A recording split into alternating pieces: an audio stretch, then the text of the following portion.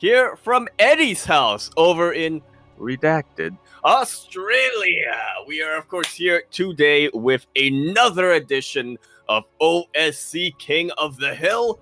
It's coming out a lot more now that we're in the off season. I'm, of course, your host Yaku of the Zaku, and with me today is el ayudante de vacaciones que ha venido a construir un refugio, _VIP. How we doing, like? What's up, Yaku? Yes, we are back with what is supposed to be a weekly OSC King of the Hill, but this week it's something special. You know, we're back by popular demand with 2 in a single week. I was going to call it bi-weekly, but then I remembered that it's the opposite. That means something else. It does mean something else. And of course, regular stuff goes, but we are going to be starting off with a little bit of a ZVP here on Tropical Sacrifice. We're in the bottom left-hand corner map, starting all the way in that bottom left-hand corner. We have our red Zerg player coming down from the land of Vietnam. We have confirmation now. He is, in fact, going to be the representative for the Oceania region next year in Katowice. He is MeomaikA, representing the Juggernauts. And spawning in the top right-hand corner of Tropical Sacrifice, we have his opponent, the Polish Protoss player. He is pink, representing Team Blazer. It is Krystianer.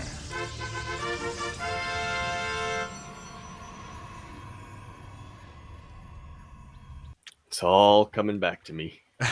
The format of King of the Hill, I mean. Yeah, I guess, you know, since we are just quickly kicking things off and some people may not be familiar with the format, this is a King of the Hill format, nothing but best of ones. And the reason why Krystianer is here, is alongside MeomaikA, is that Krystianer is the last edition's King of the Hill. He was the last player standing. Oh, that's kind of rough. You already have to defend your crown right from the beginning, but I guess it does make sense. Yeah, he has the opportunity here, not just to defend his crown, but also to make a bunch of money. It's true as well. Oh boy, but everyone has their eyes on him. The King of Sea has his eyes on him as well. MeomaikA's been very active recently. He himself was able to get a couple of points on the board last week, but they weren't able to face each other. They did miss each other in last week's King of the Hill. That's disappointing, but now we are going to get confirmation who's going to get the double king is what it's going to be. And of course, this is a, well, I wouldn't call it a particularly long tournament, but you know, if you're a player who gets the king status right from the start, you have, I think, 14 matches ahead of you if you want to maintain that all the way till the end. So, oh yeah. I mean, it's happened before, it could happen again. It doesn't happen too frequently, you know. There's only a handful of players in the kind of OSC Hall of Fame that have claimed the title of being able to win literally every single match in the night. If I recall correctly, it's players like SpeCial, players like MaxPax. I believe Kelazur may have been able to pull it off as well. So, you know, it's kind of an accolade that only a few players can hold. What would we call them? Oh. The Long Kings. The Kings of Kings, mate. There you go. Yeah. Oh my god. I like that. Or the Hill of the Hill. I don't know. Hill man. Oh my god. Regardless, I do believe that either one of these players could pull that off. MeomaikA, of course, he's the best player in the Oceanic region. Krystianer is one of the best players in all of Europe. But we're getting into the swing of things in game number 1. So far, nothing too crazy, but this one adept is getting some damage done. Yeah, surprisingly, it even survives being able to shade off right at the edge there. I spoke too soon, as that Ling from earlier on, he watched his friend fall by the hands of that adept. He's got his revenge. Did get his revenge, but that adept didn't do too badly, right? We got 2 drone kills. We had a forced spore as well. There was no cancel on that spore, by the way, so MeomaikA has to make use of it. And to be fair, he's gonna find some uses because there was a Stargate opener. We did see an Oracle first. Yeah, it's definitely not the worst scenario to be forced to allow that spore to finish construction. But as we can see on the production tab here, Krystianer is not that dedicated to his Stargate production. Oh yeah, we can see why he's being so kind of adventurous with his first Oracle, because he wants to deal a little bit more damage. There is no second Oracle on the way, only a single Oracle opener straight into a Twilight Council, straight into his tech. That's Glaives currently being researched, and a couple more gateways being thrown down. MeomaikA needs to figure this out soon, and he's got to have a response to it. He isn't playing too greedy. I mean, he's still making a ton of lings, which, you know, it's about what we expect from MeomaikA. But it comes a point where a lot of lings ain't gonna cut it against Glaive Adepts. Yeah, I mean, they can definitely overwhelm. There are no shield batteries ready, by the way, so Krystianer was a little bit slow on the draw, but as we see, Adepts make short work of lings, especially with the support of an Oracle. Oh, yeah. 4 Adepts in a choke point, there are very few scenarios where lings are going to be able to overwhelm that, especially with that Oracle you were talking about. Definitely. In a couple of seconds, Glaives is going to finish up, so these Adepts are going to be even better against lings, and I'm worried because we see 28 more lings in production. MeomaikA stopped droning at 38 drones. We saw him dip down to 37 because he did make a Hydra Den behind this, so he's being giga aggressive. He's rushing across the map with everything he has. But he's going to be running into a massive wall of Adepts. Oh my god. Yeah, he now confirms that is Glaives. MeomaikA immediately turns around, and I can't say I blame him. Unfortunately, he also hasn't really been building much effective defenses against Glaive Adepts. I mean, he's getting Hydras, which again is what we've come to expect from MeomaikA. And I think it's what Krystianer has come to expect from MeomaikA. Yeah, I do think these Glaive Adept openers are very, very good against MeomaikA, especially here we see one Hydra already going to be going down. We do see a full surround on these Adepts, so MeomaikA is going to be able to trade as efficiently as possible, but there's a limit to how efficient you can be with Ling Hydra against Adepts. Yeah, credit where it's due. A lot of Adepts did kind of bleed out, but now MeomaikA doesn't really have much of an army to his name. These handful of Adepts can still wreak a lot of havoc. Yeah, they're going to be able to pick off a couple of drones, and that's important because MeomaikA doesn't have a lot of drones to begin with, and it looks like he's pretty all in here. He's rushing across the map with everything he has. This is spotted by the Oracle, by the way, and back at home, we're not just going to have Adepts, we're going to have shield batteries, we're going to have overcharge. Yeah, MeomaikA held all right back at home when he had the advantage. Now he's meeting Krystianer where he has the advantage. Yeah, exactly. That defender's advantage is nothing to scoff at in StarCraft, and Krystianer, he's fully saturated on 3 bases. Look at that worker advantage that he has. The pressure is on MeomaikA to somehow equalize or just straight up end the game. Kind of fortunate pathing here. Pass. That stasis ward, but once again, I spoke a little too soon. I don't see a way MeomaikA is going to be able to break this, and honestly, I don't think I see a way for him to macro out of this either. Exactly. Bearing in mind that Krystianer, he only went for 4 Gate Glaive Adepts, by the way. He's transitioning from here. He's working on Charge, he's working on Archons. Templar Archives just finished as well. So this is just merely a single step here in the plan of Krystianer. He goes for a counterattack. He may lose everything here, but I mean, he's already traded so well. He really, really has. I mean, if you look at the units lost tab, he has lost just about half of the resources as MeomaikA right now. How many dead lings there are? Over 100 lings have died this game. And it hasn't even been 10 minutes yet. I want to point that out. GG is now called. So GG is now called. GG is called. And Krystianer will maintain that crown once again at the start of today's King of the Hill. GG, well played. Again, Glaive Adepts are something that MeomaikA does struggle against because he's so fond of Ling Hydra specifically as a composition, and Adepts really do kind of have their way with all of that. So yeah, a little bit unfortunate from MeomaikA. There are definitely things that he could have done, but again, he was very aggressive, he was very Ling heavy, and it took him a while to recognize what was happening, and he couldn't quite adjust on the fly. Yeah, I mean, again, this is a build that, from MeomaikA anyway, is kind of a build that you get into the game preparing for it specifically. There is a little bit of time based on how well you're able to scout early on that you can still adjust and kind of give up on it, go into something else, but Krystianer did just a really, really good job of denying that entirely. Oh yeah, it was all denied, and now we are going to be hopping over into the land of EU, into the land of Europe, where we will have his next opponent. Indeed, we will. All right, who are we presented with here from Eddie's bag of players?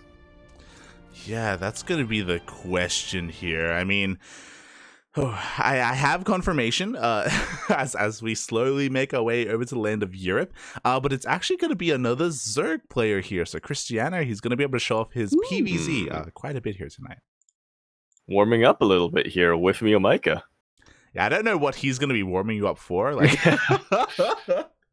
there's not many people that play like MeomaikA, but regardless, you know, he's going to be ready, and I believe his next opponent is going to be Mixu. Oh! Yeah, very... Well, I was going to say a very different opponent from MeomaikA, but from what we've heard, they do practice together quite a bit.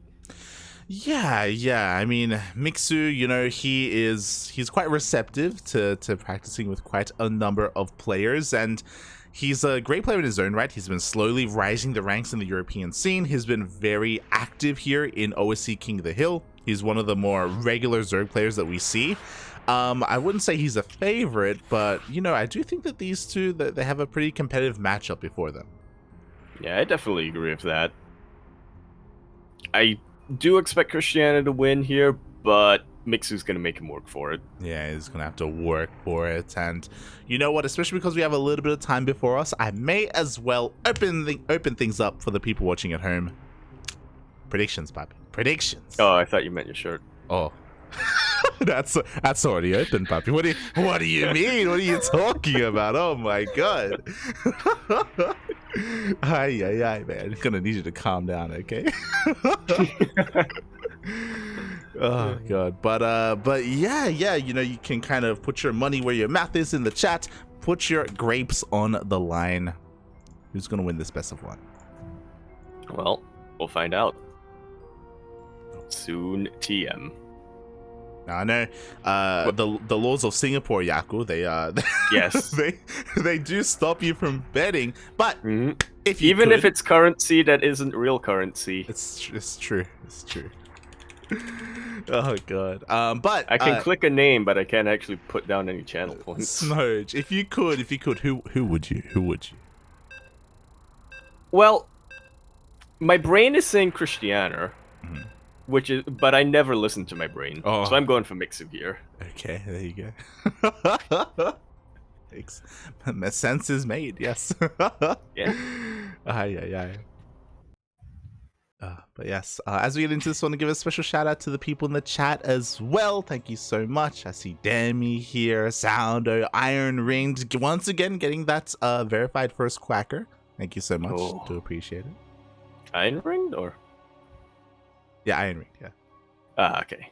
Soundo, in a little bit of getting some competition here. Yeah. Shout out to Quirky as well. Quirky's been a little bit more active in the chat as well recently. A long time CranKy Duckling. Welcome. Hope way back in the days, like 2019, yeah. Yeah, and I hope everyone in the chat as well is going to have a great holidays as well. I know we're kind of closing in on that. I forgot about that. Yeah. Boy. But speaking of forgetting about the holidays, that's a bad segue. We are going to be jumping into Cosmic Sapphire for yet another ZVP. We're in the top left-hand corner map, swatting all the way. In that top left-hand corner, we have our blue Zerg player coming down from the land of Finland. He is currently teamless. He is Mixu. And spawning in the bottom right-hand corner of Cosmic Sapphire, we have his opponent, the current king of the hill, the Polish Protoss pink player. It is Krystianer.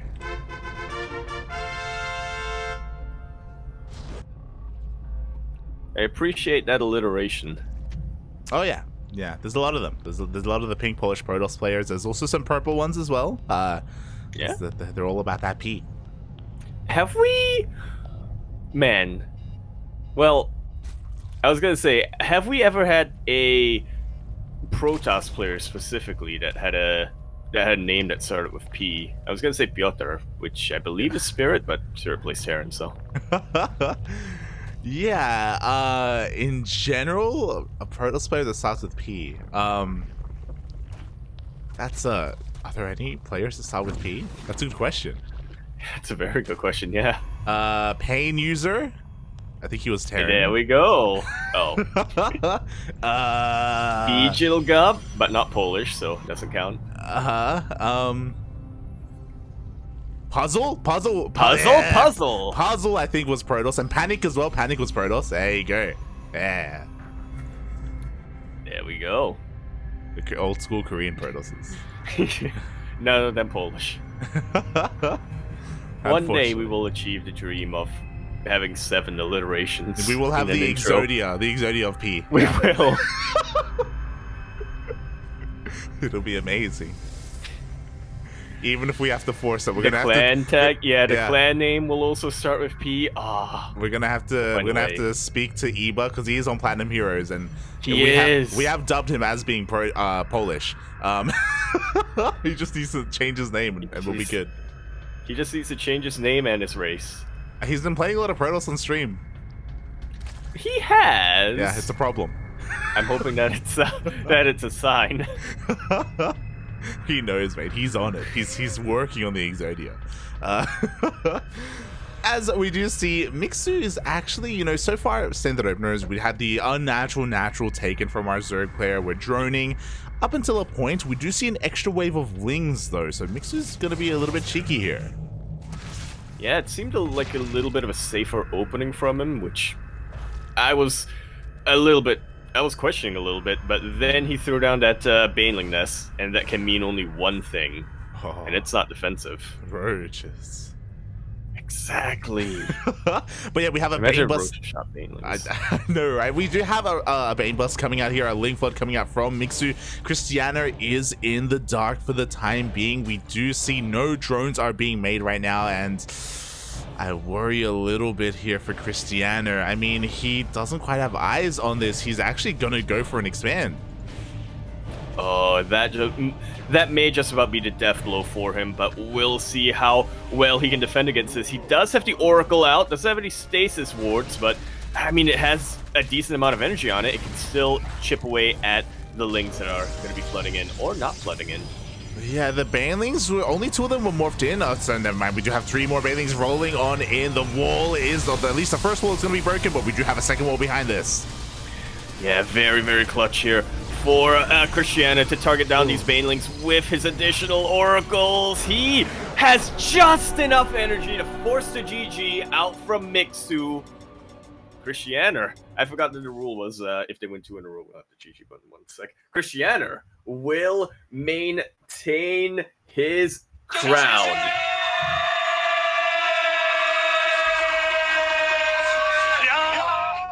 That's 2 Zerg players down.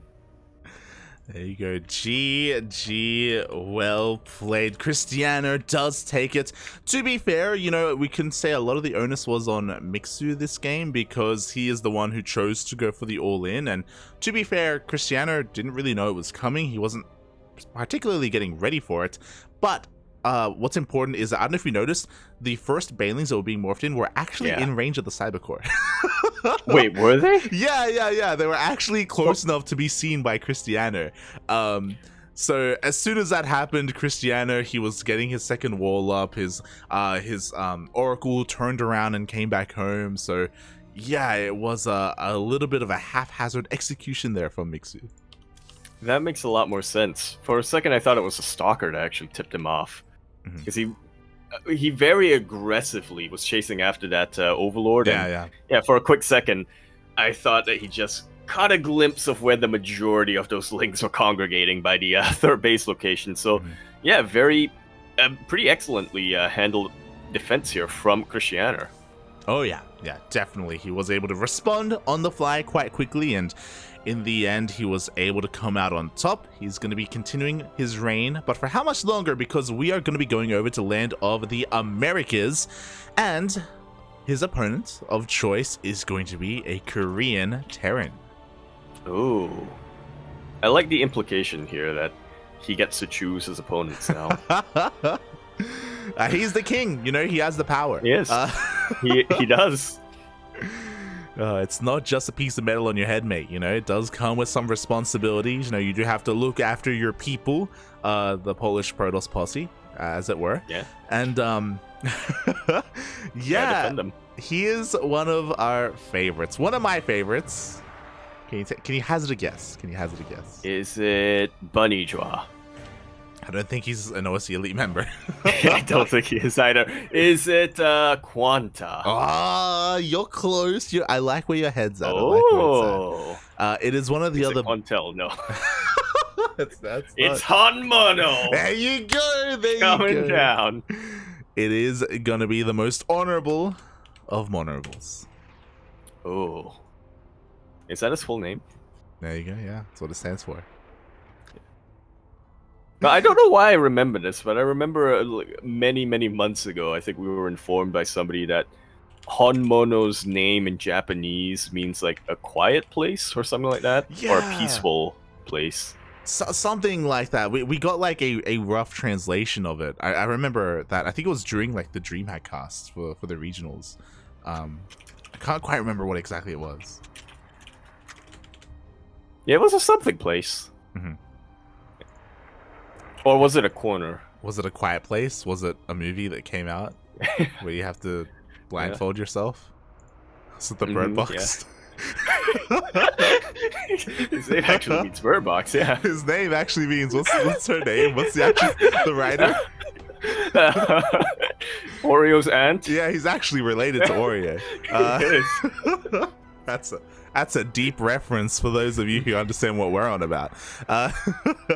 That's some deep CranKy Ducklings lore for people who've been around for a while. It is. Oh my god. But yeah, regardless, you know, we are going to be looking to see HonMonO come out potentially. We are currently waiting for him, so he has a little bit of time to jump on and challenge his opponents.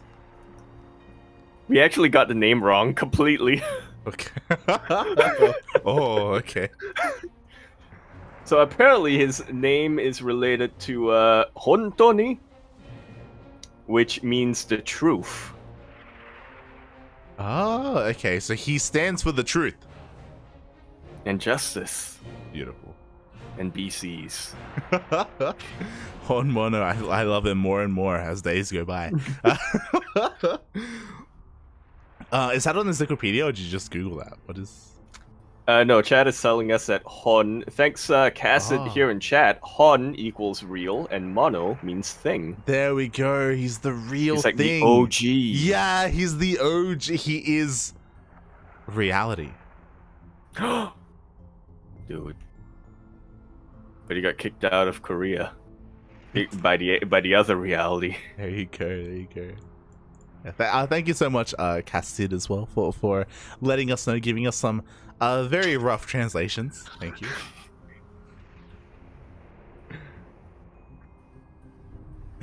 I like it. It suits his playstyle quite a bit. He is the OG. Yeah. Beautiful. You know. But he is also missing currently, which is a bit of an issue.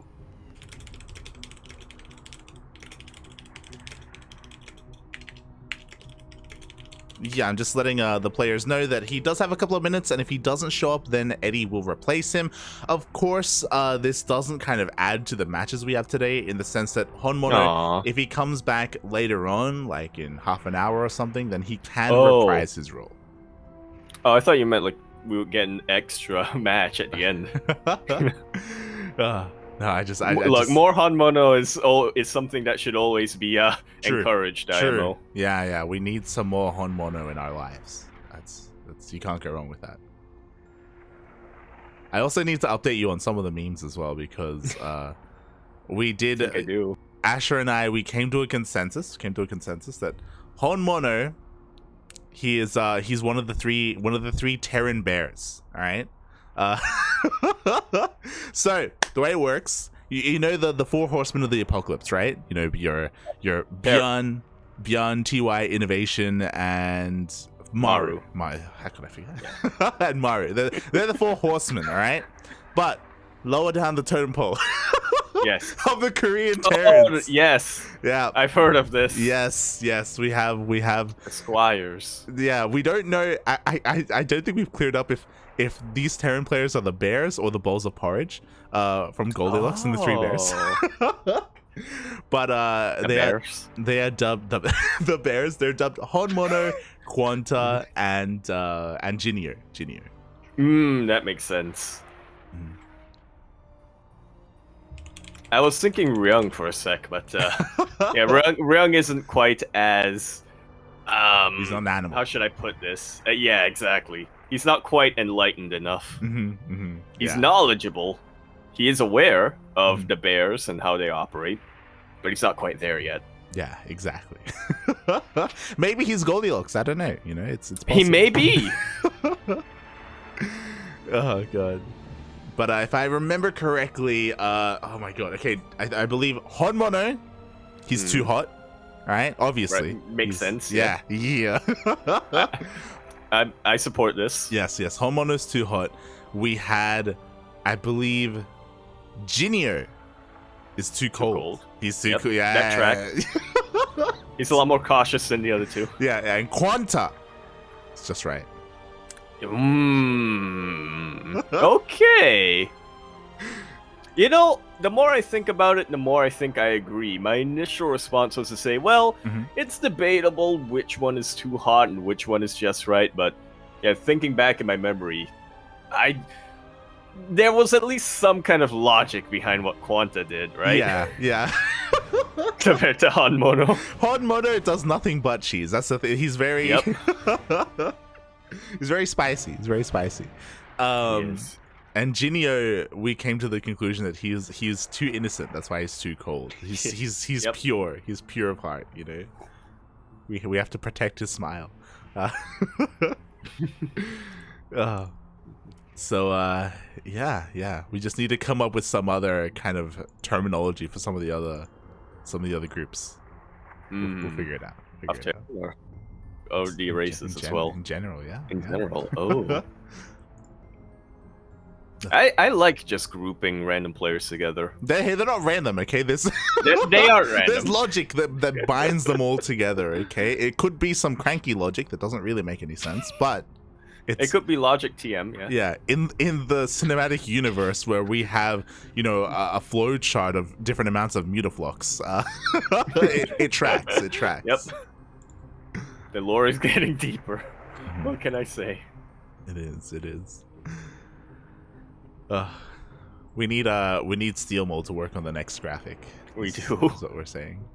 Be amazing. Oh, speaking of he Steel... did draw... Go on. Yeah. No, I was just gonna say, he did draw the Muta triangle graph. We could commission him to draw the bear graph as well. We could. Yeah. I would like that. I was gonna add that speaking of Steel Mold, for those of the people that are familiar with our duct tapes, this extended map pool that we are working with in OSC King of the Hill has actually been updated. Oh, okay. I'm gonna have to take a look at the Wikipedia page now. !B in the chat, and you will get a link to that page. Because before this, 3 weeks ago or a month ago, we had, you know, the older map pool. We had, I guess, the current ladder map pool, I should say, alongside Eternal Empire, Nightshade, and Everdream. But now those 3 maps are out. Oh, that hasn't been updated yet. Oh, never mind. Fortunately. Okay, we're gonna have to do something about those Wikipedia pages. Yeah. But they've been replaced with some quote-unquote newer era maps from the pool after Eternal Empire. We have Romanticide. A classic. 2,000 atmospheres. And Ice and Chrome. The sheeple. Oh, let's go. They will be enlightened again. They must know that the Chrome is a lie. The Chrome is a lie. Yes, Ice and Chrome is back in the map pool. That's what I was so excited about. unfortunately, we did get 2,000 atmospheres, quite a lot actually last week. We got Romanticide, I think, once, but we didn't get Isonchrome. Didn't get it.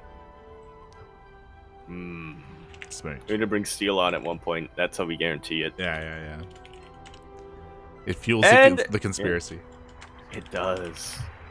And speaking of conspiracies, we do have confirmation now. HonMonO will be replaced, for the time being anyway, with a very different Korean Terran player.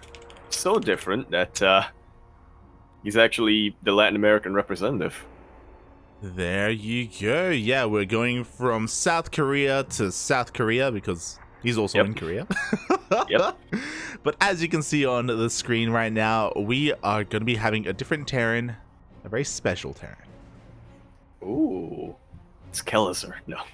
I It is, in fact, going to be Juanito himself. And I heard a little bit of excitement coming in the chat here. A little bit of excitement for a certain other Korean Terran player who finished military service. Oh. SpeCial has a bit of a special relationship with him. True. This could be a teaser. Yeah, like there's a lot of players coming back. I know a couple of weeks ago there was a lot of hype around Stats because Stats started laddering again and he started streaming as well. So there was so much kind of hype around him. One of the ex-Splice boys, and one of the other Splice boys as well is TY. Yeah, just finished military service, and we'll see if he can teach SpeCial another thing or two. Unless it's the other way around now. SpeCial is going to be the actual teacher. I'm just looking forward, because I know SpeCial would do this to TY, to drag him into the gym. Yep. they're going to be like squat buddies. It's going to be amazing. It's going to be amazing. Oh my god.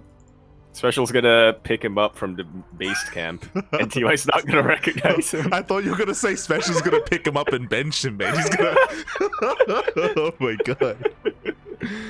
I mean, to be fair, it's TY as well. He should be looking in some pretty good shape after military service as well. So yeah, really exciting to hear that his return is on the horizon, and we're getting some more Koreans coming back in. Yeah, pretty sick. Oh, looks like we're gonna be remaking this lobby. I believe. Oh. Yes. So the way this works, and they'll sort things out. I believe the challenger gets server advantage. So there are there are situations where we're gonna be playing on a certain server above a different one. So yeah, we'll see kind of what the decision is here from our lovely admin, whether we play on East, Central, or West. I mean, sorry, Central or West. Well, yeah. It doesn't really make that much sense to play on East unless SpeCial flew back to Mexico. Yes. Oh, so we're just gonna sort this out, and then we can get into our game. What was I talking? Oh yeah. The other thing is I can't believe. I'm sure it must have happened. Maybe I didn't see it. How did we not get any Splice Boy meme generation from TY, Solar, and Stats when they were on Slice? Did that happen? Did we miss it? Wait, what? Yeah, like it just. You mean from years ago? Yeah, from years ago. Yeah. Was that a thing? I'm pretty sure that was some memes. Yeah, I'm pretty sure that was some memes. I just realized like how much that fit. The Splice Boys? Yeah.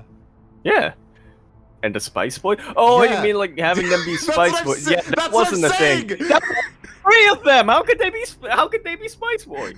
Make it work. It's fine. You can throw Quirky in there. Okay, he can be the 4th one. Don't worry about it. Oh, which one's scary? Well, Solar is obviously Baby. 100%. Yeah, I would have gone with that. 100%.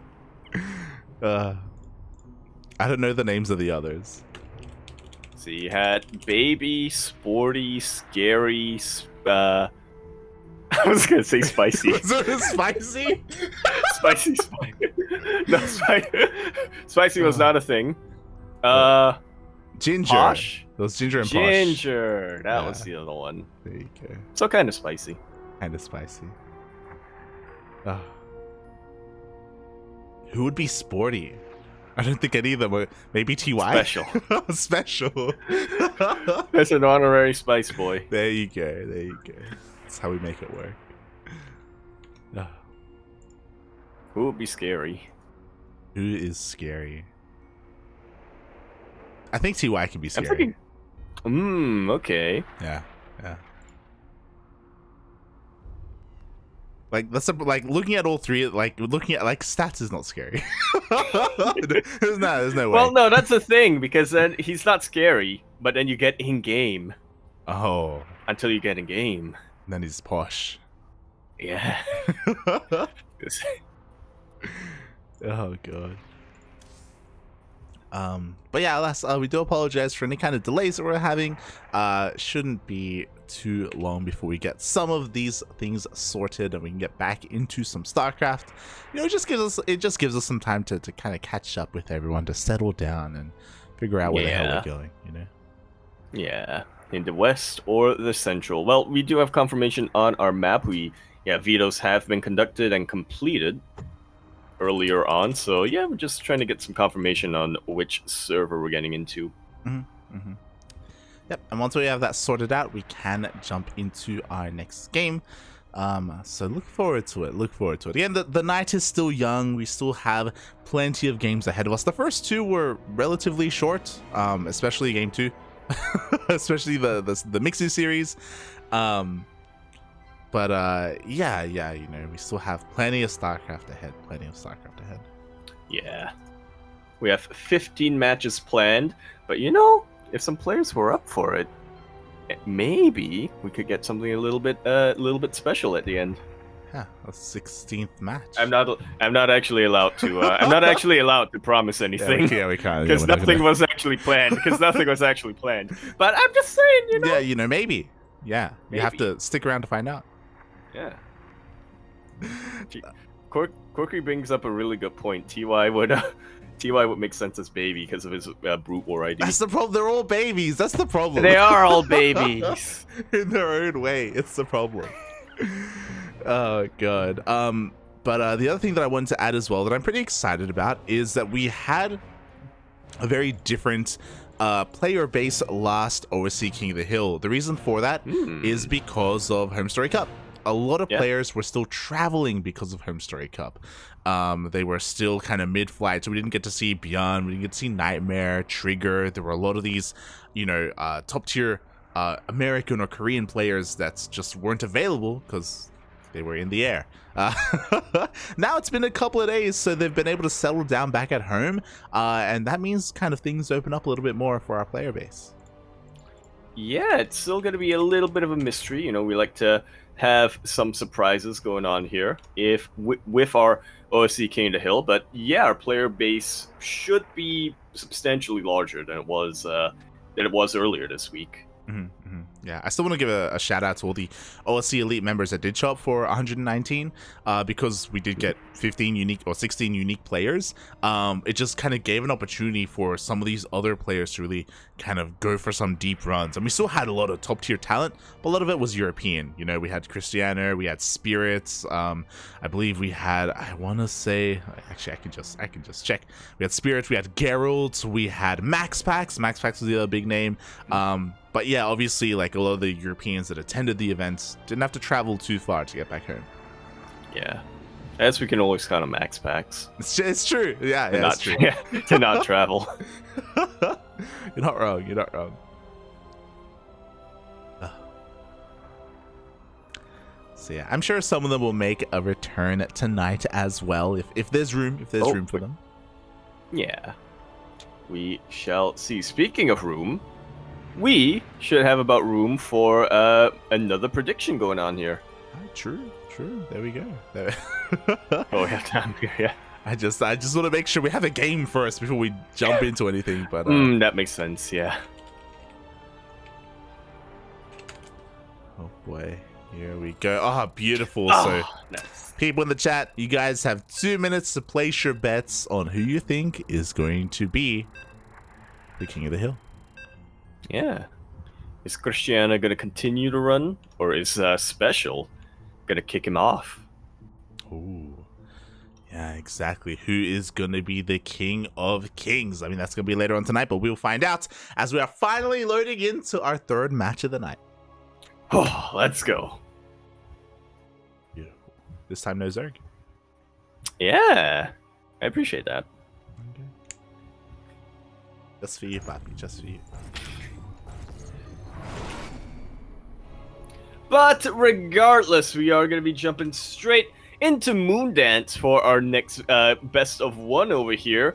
Over in the top left-hand corner of the map, spawning all the way in the top left-hand corner, we have our blue Terran player, all the way from the land of Korea, but representing Mexico. He is also going to be representing Storm Gaming PSG. Missy, he is special. Not Argentina. It's funny.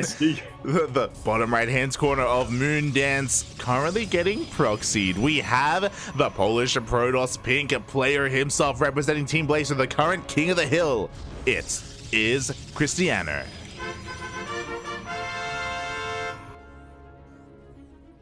I was gonna get into an argument that I could not win. In that, just because SpeCial sent out his SCB early on, doesn't necessarily mean that he's proxying. He could just be scouting early because, Moondance has a very short rush distance. But, yeah, I knew I couldn't win that argument, and SpeCial confirmed that I could not win that argument by immediately throwing down a proxy Rax. Yes, but to be fair, like kind of to your point, this isn't a very committed proxy. As we can see, it's only a single Rax. There's no room for an add-on as well. This is something that SpeCial's been doing quite often recently, and that is just to apply some pressure early on, get that first Rax out here, and get that Reaper out, and if possible, if unscattered, maybe even throw down a bunker.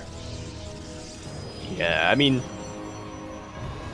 yeah, it feels like the next step in the evolution, right, to a lot of the openings that we've seen in TVP. Okay, I wasn't expecting the bunker to be thrown there in particular, but yeah, when you send out the Reaper to scout a little bit, but also have a bunker that they can retreat to just to be a little bit annoying and just deny mining in that natural base. Exactly, and this is a really interesting location. It's been happening a little bit more frequently. He's actually using the positioning of the pylon to create some reduced surface area, and this doesn't just threaten the mineral line, but it also can threaten the shield battery as well. Yeah, I believe that the Reaper should be in range once it gets inside the bunker. Yeah. And we'll see how committed he's going to be to this, because that's the second Reaper coming out. It is second Reaper. He's actually not going for the shield battery. Sorry, he's actually going for the pylon instead. He's looking to try and depower it if possible. Of course, he can use the shield battery to target down that pylon if necessary. The second Reaper does show up. Oh, I like this idea. Now he can just juggle the Reapers in between and make use of that KD8 charges. And there we go, the pylon taking a lot of hull damage, but the SCV goes down. A little bit of miscontrol there from SpeCial. He isn't able to save it, and he has to go for the salvage. Oh. Doesn't quite get the salvage in the end, though, and doesn't get the pylon either, but at the very least, he is able to keep his two Reapers alive, and they can still be very, very annoying in a mineral line. Yeah, they both survive. They get into the main base. They pick off one more probe. Can they both escape with their lives? It looks like they both will. They will, but I don't believe they've been able to scout the Twilight Council yet. Yeah, quickly checking the vision here with SpeCial, he wasn't able to confirm the tech, and this is pretty important, especially because Krystianer is not going for Blink. Yeah, not the standard opening coming out here from Krystianer. He is instead going for something a lot more dedicated and a lot more aggressive in charge. Oh, exactly. Meanwhile, the Cyclone does show up across the map. Krystianer is quick on his feet. He does break the lock-on by pulling back his Stalker, and now his SpeCial's hand has been revealed. Meanwhile, behind this, I believe we have a 3 Rax follow-up, so a lot of Marines are going to be on the table. We're delaying our starport, and we're actually already starting tank production as well. Yeah, this could definitely be pretty safe for SpeCial, but he does have the tank on the high ground, which can be a little bit of an issue when it comes to charge specifically. Yeah, that's the thing. Like, SpeCial doesn't have everything, all the information that he needs. His Reapers do get killed. He was able to confirm the gas was going to be mining. He still hasn't seen the Twilight Council, but he knows it's not a Stargate opener, so he can kind of piece it all together. But he's still a little bit in the dark. Thankfully, he's going to have a second tank soon and a bunker, so he will have something at home to defend. Yeah, now SpeCial's pretty much fine. He's got the tank siege up in the high ground as well as one in the low ground. That bunker should be filled. The only thing that could make this defense better would be a wall, but there's no reason for him, you know, based on what he scouted, there's no reason for him to dedicate resources to fully walling off yet. So yeah, this should be fine for SpeCial. It should be fine, but so we do have a lot of stalkers here. We're going to have that high ground vision provided, or we're going to have a way to elevator into the main base provided by that warp prism. Meanwhile, nice eye, keen eye there from SpeCial. He scans and he gets a kill on the observer that was keeping an eye on his army.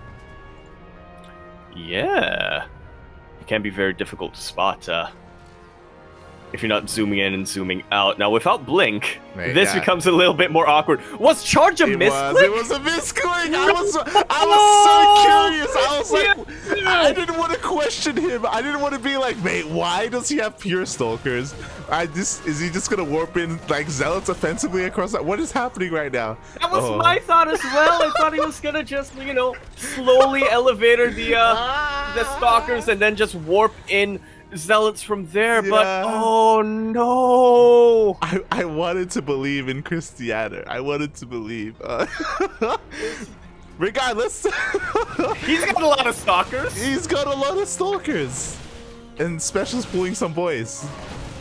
He is, and these are vanilla stalkers, mind you, which don't do too well against Marines. Now, at the very least, SpeCial is understandably hesitant to use Stim, since he doesn't have a medevac, so, you know, maybe Krystianer can pick off a couple of units here and there. Yeah, I mean, this is really cool. SpeCial, actually, he's pulling a bit of a Dolan. He actually went for combat shields instead of Stim. So, yeah, he's going for a beefier Marine count instead, and he's going to be going for this counterattack. The 3 tanks do make it across the map. And you know what? This gets shut down by Blink. But Krystianer doesn't have Blink. So you're not wrong. Blink would be really useful right now. Third base is going to be going down. We do see the Stalkers taking a lot of tank shots to the face. We do have some Zealots to reinforce, and Zealots are a great way to close the distance and get on top of these tanks. And there's not that many Marines left over. Yeah, honestly, with the inclusion of these charge shots, I'm glad that Krystianer is making use of the upgrade he accidentally got. This should shut down the aggression, but the third base already went down. SpeCial already got what he wanted out of it, despite having his tank count reset. Yeah, exactly. 3 tanks did go down, and I want to agree and say that, hey, you know what, Krystianer, you know, the charge was intentional because he cleaned that up, and now he can go for a counterattack. But alas, he's he's not going for a counterattack. He's trying to reestablish his third base. He doesn't have a prism. It was sniped earlier, and he has opted not to remake it, so he just doesn't have a way to reinforce across the map. Yeah, meanwhile, SpeCial is still making use of his Marines and of his medevac that he pumped out earlier on. Great target firing from Krystianer, but he's still going to take a couple of casualties here. Yeah, 4 probes are going to be going down, but you know what? Thankfully, the Blink is now on the way. There we go. It is now on the way. He's going to have a little bit more maneuverability with his Stalkers, and he's going to be able to, you know, punish these drops and punish these pushes a little bit better once he does get that upgrade. Meanwhile, we do see that despite the fact that Krystianer did lose his third base, he didn't lose too many probes, and he is going to be able to resaturate this pretty soon. Yeah, meanwhile, SpeCial actually doesn't have a third base on the way. Yeah, or a third base whatsoever. He threw down 2 more Raxes instead, so he's going for a 5 Rax, a 2-base push. He has rebuilt his tanks. He has a 3 once again, and we'll see if he pulls the boys with this follow-up push, as he's going to be also meeting up with those medevacs.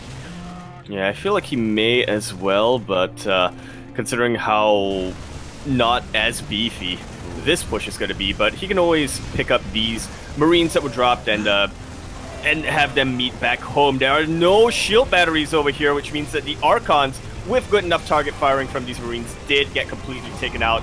That's worrisome right now if you're Krystianer. That is the backbone of the Protoss army. Yeah, without the Archons, without any of these probes, Krystianer is suddenly in a world of hurt. He does have Storm in 15 seconds. He needs a little bit more time, or does he? Yeah, we'll see. Target firing on these High Templar by the tanks are pretty good. One of them does survive, though, and it should have enough energy for one Storm. SpeCial knows that he can't quite end the game just yet, but that doesn't mean he's expanding. He is instead just regrouping with what he's got. Yeah, he's great still depowering here. Yeah, a lot of the production is going to be depowered. Meanwhile, SpeCial comes in once again with his second army, taking out a lot of these units. Unfortunately, Krystianer fights out of range of his shield battery, and now he's going to try and engage you, but he's got, what, like 4 units and overcharge? Is the overcharge that good? Yeah, it's pretty good. Yeah, it's pretty dang good. Which is why it's getting nerfed in the upcoming patch. Once again, good resetting of the tank count here from Krystianer. He may have just enough momentum to push us all the way back home. Yeah, we even have a Storm. There we go. Storm does take down the full medevac. And just like that, SpeCial has lost his military advantage, his army advantage, I should say. He is still being very annoying here. It is absolutely crucial that this drop brings the army of Krystianer back home, because SpeCial does need a little bit more time to remake an army, but as the saying goes, Light, the first wave is always the scariest. Can SpeCial recreate what he did earlier in this map? Yeah, that's the question. I mean, honestly, I'm shocked that Krystianer turned around. Like, it makes sense, but what did turning around really accomplish? It was a half a medevac full of units. Finally, it goes down, sure, but he lost the Nexus in the end. These buildings still haven't been repowered, and the vulnerability of SpeCial now isn't quite there anymore. He's been able to rebuild. He has a tank, and here we go. Finally, he's expanding. He's taking his pocket third. Yeah, not quite as many resources, but considering SpeCial's position right now, he does need to defend, and Moondance does lend itself very, very nicely to that defense. Really does. Meanwhile, the medevacs are making their way into the main base. Krystianer does run up past this. It looks like SpeCial doesn't want to risk it. He does end up unloading here, wants to actually try and catch these stalkers. Yeah, he's trying to sandwich them as best he can, but now they have Blink. They have Blink, but it's on cooldown. A couple of Marines. Okay, they don't go for it. Krystianer also comes in with the rest of his army. Yeah, the time to sandwich those stalkers has definitely passed, but SpeCial seemed for a little while he was trying to bait a couple of those units into his tank line, but Krystianer didn't take it. Very sneaky Marines here, unfortunately, aren't going to be getting much damage done. Yeah, SpeCial is being so aggressive this game. He just keeps sending whatever he can across the map, what little he has as well. And he has been dealing a lot of damage, but again, because of how aggressive he's been, like his economic position just hasn't been too great here. It's not really kicking in. That third base still hasn't paid for itself yet, needs a little bit more time. Meanwhile, Ghost Academy is now done, and a couple of ghosts are on the way. Yeah, as is enhanced shockwaves, and these High Templar are definitely bunching up a ton. I love good drop play. What can I say, like? The High Templar! One of them gets targeted down. SpeCial wants another, but no, he will be cleaned up just barely, but 9 more probes went down. Yeah, very high value here from SpeCial. He's finally overtaken the worker count, and with mules, it does mean that he's going to be overtaking the mineral income as well. Mine drops are going to be on the way. 13-minute mine drop. Let's go. Yeah. I mean, there are no cannons, there are no shield batteries. Tunneling claws. Yeah, there's nothing in the main base to really cover for this. Meanwhile, the main push, the distraction push from SpeCial is pushing up the center, but he has to be careful. It looks like he may have overextended. Yeah, these stalkers are in such a good position that SpeCial doesn't even want to pick up his units unless he loses them all immediately. Meanwhile, at the same time, Widowmine drop did come in. 7 more pros went down. Krystianer's worker count is in shambles, but what about his army? He pushes SpeCial all the way back home. A little bit of a misclick there. Is going to almost take down his own reactor, but Krystianer doesn't push in. Yeah, he's going to chip away at the wall. You know, he knows that the tank count isn't anywhere near as threatening as it was earlier. Yeah, and to be fair, like, Krystianer doesn't need to push in. You know, he's got 3 bases. He's got a 4th that's now up and, well, it's gonna soon be up and running. There's nothing pressuring him to push in towards that natural. Meanwhile, ooh, a medevac does get picked off, and Krystianer, he spots the army. He's got plenty of storms ready and waiting. Yeah, who's gonna shoot first, though? Because SpeCial is just waiting to launch his EMPs. He gets a bunch that are really good, but there are still 2 full health Templar, or full energy Templar. I spoke a little bit too soon, because now Krystianer is left with 1 Storm remaining. He does have a lot of Archons now.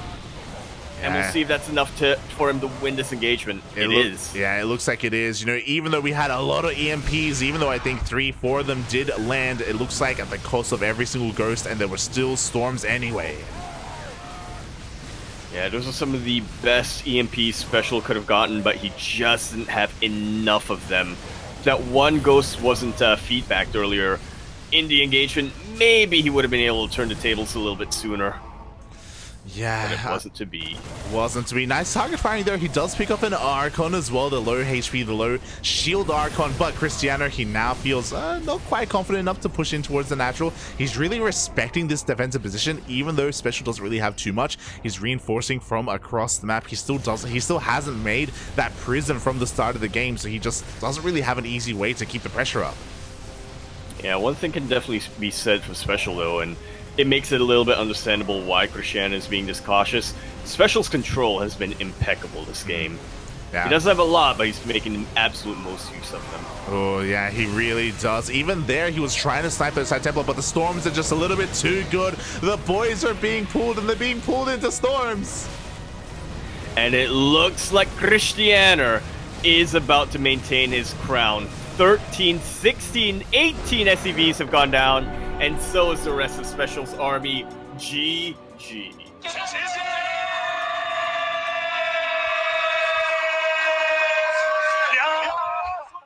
An absolute slugfest from beginning to end, but in the end, Krystianer defended just a little bit too well against the non-stop aggression coming out from Special. Wow, GG, well played. Yeah, that was a really wild game, especially because, bringing it all back, if you remember, Krystianer accidentally got charged.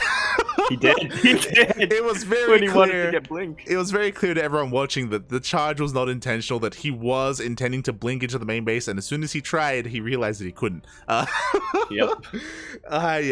So a bit of a blunder of an opening for Krystianer, but he was able to salvage the situation, and I think you could see as well that maybe Special was a little bit overconfident after recognizing, you know, the slip up from Krystianer. Special was hyper aggressive. It took him a long time to take a third base, and he was just really in Krystianer's face. He felt like he could pull apart his opponents, and even with a ping disadvantage, Krystianer was able to keep up. He was able to just barely hold on. He absolutely was, and I do agree with you on that 100%. Special just seemed convinced that he was going to end the game with his next push. He kept. I mean, that's why it took him so long to get a third base, and even then, you know, he didn't really feel the need to saturate it that much, or make that many SCVs, or to get a fourth base beyond that. Fortunately for Special, he thought wrong. Yeah. I mean, to give credit to Special, his drops were dealing a lot of damage, you know? He was getting mineral lines, he was killing bases. If you remember with his first push, he killed the third Nexus, he killed the main base and depowered a bunch of gateways. That was about Stim. Yeah, like he was doing a lot of damage, but bearing in mind that he was also, in a way, dealing damage to himself by also just forcing himself all in. So like the pressure was on him to deal all this economic damage from the side of Krystianer, and even that just still barely wasn't enough. Oh, and with that, Krystianer, he continues his run. He is still our king of the hill.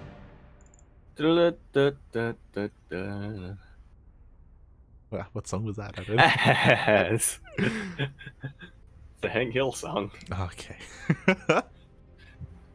Now, honestly, if you've defeated Special this early on, especially after having to beat 3 opponents in a row, no matter who Eddie has in this bag of players, they gotta be feeling a little bit worried going up against Krystianer. He is looking to be pretty much informed tonight. Oh yeah. Yeah, exactly. Like, Special is a pretty big name, you know. For a long time, he's been living in Korea. He's been representing the Latin American region as well, and he has been known to be one of, if not the best, Terran player in North America. So some big shoes to fill for our next player. And we have our next player potentially. I'm looking at a Protoss player, someone who doesn't typically play in these OSC events. You're like a medium. I'm sensing a Protoss player. I'm sensing shield batteries. I can feel the overcharge. It's a dark future ahead of us. Oh god. Something about Gemini coming up here. Walling guides. Oh god. So we don't have confirmation yet because we are still waiting for him, but I believe next up on the chopping block is going to be the Taiwanese Protoss. Nice. Ooh. Very good. Yeah. And Nice, of course, himself. Familiar with being a bit of a king himself. Or I should say a triad mafia boss. Uh-huh. Yeah, you're not wrong. You're not wrong. I believe he has played in these OSC King of the Hills in the past, but not too many of them. He's not a regular. He's not a regular OSC Elite member. I'm being notified that he recently did perform well in an OSC tournament, and as a result, he was gifted membership. So it's a bit of an honor to have him grace us with his presence. A bit of a guest participant in a way. Yeah, he is the featured act tonight. And he is bringing with him all of the secrets of the Protoss trade from that land of Taiwan. He is going to be bringing Haas with him. He is going to be bringing Bud Always with him. They're going to be on both ends of his shoulder. See, that's what I mean. You know, we have some names for some of these groups. You know, we have the triad here of Taiwan, Bud Always, Haas, and Nice. And yeah, along those lines, what Yaku is kind of insinuating is that Nice, he is very well versed in PvP, especially aggressive PvP. So, oh boy, Krystianer, he took down the best player, or arguably the best player in Latin America. Can he do the same to Taiwan? Well, we're gonna find out as we go to Trop Go. I read that as Trap initially, I'm not gonna lie. You're like, oh, I was sensing Gemini. But yes, thankfully our player is here, and I believe our map is going to be Tropical Sacrifice. Yeah, he could just be asking for some Tropicana. It's possible, yes. It's very possible. Have you had Tropicana Sparkling? Not sparkling, I've only had the regular juice. Okay. I want to try sparkling at one point. I'm so sad, the Korean store that I normally go to get like Chilsung cider didn't have it that week. Smooch. But yeah, it's really cool to see Nice here kind of representing his region. Of course, as a reminder to everyone, it's a best of one, so anything can happen. It's really difficult to predict, and that's why like even going for these predictions, like it's a pretty big gamba. Yeah. Pretty big gamble. Yeah. Oh, I thought you were trying to get over censors. Oh. By saying gamba. Sure, I don't want to get cancelled in Singapore. Exactly. They'll come after you. Trust me. No, they won't cancel you. They'll just like put you in jail. Okay. That's worse. What do you mean? The ultimate canceling. It's the ultimate canceling. Oh my god. At last, here we go. We are getting ready. Yes, we have confirmation that it is going to be Tropical Sacrifice as our map. Pretty interesting choice here from Nice. As a reminder, it is the Challengers map pick. And right, I forgot they don't do vetoes after a certain point. Yeah. If you recall, it's the current King of the Hill gets a single map veto, just one map veto. Then the challenger, the contender, can pick whatever they want. Yeah, I definitely appreciate that Krystianer so far has not vetoed Ice and Chrome. Unfortunately, no other player has taken him up on that yet. I know. I want it so bad. Now, I just want the lies. Give me back the lie to me, Papi. Lie to me. With ice. As we jump on into Tropical Sacrifice, Over here in the top right-hand corner of the map, spawning all the way in that top right-hand corner, we have our pink Polish Protoss player coming down from that land of Poland. He is, of course, representing Team Blazer, our current king of the hill. Give it up for Krystianer. And spawning in the bottom left-hand corner of Tropical Sacrifice, we have his opponents. The red Protoss player, hailing from the land of Taiwan, representing Good Game Gaming, GGG. It is Nice.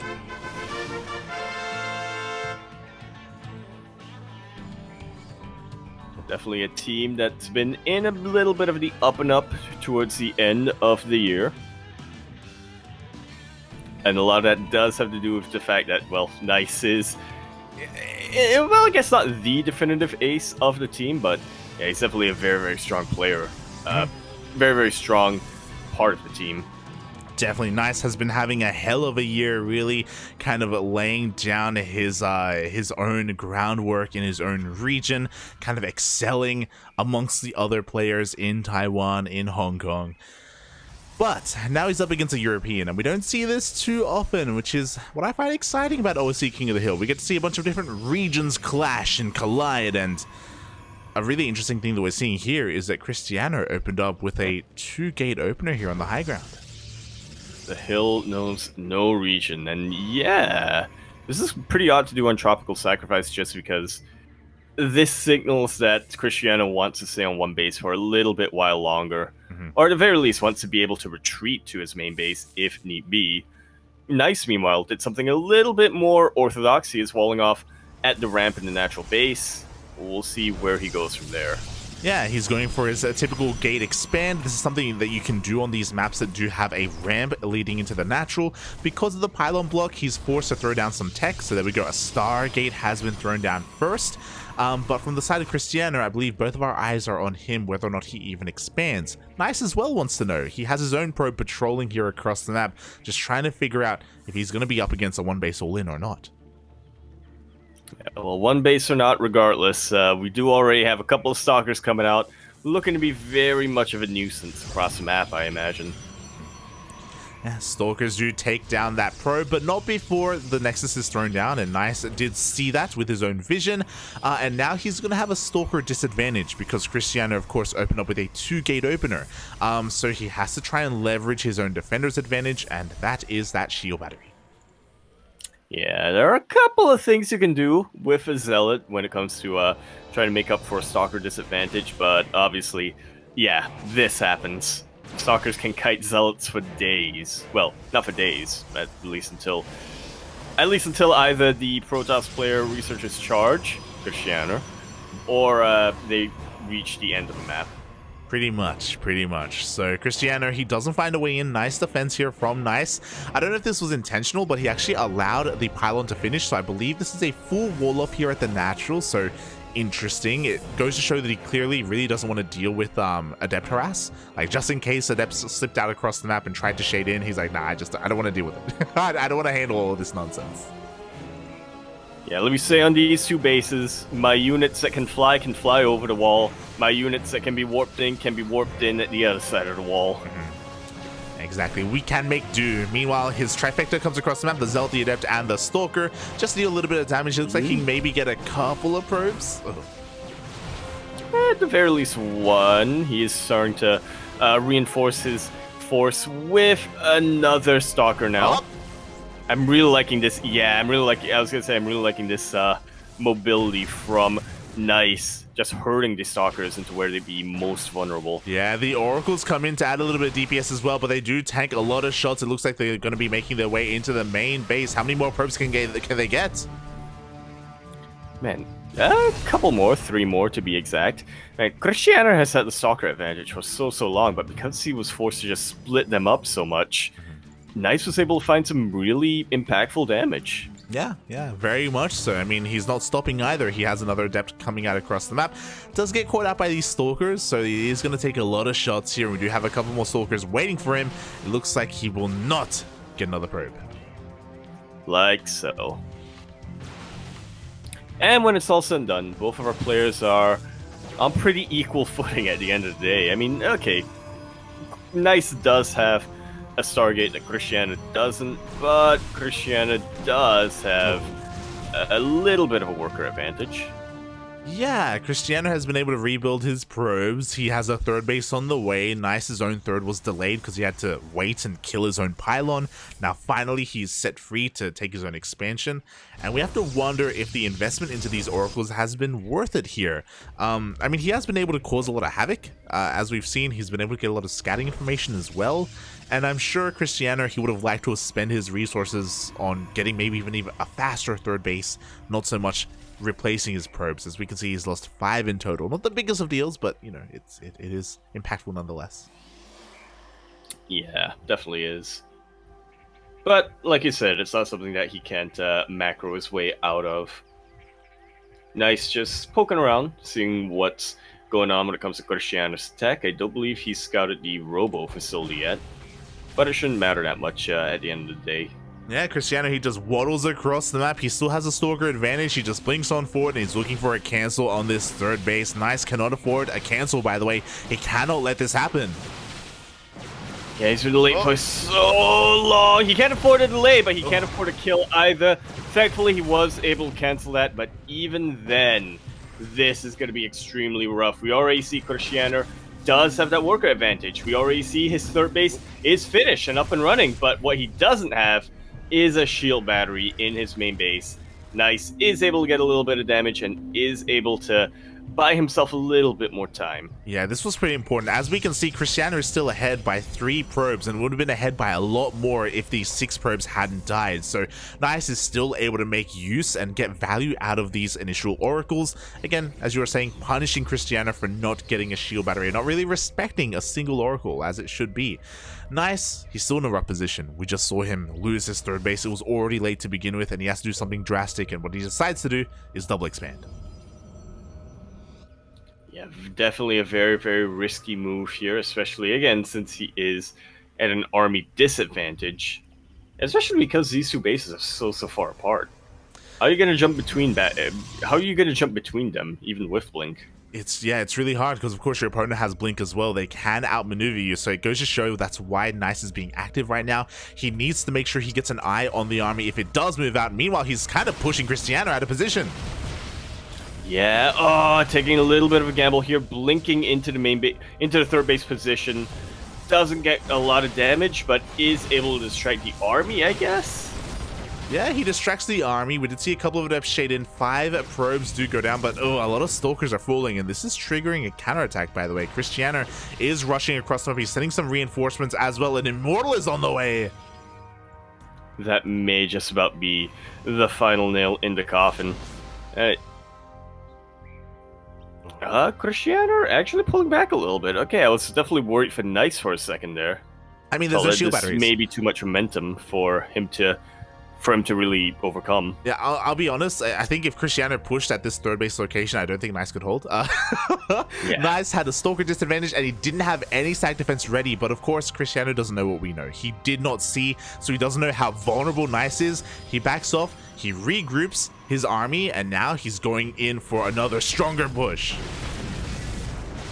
Yeah, this time +1 did finish up, so the upgrades are even. He takes out the shield battery right at the start of the game. These sentries actually doing a surprising amount thanks to the force fields. Yeah, the force fields are clutch. They cut away the army. This base is under threat. 4 of these workers are going to be going down. With the power of this Immortal, there's no way for Nice to really contend against this. The Nexus goes down.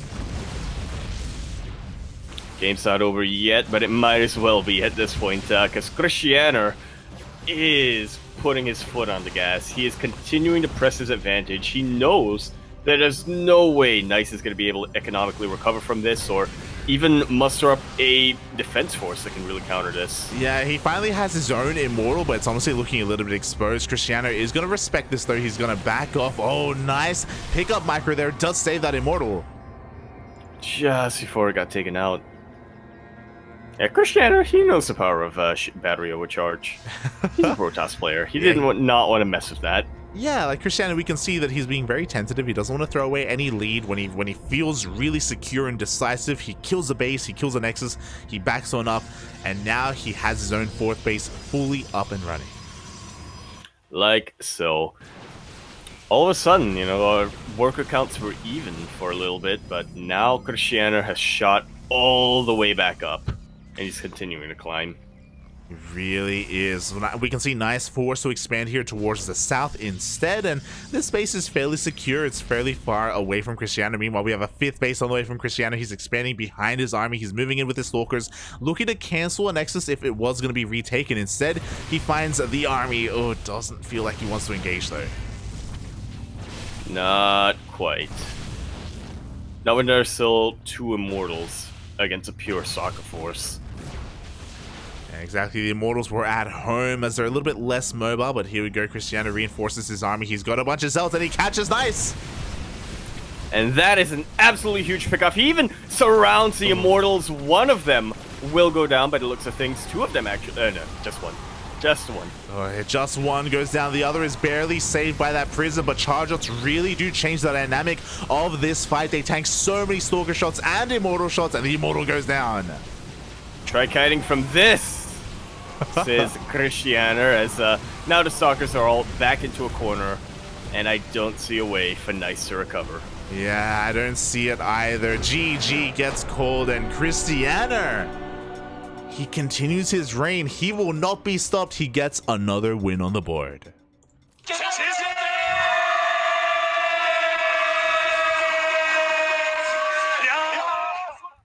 That's at least 1 for each matchup so far. You're not wrong. He's taking down Terran, Protoss, and Zerg. Who can stop him? Can he be stopped? I doubt it. You're like, no, just give him all the money. Just give it to him. Exactly, you know. Just hank him. Oh my god. Yeah, GG, well played. Nice. I do think that he had some really great harassment overall, but it's pretty interesting that even though he did go for a more economic opener, he ended up finding himself behind. It took him a while really to expand, to take a 3rd base, and to even catch up or hold a candle to the probe count, to the worker count of Krystianer. Yeah, I guess a lot of that did have to do with the fact that Krystianer was successful in striking fear into the heart of Nice. He was very, very, like you said, tentative to really make any big decisive moves. He was hesitant really to break out of his wall, his full wall, mind you, and get that 3rd base. And by the time he did, it was a little too late. Yeah, exactly. I mean, we saw, I think we want to say that kind of the decisive move from Krystianer was when he counterattacked and when he got the cancel on the 3rd of Nice. It felt like he was on the back foot from that moment forward. So it was a kind of a rough road of recovery there for Nice, a road that he wasn't able to walk down in the end. And now we are hopping over into the land of Europe. There we go. Gonna be relogging over here, and it looks like we have a lobby. Oh, we do. So we have our next player here, our next contender. It is gonna be ForJumy on an older map. Yeah. Yo, not the older map, but still a pretty damn good map. Oh yeah, exactly. You know, it is the predecessor, or sorry, the successor of Eternal Empire. It is going to be Romanticide. Is that what we call it? I guess in terms of dynamics and in terms of the fact that, you know, it allows for some of the longer games with split sets, with split map scenarios, and yeah, absolutely. For some reason, Romanticide always reminds me of Nightshade, though. Yeah, they were both quite large maps, and I guess a little bit more along the lines of that color palette as well, you know, a little bit. That makes sense. But yeah, it was the largest map pool in its own, the largest map in the map pool in its own era, in its own day, in the heyday of 2020. And it's good to be back. Is it? Do you not have fond memories of it? Flashbacks to I'm questioning if you have fond memories of it. Curious said the same thing. I remember the Pilsky casks. Yeah. The Light and Pilsky casks on this no. map. Did I say cask? I meant to say cast. But anyway, we are going to be jumping into Romanticide LE. It feels so good to say LE again. LE, of course, standing for Lithuanian Endangerment. Lithuanian Endangerment. I was thinking in terms of like, you know, the bison.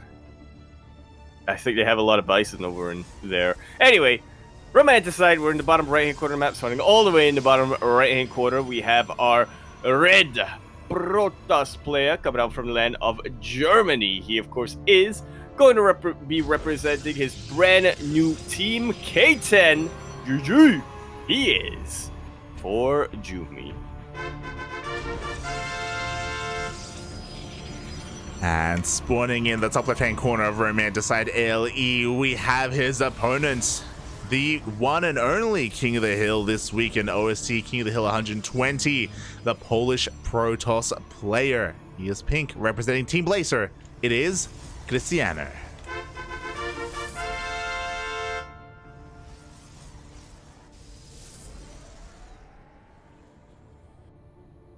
And there are definitely a lot of players where they've been on a team for a very long time. That's just weird to me to see them on a different one. ForJumy has not been on Berserker Esports for that long, but it still feels weird for me to say, oh yeah, he's not on Berserker anymore. Yeah, it's like he hasn't been on it for too long, but he's been on it for as long as we've known him, basically, you know, like pretty much. So like we kind of think of them as being one and the same. So I agree, it is a little bit weird to see him running a different flag, running a different clan tag. So yeah, I do hope that he has kind of settled in quite nicely at his new team. I believe he's the only StarCraft player that K10 has. So massive shout out to K10 Esports for like branching out and investing and being interested in the StarCraft scene. And yeah, I hope they're able to support ForJumy and yeah, help motivate him in the coming years in 2023. Yeah, it's a lot to look forward to. Yeah, as we're going to be getting into this map, and already some of the aspects of this map are coming into play. We do see a proxy pylon out here for ForJumy. He wants to fake aggression, and is this working out? Because Krystianer is responding with a robo first. Oh, I don't think it's working out. Yeah, I mean, robo openers are generally, if they're not proxy, they're generally very safe because you can get into immortal production really quickly and you can make up for like a gateway deficit if your opponent is being like hyper aggressive with stalkers. We can see, Krystianer, he wants to turn up the heat as he goes for a prism, not an immortal. Yep, rallies it all the way across the map. I was half expecting, for a second I was half expecting a robo bay to be thrown down, but then I have to remember that Krystianer, he's not that crazy. Yeah, he's not, King Cobra or something like that. So yeah, he's looking to be relatively aggressive anyway here across the map. His adepts do kind of check the wall. They're just making sure ForJumy is contained at home. We can see that everything is looking quite normal from the side of ForJumy. He is going for his expansion, his natural, and he's even going for, I feel like he kind of recognizes that something is wrong. He's going for his own robo. Yeah, gonna be scouting with that NightPhoenix as well. Gets his eyes on a couple of stalkers, and now has confirmation that is an immortal. Make it waddling its way across the map. Yeah, it be waddling. That was a very important scout for ForJumy. He should recognize that the robo has been done for quite some time. The prism slips in, and Romanticide is a very large map and has a very large main base, and ForJumy doesn't see. Yeah, this map has been out of the pool for a very, very long time. Warped in a couple of stalkers to check that area, but it's too late right now, really. Yeah, a lot of probes are going down. They complete the shade in towards the natural. More probes are falling as well. To be fair, ForJumy can afford to lose workers. He did have a worker advantage because of his base, because of his Nexus timing, but he's losing even more. Yeah, indeed, he actually still has that worker advantage for the time being, but how much longer can he keep that up? Oh my god, he even targets down 2 high energy sentries as well. The Adept shade in towards the natural. 10 probes, 11. We could see 12. We could even see that sentry. Oh my god. Could even see 13, yeah. And that Warpism doesn't look done. GG immediately called. No.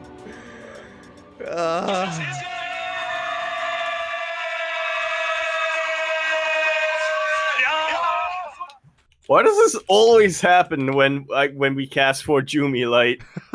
Why do his opponents just have zero mercy for him whenever we cast? Yeah, I remember when we covered him versus, I think it was MeomaikA as well. Like It was MeomaikA and Lambo, the double whammy of MeomaikA and Lambo. Yeah, I think. like he just wants to play some StarCraft, you know? He just wants to play the game. He wants to experience some of these older maps that he hasn't touched in a long time, and Krystianer has no chill, and as we saw, those Adepts just dealt so much damage, not just probes, but also sentries, and they also disrupted the macro of ForJumy as well. Despite having that robo, he wasn't really making full use of it. He couldn't. What? GG? GG, yeah. I thought you were like, good at the end there. No, I said he couldn't. He couldn't. Right, yeah. Oh my That's god. clear to me. You were like, Calm he down. could use the robo. Good. I don't want him to use the robo. It's like, calm down, line. I know. That's more of a me thing, I guess. Shaking my head. Are we going to NA or EU? Because I had to relog. We are going to North America. We're heading back over the ocean, back over towards something that we are quite fond of, that we know and love. And we have a player that was slotted to play earlier, but he no-showed. But he's here. The OG. Yeah. Never too early. Never too early. Never on time. Always late. And that's how we like him. Yep. What a Chad. Oh my god. Of course, we are talking about HonMonO. I do hope that that some of his fans are in the chat. We saw some of them earlier in the day. How can you not be a fan of the Honorable Monorable? Is he honorable? No. Only in name, mate. Only in name. I mean, he's honorable. The right honorable. Yeah, he's an honorable in a certain sense, you know, where like you kind of always know what's going to be going on. Yeah. Gonna be cheesing you. Well, you're always gonna know that you're never gonna know what's gonna go on. Yeah. You know what? That makes sense. You always know that you're never gonna know. Yeah. That's true. Exactly. Yeah. What is the saying? The most truthful man is the one who you can count to always lie, or the one that you can count on to always lie. You're going somewhere else where, like, the wisest person knows that he knows nothing or something. You know, like. Yeah, the most truthful person is the one that you can count on to always lie. There you go. Yeah, that's also true. Coming in here. Yeah, we get philosophical here, man. And this is why I appreciate HonMonO. He knows that there's no chance of it happening, but he's gonna try his luck and ask if they can play on the Taiwanese server.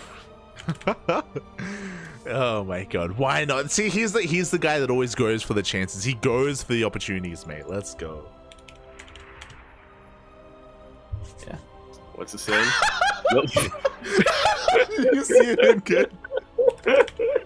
We do have a request from one of our players, yeah.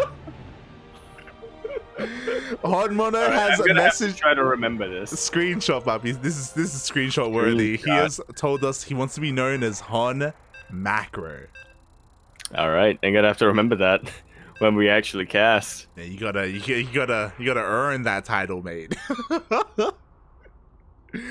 For those wondering, and Yakuzaku as well, last edition of this tournament, we casted HonMonO, and he got the nickname HonMacro from the chat because he actually macroed in a TVT. He actually went into late game. It was crazy.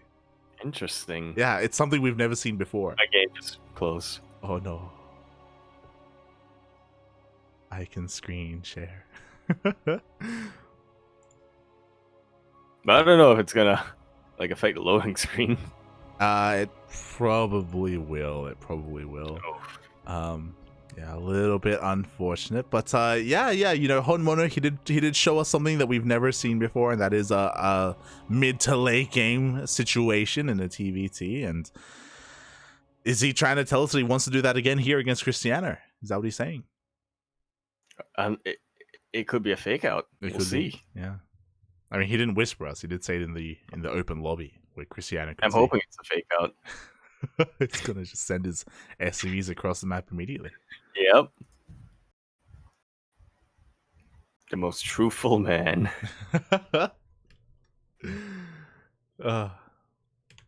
Beautiful, beautiful. So yeah. Unfortunately, we are going to have to most likely remake this game. We'll see, because for those who don't know, the way that StarCraft works, if someone disconnects during the loading screen, the game itself kind of goes into the same disconnect menu as if you do it in game, and then the countdown timer, the same countdown timer basically goes on, and it waits until the countdown timer finishes before it actually kicks the person out.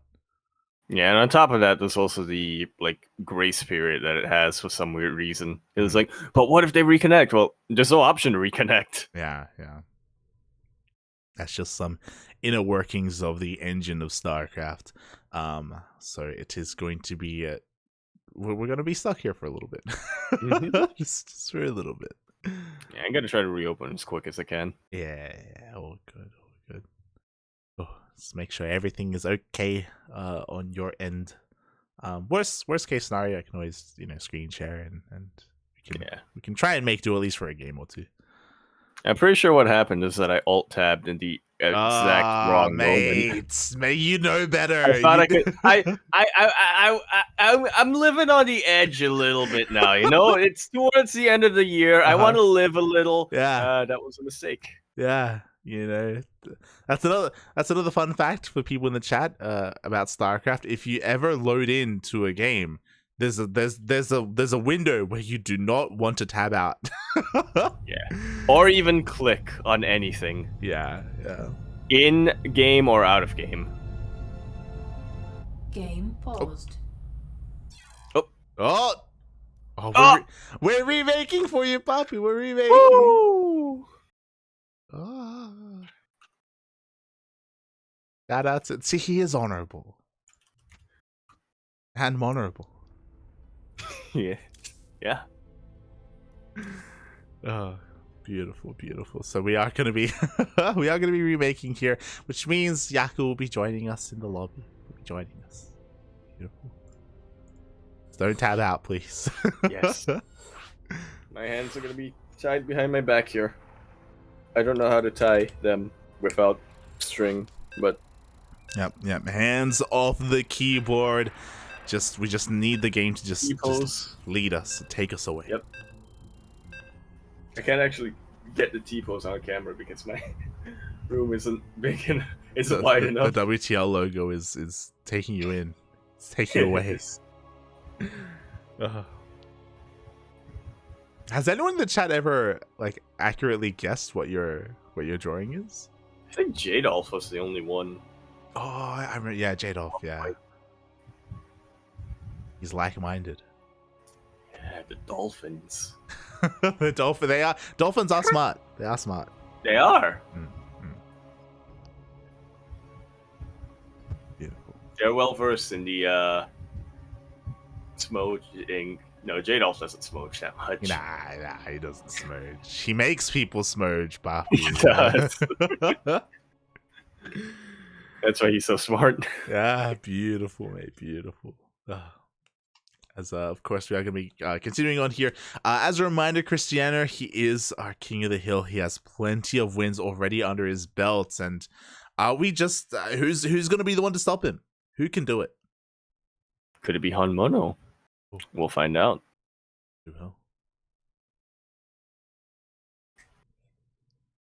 As hopefully we will.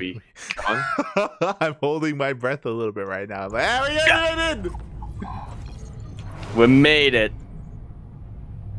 As we load into Cosmic Sapphire to continue our King in the Hill, Here in the top left-hand corner map, spawning all the way in that top left-hand corner, we, of course, do have our pink Polish Protoss player. All the way from the land of Poland. He is going to be representing Team Blazer. He is Krystianer. And spawning in the bottom right-hand corner of Cosmic Sapphire, we have his opponent, the South Korean Terran player, currently residing in the land of Japan. He is the OG, the real one, the hot grizzly bear. It is HonMonO. Otherwise known as HonMacro. True. He wants to be known as HonMacro. Has he earned, does he deserve that title? We saw him macro once, but is that really enough to constitute a name change? Well, so far, as we get into 1 minute of this game, true. He's looking pretty macro. Yeah, you know what? That's actually a really good point, because typically we would see some Raxes on the way across the map right now. Yep. Typically there are some SCVs across the map, and he is opening up with a Rax expand. Yeah, no reactor or Reaper yet though, so he is saving that gas for something. Yeah, there we go. He's going for the CC. A little bit of a slight delay there from his opponent, but it's going to be on location. I have no idea how that CC landed. Yeah. That probe had a... I guess the probe circle was too wide. Yeah, it looked like the CC pushed the probe away. It was like, get out of here. Get out of here. This is my spot. You know who I am. I'm the HonMacro. Apparently, you know, going for a Rax expand is crazy. Of course, it was a single gas opener. This is not very common in this matchup. We see more aggressive openers instead, with 2 gases. But yeah, HonMonO just chilling at home. Doesn't even go for a Reaper. Yeah. Immediately gets a reactor after the initial safety Marine, and he is just pumping out Marine after Marine after Marine. This is a 2-1.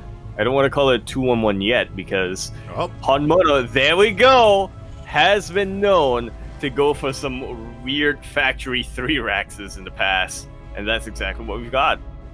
Oh yeah, here we go. We're gonna have 3 Raxes on the way. We're gonna have a lot of Marines to work with. The first handful of Marines are gonna be meeting this Adept here as soon as they can. Does pull away the weakened units, but in the end, Krystianer is gonna be able to push on through and try and get a scat up. Has to be very careful though. We have a lot of DPS available.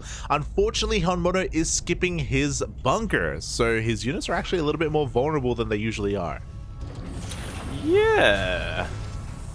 It also means that he won't get a range benefit, you know, in case Krystianer tries to poke and prod with stalkers and whatnot, but we'll see if that ends up becoming something to worry about, or comes into play even.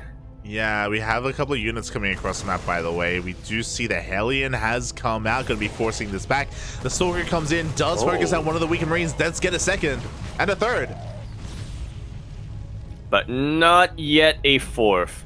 I was going to say, this is a pretty interesting choice here from HonMonO to swap the add-ons and just pump out Hellions, especially because we have that Oracle coming in. We do have a Widowmine in the mineral line here, and it looks like the shot is going to be going off. Ooh. Yeah, unfortunate that it took out 1 more SCV with it, with the friendly fire by the looks of things, but yeah, it is what it is.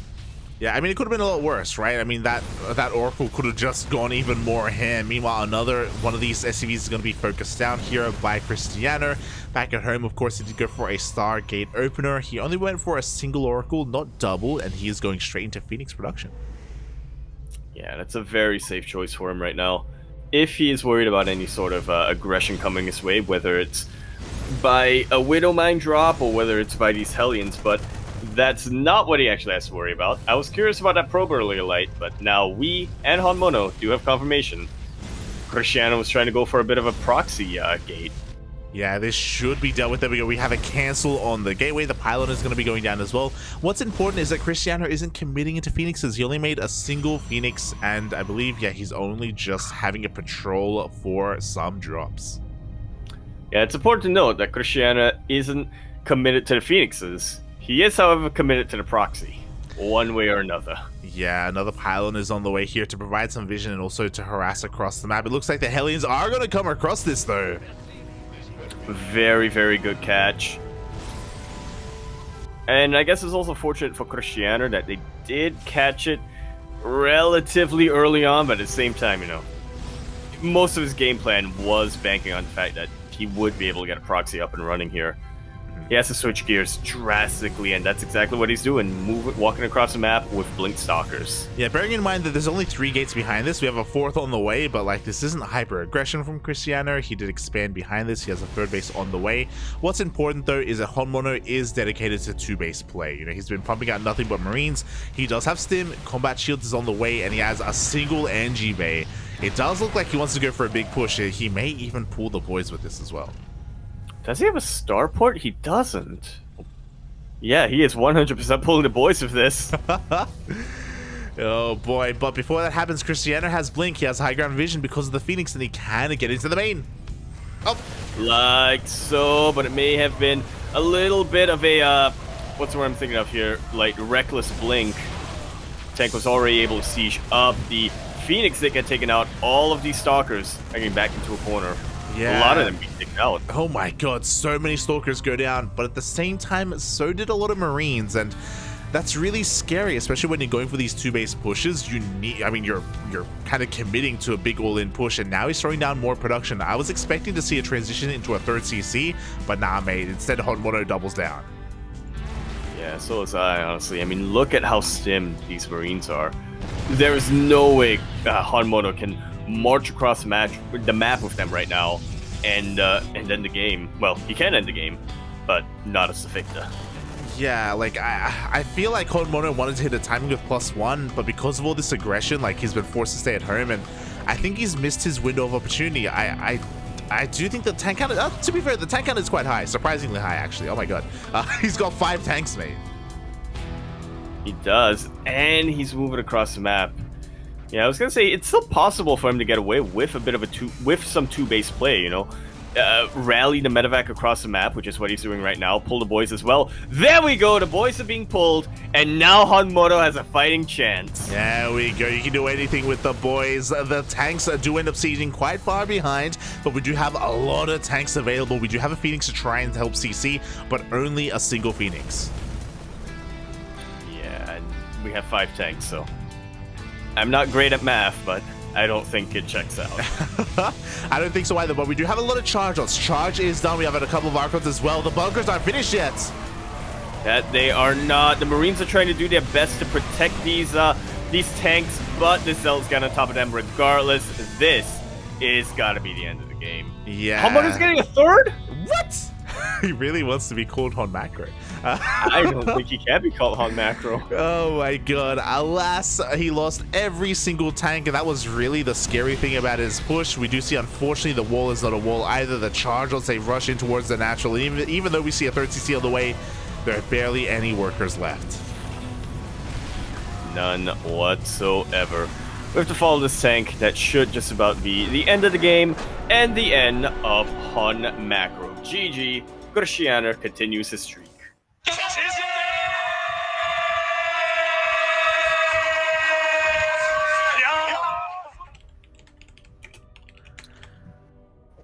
Wow. Man.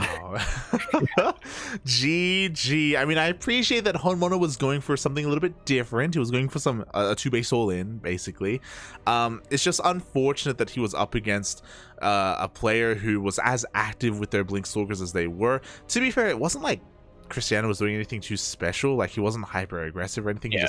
He just went across the map, he blinked in, and he just found a bunch of damage. Yeah. You could see the transition in his eyes of worry when his proxy got scouted to relief when he realized that it didn't matter.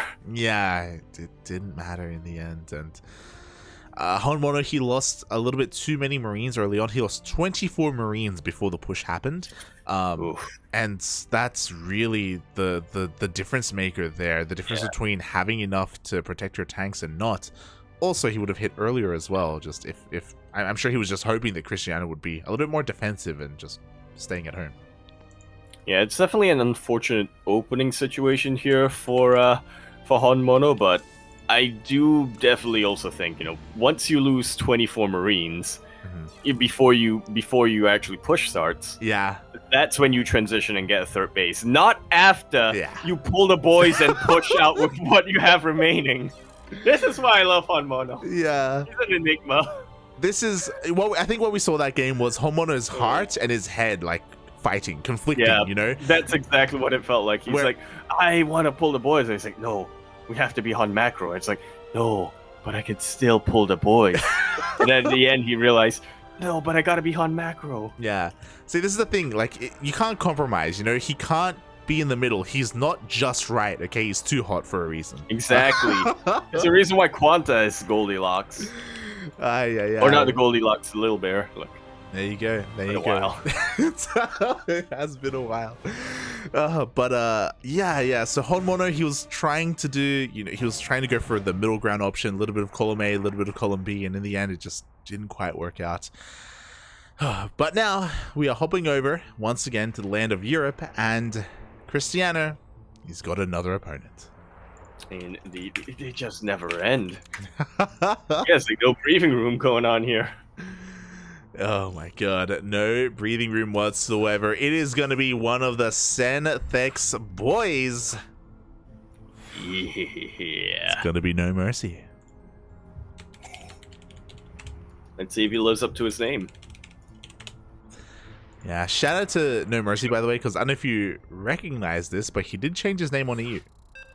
He did. He is actually, NoMercy once again. Yeah. Previously, it was something weird. It was like, no, it wasn't Hate Me. Hate Me's an entirely different player. It was NoMoney. It was NoMoney. NoMoney, right. Yes, right. That was the meme because he was the first player. Right. Yeah. Then he had to change his name because he won a couple of games. Yeah. He changed it to Some Money. He's Some Money. And now he has enough money to actually, go by his actual name. Makes sense. Anyway, we are going to be jumping into an older map. We are getting into 2000's atmosphere. Da-na-na-na-na-na. And the top right-hand corner map, starting all the way in the top right-hand corner, we have our red Terran player come down all the way from the land of... Was it Austria? Germany. Remember this. Germany! Yeah, that was close. He is going to be representing Synthex. We have, formerly known as NoMoney, NoMercy.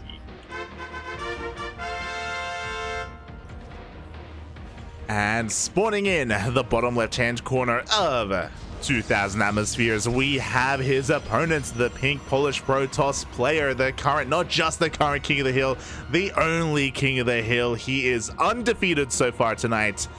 Representing Team Blazer, it is Krystianer.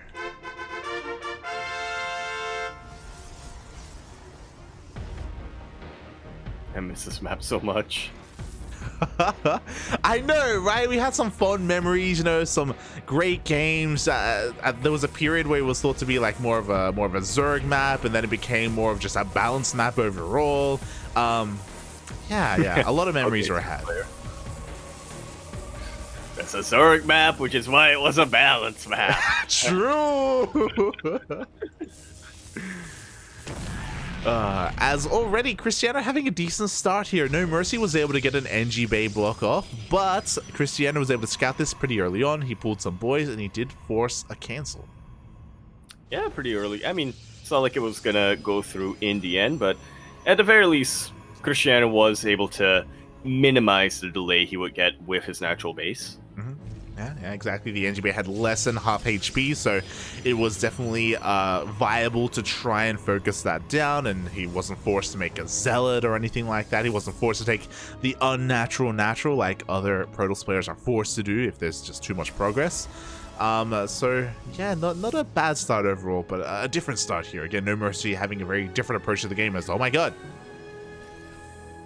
Speaking of having a different approach, that's a non-proxy concussive shell with a second Rax on the way. Yeah. Okay, so it's great that you point this out. So we're seeing a variant of the 3 racks here. As you were saying, typically we see Concussive Shell Marauders proxied across the map. This one is going to be back at home, and he's going to be banking up quite a lot of units. He's also ideally going to be hiding these Marauders from any kind of scouting that Krystianer has. Yeah, ideally anyway. Of course, when you're going this dedicated into 3 racks though, well, just having the Marauder in general should be enough of a tell here for your Protoss opponent. Yeah, the Adept shades in, the wall is a wall, but as you were saying, because the Marauders have been spotted, this is already a tell of what NoMercy is up to. Yeah, and we'll see how Krystianer prepares back home. Right now, he's opening up fairly standard. He is getting his Oracle, his Gateway. We'll see if he feels the need to throw down more gates, though. Yeah, he's working on his wall. We should be seeing a safety shield battery at the natural as well. I do appreciate that he's not going for any kind of much faster third nexus or anything like that. I think he recognizes the pushing power that NoMercy is soon going to have. I say soon. I believe we're going to be waiting a little bit longer for some more upgrades. We have Stim on the way, combat shields, and I imagine we're going to be looking to hit with +1. Is that what push P stands for? Pushing power. Yeah, I mean, pushing P can mean a lot of things, to be fair. To a lot of different people. Yeah. To a lot of different people, yeah. Meanwhile, Krystianer is taking advantage of the fact that NoMercy doesn't have a lot of anti-air, so already a couple of really nice pickups here. 4 SCVs is actually pretty huge when the Terran player is planning to be on the lower economy for a while. Exactly. This is something you can kind of abuse when you are up against the 3 racks, because obviously there's no Cyclone, there are no Widow Mines. The anti-air is quite limited, so the Oracle kind of has free reign as long as the control is good enough. And Krystianer, he just confirms the 3 racks itself, and he's got a couple of options here. You know, we do see a lot of Protoss players try to respond with a faster Robo and getting faster splash damage, like, you know, whether it's Colossus or even Disruptors. We can see that Krystianer just wants to be in his face and is even setting up a warping point across the map.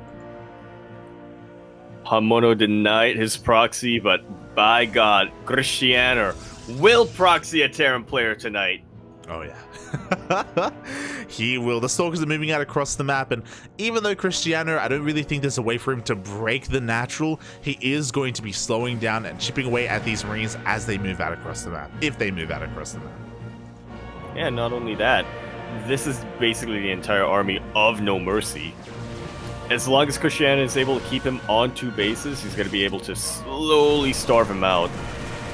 Oh, exactly. So far, an Adept goes down, but only an Adept. Once again, similarly to HonMonO, there's no bunker here to help kind of provide a defensive bonus at the natural, and there's no tanks either because of the delayed factory, so Krystianer, he can just macro his heart out and blink his heart out.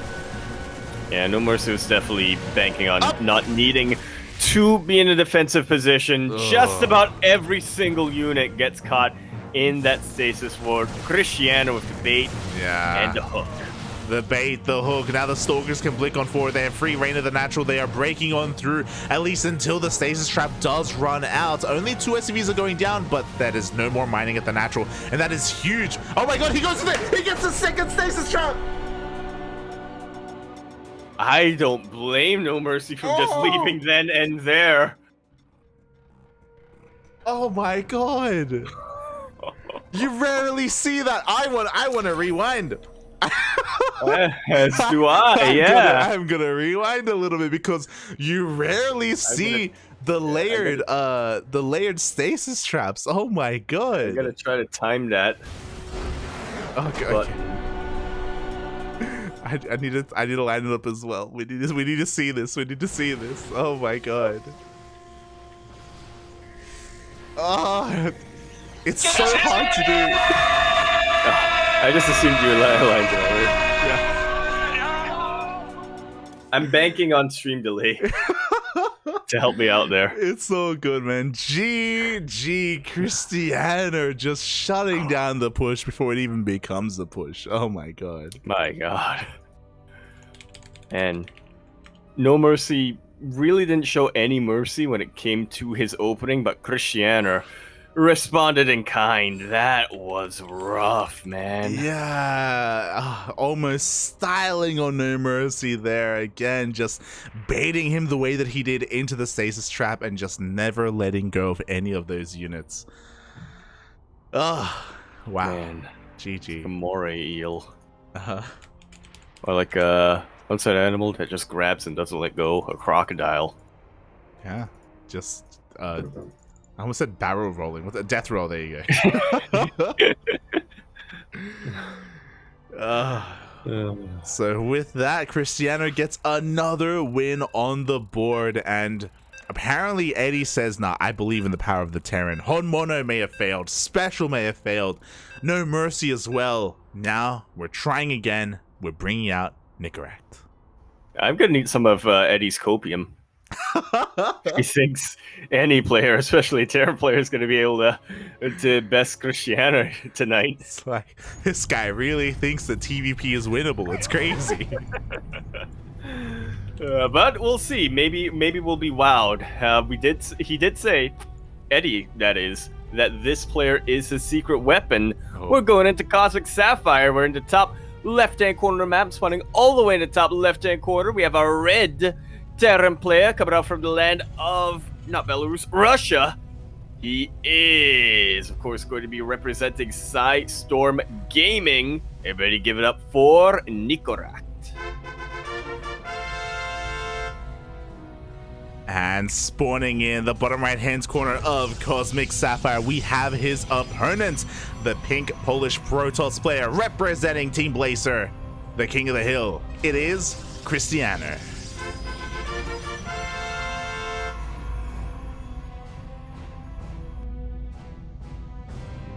Just styling, mate. Just styling. Yeah, just styling. Oh, man. But you know what? All right, show us what you got, Nicoract. Eddie was hyping you up a ton here in the OSC chat. Let's see what he has prepared. Let's see, mate. Honestly, that last move in the previous game, I could just see Krystianer after that game doing like a celebration of like just with dollar bills, just no money, no money. This is why they call you no money. Oh my god, that was wild. Yeah. That was wild. Ah, man. Yeah, I mean, I'm still at a bit of a loss because, like you said, that is something that's very difficult to pull off already. A lot of calculation has to go down because for people who don't know, stasis units will actually activate a stasis board. Yeah. You have to time it out perfectly to actually have them stack on top of each other. And on top of that, you know, halting momentum was absolutely central to Krystianer's victory against what NoMercy was planning to do against him. Now, most Protoss players would do that by, you know, chipping away with Stalkers, you know, kiting a little bit, maybe making use of Blink if they get it early on enough. Krystianer said, no, that's a waste of money and resources. I got one Oracle, and that's all I need to win. Yeah, one Oracle and a dream, and mate, he was sleeping sound that night. As we do see us getting into another TVP, and Nicoract, he gets across the map with his Reaper. He does get a full scout. He confirms the Stargate opener, which is quite important. The other thing to take note of is that Nicoract also went for a Rax Expand, I believe, focusing a lot more on his economy, getting his CC up and running. Yeah, he got his... How about I would have to go back and check. I guess it was kind of a Reaper expand, but yeah, even that is something that is 50-50 nowadays in TVP. Not every Terran player likes to open up with a Reaper expand nowadays. Yeah, and I appreciate this as well. Nicoract, he's clearly looking for a bit of a different approach here. He actually does get a bunker, so he's not going to be bullied anywhere near as hard by the first couple of gateway units. He is, I think, the first Terran player tonight. Not even... Okay, SpeCial did get a bunker eventually, but that was only after he, you know, after his two Reapers, his double Reaper harass was shut down. So yeah, I think Nicoract might be the first Terran player tonight who's actually playing it safe. Yeah, he's playing it quite standard here as he went into a 1-1-1. He's going for a Cyclone to help shut down the air units. We do see the Adept coming in though, and the Oracle in conjunction. So the Cyclone comes out just in time, but not before a couple of probes go down. A couple of workers even. Yeah, 2 of them, which isn't bad damage. Oh, as long as he keeps the Oracle alive. Very, very close there for a sec. Very close indeed, but losing 2 SCVs for an Adept and almost killing the Oracle, so far pretty acceptable losses here.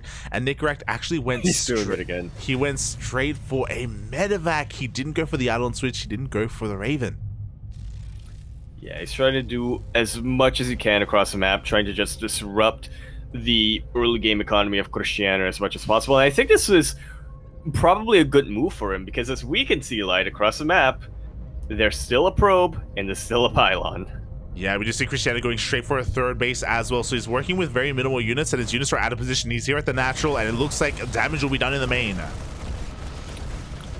5 probes will go down. How's that for reciprocal damage? Yeah, I mean, there's no Blink, there's no Phoenix either. This was a bit of a gamble because he didn't know if there was a Phoenix following up this Oracle, but because there is none, Nicoract is fine. Yeah, pays off. Does pay off in the end. Meanwhile, we actually saw a 2nd medevac, even a 3rd. Sorry, this is the 2nd medevac on the way here, so he wants to keep the pressure up and running. It looks like, oh, he's trying to shut down this drop, but Nicoract once again gets away. Yeah, he's going to be stuck in the dead air for a little while, though. Those Cyclone might not be able to provide much defense back at home, but at the same time, you know, Nicoract is also distracting all of these Stalkers, so... Yeah, we see a full surround with the Stalkers. Like, Krystianer really wants to get him. He really wants to shut down this drop, but he's forced out as Nicoract is moving out with the rest of his army. This man has 2 tanks. Sometime. He's got plenty of Marines. Krystianer has to be a little bit careful. He's been already caught out of position once, and this army, it's moving out undetected. Man, I don't know how intentional this is from Nicoract, but it is a very, very smart move from him to push out while he has all these Stalkers trapped. Yeah, and here we go. He's forced to go. Oh my god, he does get shut down. Now Krystianer can focus on his push, but so can Nicoract. We are getting into base trade territory so early on in this game. Stim did finish up for Nicoract, and we'll have to see, does Krystianer recall? Oh, he does go for the recall into the main base. A lot of probes are going to be going down, and Nicoract is going to fall back to the safety of these tanks.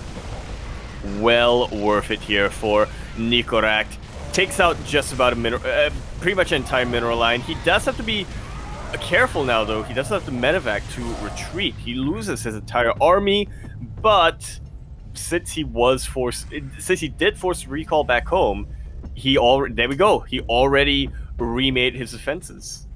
Yeah, exactly. I mean, it cost him quite a lot. He should be okay defensively back at home. He killed a lot of probes. He's ahead in workers. He goes for a scan just to try and get an eye on the saturation of the 3rd base as Krystianer is going for a counterattack. There is a tank in position here on the low ground as well as that bunker.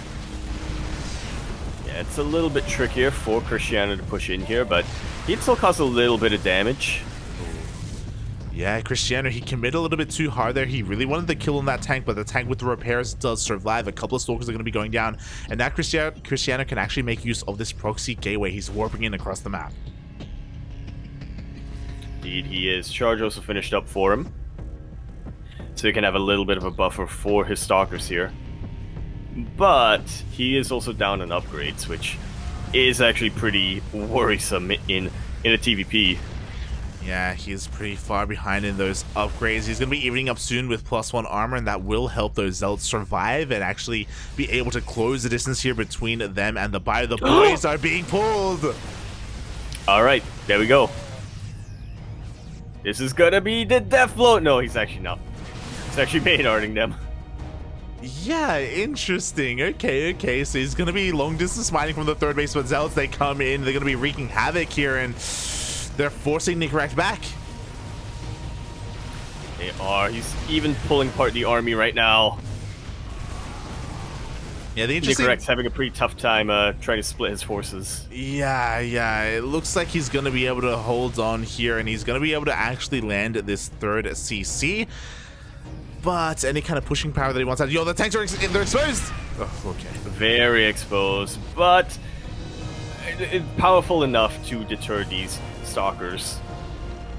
In the end, Nicoract forces him back, and now, after taking stock, I do think that Nicoract's in a pretty good position. Worker-wise, he's slightly ahead, which is always a great thing for Terran.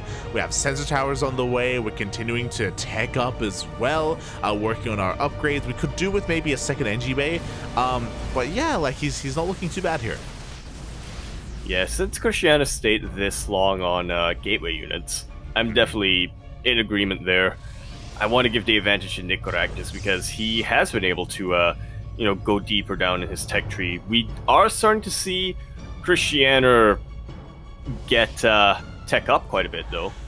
He does have his Templar archives. He does have Archons. He does, but Storm only just now starts. And that's kind of the big thing that we were missing, is some consistent splash damage, whether it's Colossus, Disruptor, or Storm. This is quite late, and I do think that Krystianer assumed that his opponent was going to be a little bit more aggressive, so he didn't think he could get away with teching up and working on these upgrades. So because of that, it is going to be quite late, and Nicoract has plenty of time to respond. We already have Ghosts on the way for their EMPs.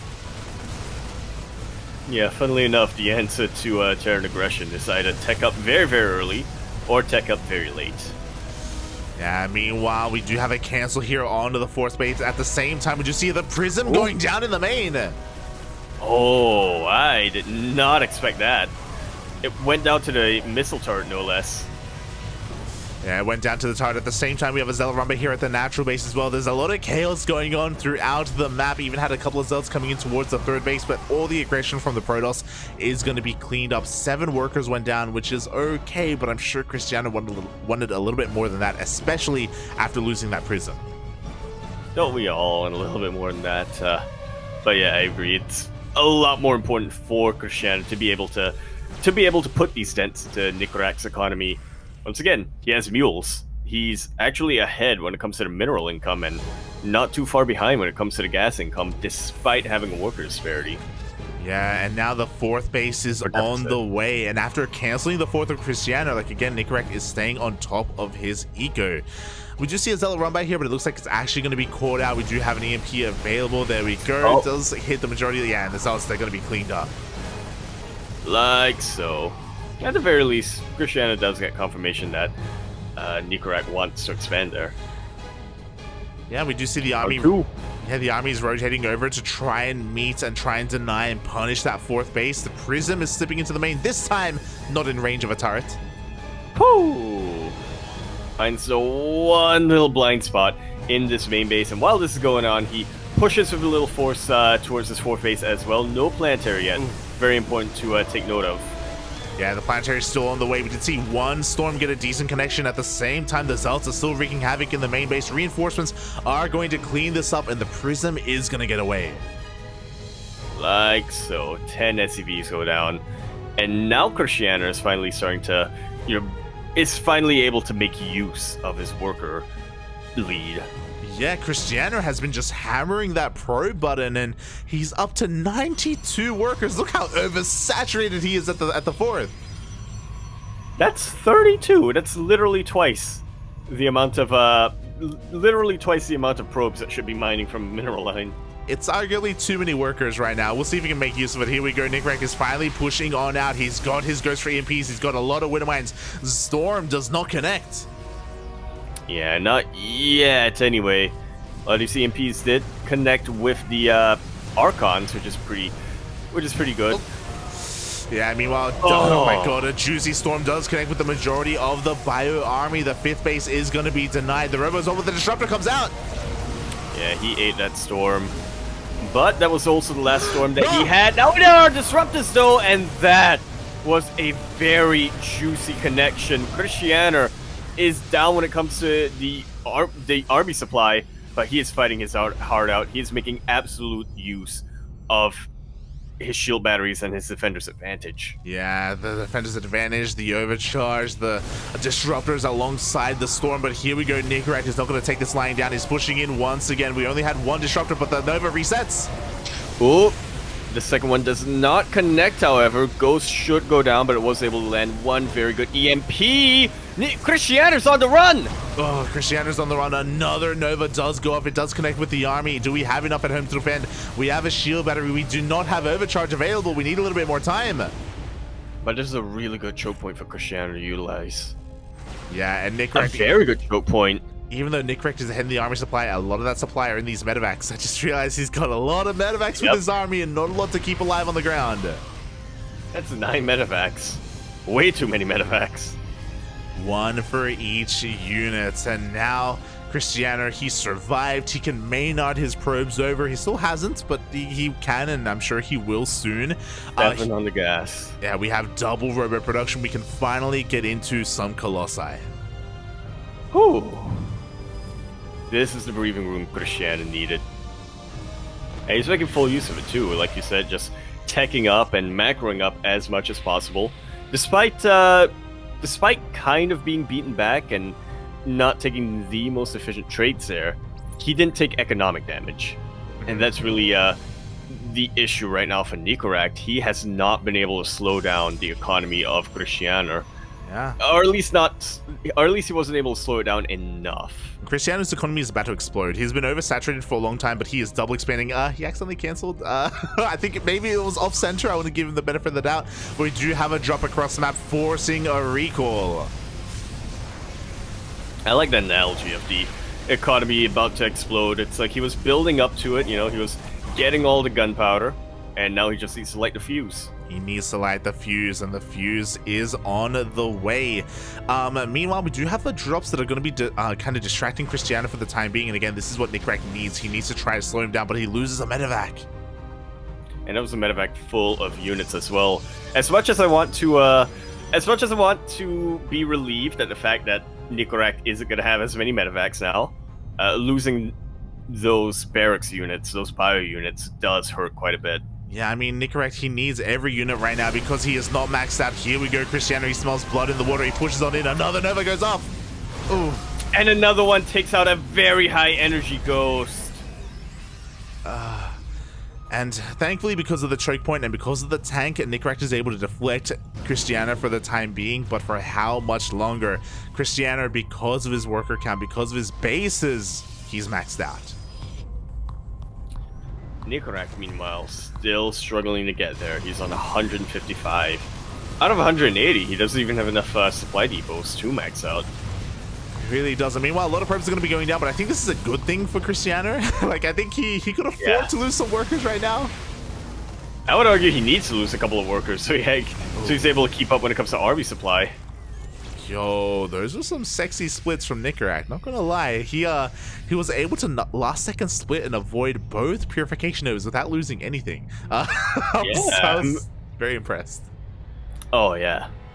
I was I should say that, so I say for work. Oh my god. But yeah, those splits impressed me. Let me just say that. And Nicoract, he has been able to buy some time. He's been on 4 bases. He is able to max out once again. He's looking for another big fight.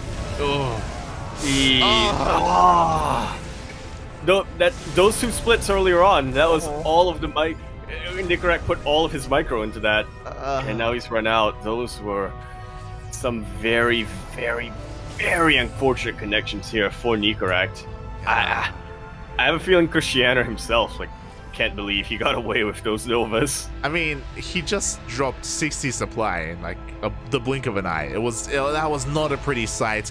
As impressive as Nicoract's splits were earlier, he was really lacking in the micro department there, and as he was engaging the army of Krystianer, he did get a lot of EMPs off, but that's all he got off. And now suddenly, once again, Krystianer's in the driver's seat.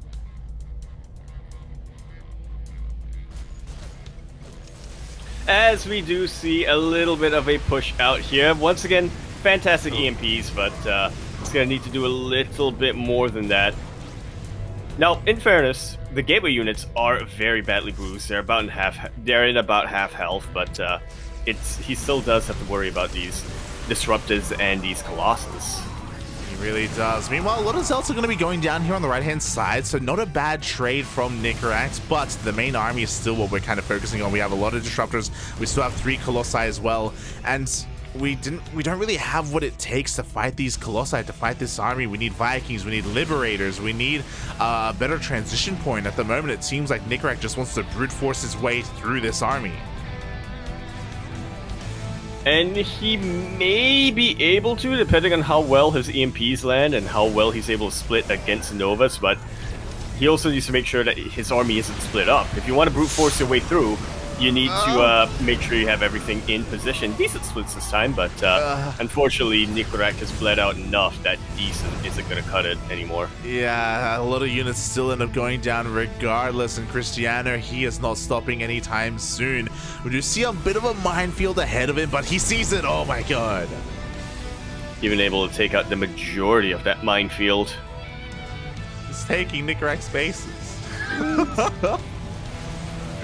No gas for you. Yeah, we do see him expanding and taking his own rich Vespene gas base, and this just goes to show how much control how much control Krystianer has of the map right now.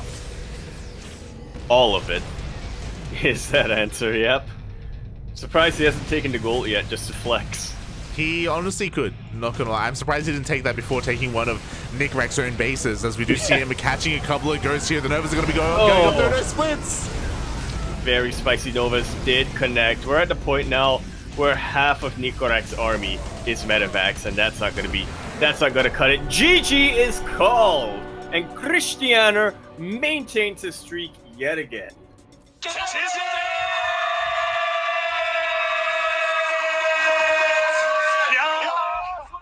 But you gotta say, Nicoract probably came the closest to dethroning Krystianer.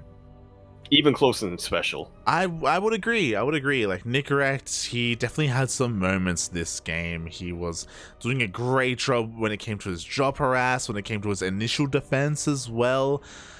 Oh my god. But yeah, in the end, Krystianer, he was able to survive. If you remember, like, he was kind of up against the wall when we saw the first push hit his fourth base, but he barely held on with those storms. He barely held on. I think that was the moment when his first disruptor came out at that triangular third base location at that fight. That's what it was, yeah. Yeah, after that moment, Krystianer, he was able to get away with his 92 probes. Yep. So he actually hit like 98 at one point. Got to the point where, you know, he lost 20 of them, but was still so healthy economically. Mm-hmm. Yeah, he really was. And Krystianer is going to continue his run, but he's going to have to be running over the ocean to the Americas for his next opponent. It's like Flash. There you go. He is Barry. Water. Yeah. Barry Allen. There we go. Oh boy. Like, Jesus. I like how I was going through my memory of like, okay, which characters walk on water? Jesus. He's your go-to, mate. I mean, that is one of the miracles that he did have. You know, he could walk on that water. He was a ninja. He was. But what? But we are going to be setting up here in the land of the Americas, and his next opponent is going to be someone that we didn't get to see last edition a couple of days ago because he was in the midst of traveling. It's Korean Protoss. There we go. Stats, no. Not quite stats yet. Not yet, Papi. Not yet. We are going to be getting to a PvP between Krystianer and NightMare. Ooh, and you know, if not for the fact that Krystianer is on a, what was it, 7 game? 7? Is this game 8 or? I don't remember. It's 8 on an 8-win streak. I would favor NightMare just because historically he has been a little bit of a PvP sniper, but tonight, I don't know, man. Krystianer's on an 8-game streak, and it looks like he's about to make his 9th. Yeah, I mean, to be fair, I do think that this is his biggest obstacle yet, so we'll see if he can overcome. That's what I thought about SpeCial. It's true. The dreaming. Anyway, finish your sentence for you. I apologize for interrupting India there, but anyway, we are jumping back into Moondance, a very popular map tonight. We're in the bottom right-hand corner of the map, starting all the way in the bottom right-hand corner. We have our pink Polish Protoss player from the land of Poland. He, of course, is going to be representing Team Blazer and on an 8-game streak. That's 8 different players he had to beat in a row to get here. It's going to continue. He is Krystianer. And spawning in the top left-hand corner of Moondance, we have the South Korean Protoss player representing Team GP. He is back from Krefeld. It is NightMare. I actually don't know if he was there.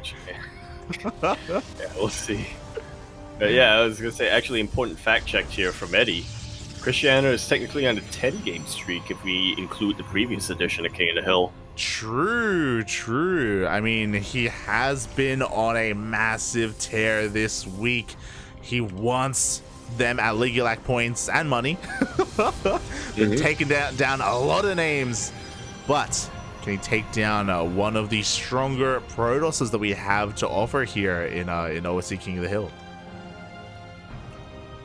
Well, we'll find out. NightMare, you know, it's not like he just landed from Korea. We do have confirmation. Yep, he was playing at Home Story Cup. There you go. But it's not like he just landed. He's at the airport, you know, hooking up to public Wi-Fi on his laptop. You know, he's been back home for a couple of days. He's been able to settle. Yeah, yeah. He was able to come in a couple of days ago, settle down his PC, unload his peripherals, and now he wants to make back some of that money, and we'll see if he can. So far, pretty standard openers, 2 gate openers from both of our players here on Moondance, but the initial units, that is where we differ.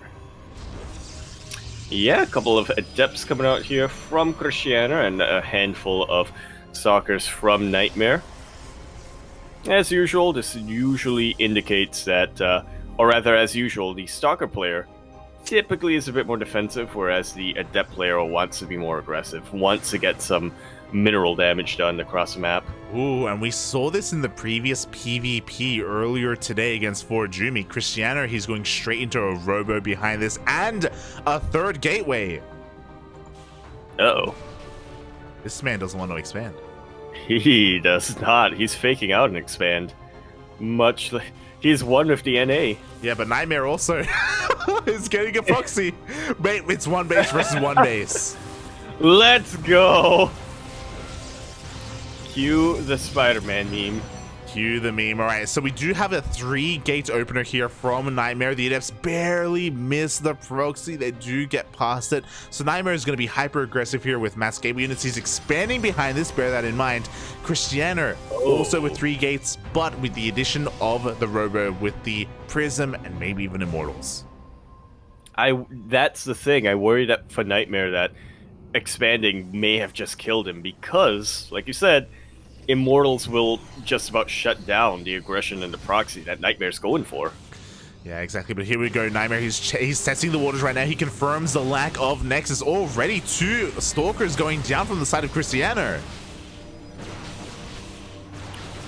Yeah, NightMare is pressing his advantage. The Warp Prism is now out, which obviously affords Krystianer a lot more micro potential, but it also reveals his hand a little bit. NightMare might not want to commit to this, and he doesn't. Yeah, straight up, NightMare just had a little bit better control there than Krystianer, so Krystianer lost a little bit too much, but he does have the added macro capability with the Prism, so he's basically playing with Blink, and with the revelation of this Prism, NightMare is fully aware of the robo. He knows that he has to be a little bit more on the defensive. We should be seeing some shield batteries back at home soon, as Krystianer is making his way there. Yeah, I support this call from NightMare. Give up the natural base. He can afford to give it up. Just try to defend on the high ground.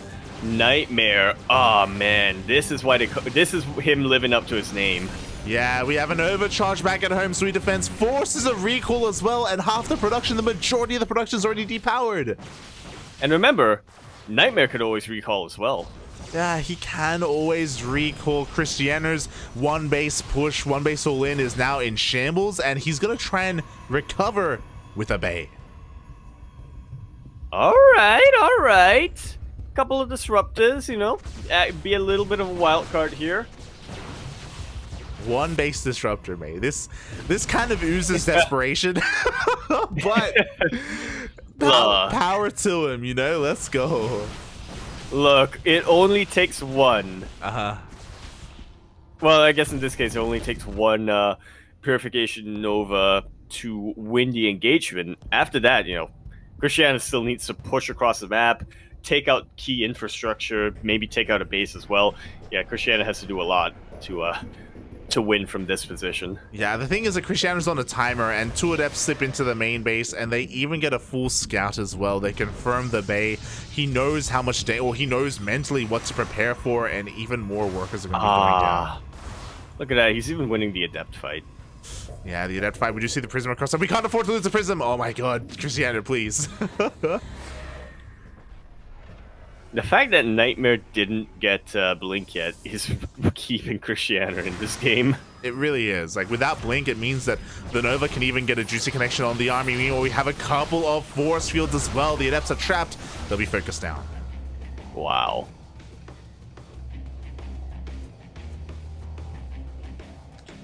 Yeah, I'm at a little bit of a loss for words here, like, because everything is telling me, no, I gotta hype up Krystianer. He's made it this far. He's got to continue to streak, but yeah. It's hard to be optimistic for his chances here. I mean, again, Blink is less than halfway done, so this Nova, this disruptor is so important. There is still a chance, not a big chance, but a chance nonetheless. Up. I believe that was a very juicy Nova, but it's not going to be enough. He got 3 Stalkers and a Sentry. That is not bad. He just needs to do that again. Yeah, but he only has 1 disrupted though. The War Prism gets taken out, so he can't even reinforce this position from here. Krystianer's gonna have to retreat, but he knows he needs to get a bit more damage done. Yeah, and without that Prism, he can't reinforce. He has to warp in back at home. He's getting a 3rd disruptor. Like, he's still Giga all in. He's still on 1 base. He still has to try to end the game, but Blink finishes in 4 seconds. Yeah, I have a feeling that one Stalker that went down to Nova is going to be the last Stalker that goes down to Nova. GG is called, and NightMare has come in here to dethrone our 10-player King of the Hill. Oh boy! We have a new king to be crowned for the time being, but let me tell ya, that was one hell of a streak Krystianer pulled. Couple of miracle wins along the way as well. Yeah, the legacy will be remembered. GG, well played. The king is dead, and all hail the new king of the hill. Krystianer did leave his mark today, though, and I think it's going to be difficult for anyone to live up to his legacy and get another 8 or even 10 wins in a row. Well, NightMare, he's taking that first step. Well, mathematically, they can't get another 8 or 10 wins in a row tonight. Impossible. Because we have, because there are only 6 contenders left. We've done the math. There we go. Unless... No, that's no caveat. Oh, we're also getting a bit of an update here, and this may have fueled the power of NightMare a little bit.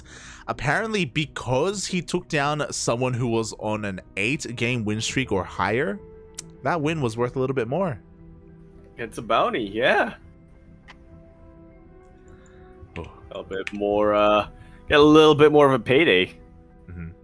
Yeah, beautiful, beautiful. As I just quickly double check. Yeah, so your typical win, your map win is worth $7.50, but that was a solid 20. Big fat 20. So not bad whatsoever. More than double.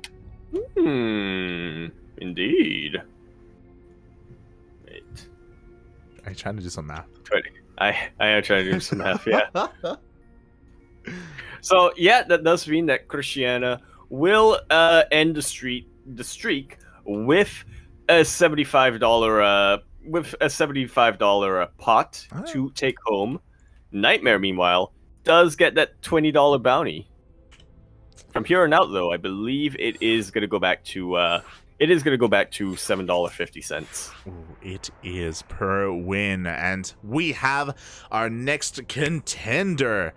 we're going back to some of them PVZs. We started the night with some Zergs versus Protoss, and here we will continue as YoungYakov steps up. Ooh. One of the... I'm not sure if it's accurate to call him an OG when it comes to the OSC Elite members, but he is absolutely, without a doubt, one of the most regular players in OSC events. Yeah, I almost want to say that in recent times he's one of the more successful Zerg players amongst the OSC Elite members. Like he's been getting some solid wins on the board, some solid results, and we'll see if he can stop NightMare's reign, his era, his dynasty before it gets too long. Yeah. Who is the heir? I wanted to use some like sleeping like words, but I couldn't think of anything. Can he stop the end him in his sleep? Yeah. Can he stop the REM cycle before it's over? Does that work? Is that how it works? Well, yeah. If you disrupt the REM cycle, then I'm pretty sure they did. They die? Yeah, it's Inception rules. As we get into our completely fresh matchup now on Inside and Out, where we're here in the top right-hand corner map, spawning all the way in that top right-hand corner. We do have our brand new king, our young king, our fresh king, coming out from the land of South Korea and representing Team GP. He is NightMare. And spawning in the bottom left-hand corner of Inside and Out, we have his opponent, the blue Zerg player representing CSO Esports. It is YoungYakov.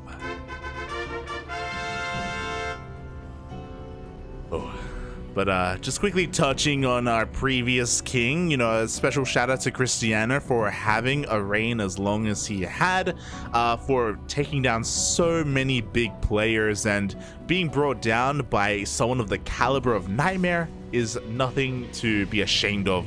Again, NightMare, he is a very scary Korean player. There's a reason why he was at Home Story Cup 21 over the weekend. Again, if you're gonna lose to anyone, may as well be NightMare. Yeah, may as well be Scary Spice. There you go. Oh boy, and yeah, we'll see if YoungYakov can try and stop that REM cycle. Can he try and bring him down a little bit earlier? So far, everything is looking quite standard. YoungYakov, though, was even able to take his natural. Surprisingly, how... That never happens in TVP. Yeah. This is already a pretty good sign for him, I think. This is, or is it? Oh. I've had these discussions. He used up all his good fortune. I've had these discussions before where it's like, as a Zerg player, like in a PVZ, if you actually take your natural as your first base, like, you get something's wrong. You get an uneasy feeling. You get like a pit in your stomach. You're like, hold up, Yeah. why did the Protoss allow me to expand? Yeah. Aye. It's like, no wait, things never go well. Something must be amiss. Something must be going wrong. We do see that NightMare is opening up quite standard though. Has followed things up with his tech of choice. Yeah. Is just going to be standard now. It is just going to be Stargate that gets thrown down along with a second gateway. I'm starting to understand now, like, why Protoss always wins the mental against Zerg. The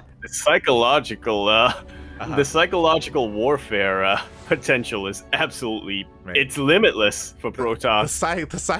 The psychological damage that Protoss have dealt to Zerg players over the past 10 years is insane. The brain just isn't there anymore. It's gone, Papi. There is no confidence. It's why Cyril and Raynor and all these players, despite winning everything, they're still terrified of Protoss and they still won't stop complaining. It's why every time Cyril wins, he's always like, "That was a pretty good match, I think." You know, I'm very happy to win.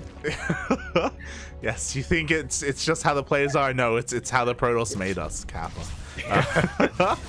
As we do see the first Oracle getting across the map and doing a surprising amount of damage here. YoungYakov being punished for not going for any Spore at his natural. Yeah, that's what happens when you take natural base as your natural. Oof. Even gets a kill on the other drone here that was about to be turned into a Spore. I'm pretty sure YoungYakov thought that the Oracle was out of energy at the end there. I did too, but turns out it had just enough to kill one more drone. Yeah, an unfortunate start here for YoungYakov. We have the second Oracle showing up as well, and it looks like there's only a single Queen. The Spore is still not done, so even more drone damage will be dealt. Jeez. This isn't game-ending damage yet, but it's enough to really throw off whatever opening the Zerg player had planned. Yeah, exactly. I mean, NightMare, unfortunately... Oh, never mind. He follows up with 2 more deaths. He's here to clean up the weakened drones.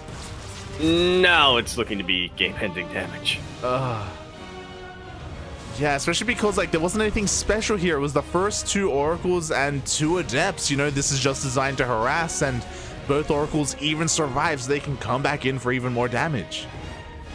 And that's exactly what they're planning to do. YoungYakov able to get a little bit of a scout here. You know, does confirm the 3rd base is on the way.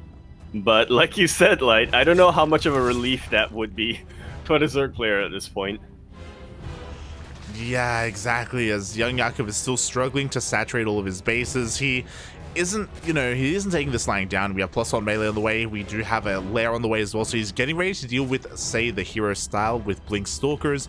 Unfortunately, he hasn't scouted the fact that we have a transition into Charge Lot Archon instead.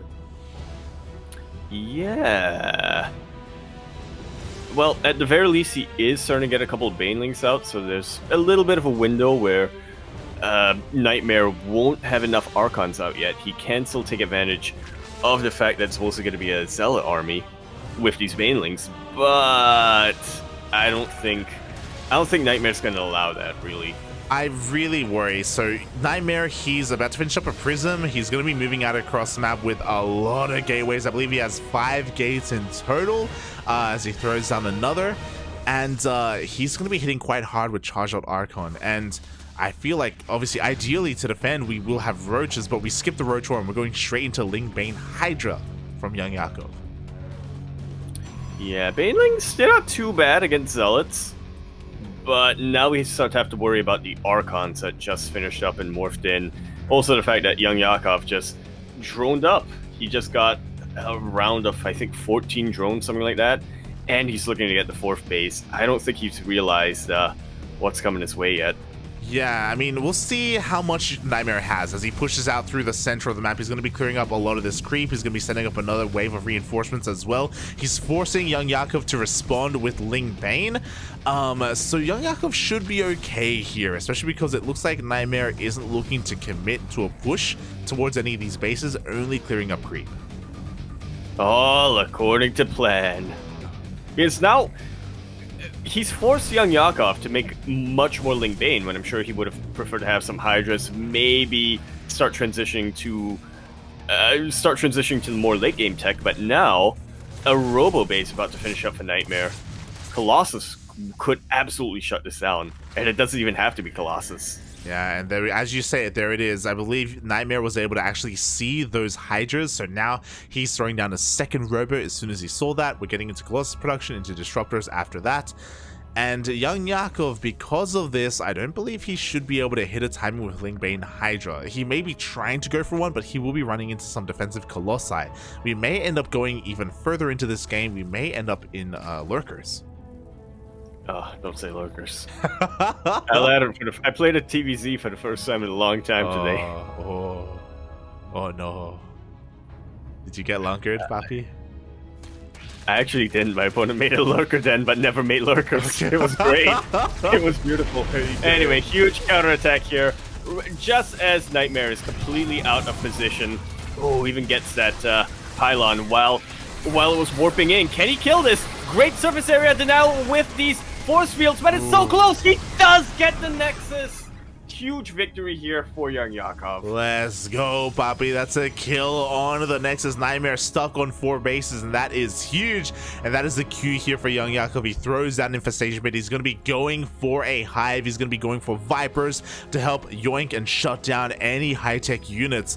YoungYakov, he was able to get away with droning heavily early on, and now we can focus on his tech.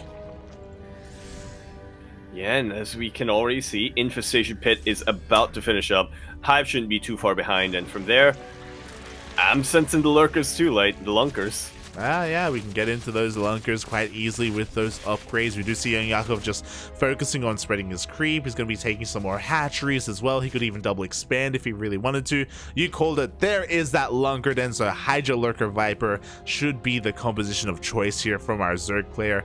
And NightMare, with the loss of that 4th base, he's going to be stuck at home to try to make sure he actually gets it back up and running. Yeah, he had a lot of momentum behind him after his initial push. I'm sure he wanted to keep that going. I'm sure he wanted to, be pushing into the throat of YoungYakov by now. But his momentum has been halted. Yeah, it has been slowed down. To be fair, NightMare, his own army isn't quite large, but he has a lot of power here. He's got Colossi, he's got Archons, he has a lot of High Templar. Storm has been completed, so he's gonna have a decent army to help deal with this. We'll just see how he fares once the time arises. Yeah, it may not be a very large army in terms of, supply and numbers, but it is a very large army in the fact that the units are big. Oh yeah, they're quite big. Yeah. And they're powerful.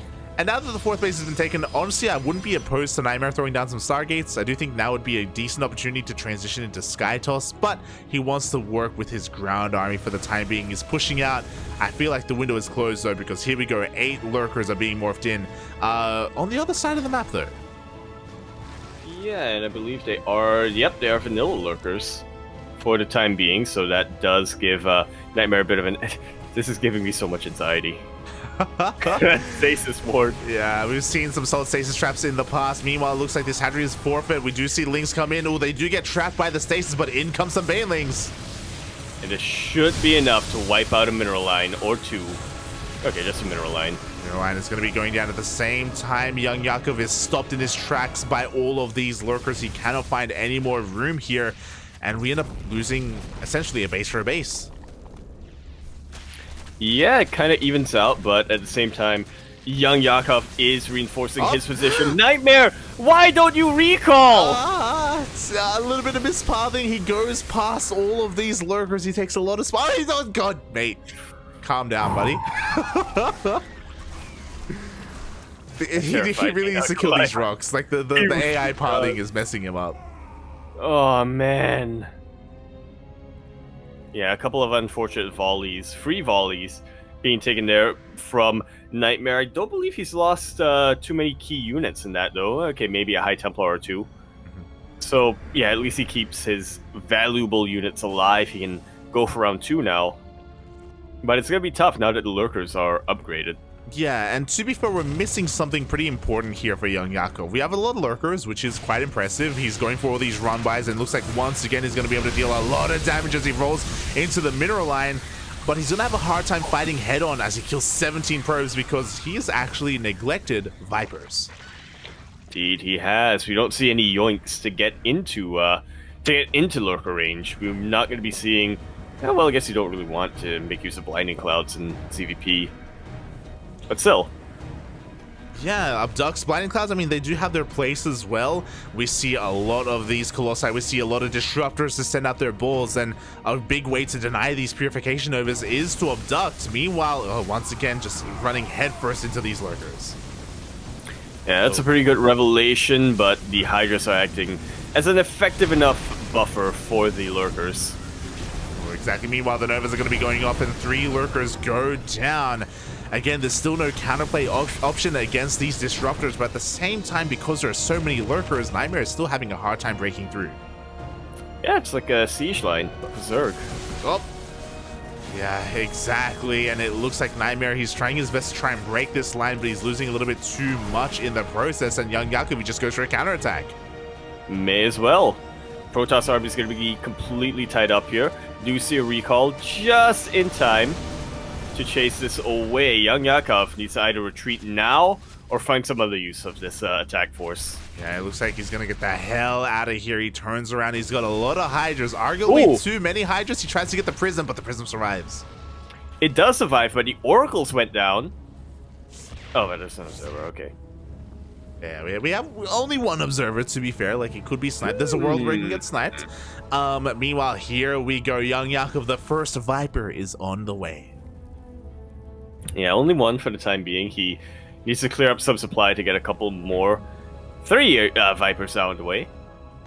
Yeah. It's going to take a little bit of time for them to suck on some youth juice and to get enough energy to be effective, but thanks to all these lurkers, YoungYakov can buy that time. Yeah, it's going to take a while for YoungYakov to be ready, so there's a window here where all these disruptors, there are 7 in total, can really excel and they can find some damage. You do see NightMare slowly pushing on forward, clearing up a lot of this creep, but getting through this bridge, getting past these lurkers is going to be a bit of an ask. This is why Protoss needs Liberators. They can just go Sky Toss. They could. He's not. But he could. Oh my god, as we do see some juicy storms here. YoungYakov, you can definitely argue, and I would say that I think he has too many Hydras right now. So much gas is invested into this unit, a unit which doesn't fare too well here. The lurkers, they're ideal, but that's a lot of supply in Hydras.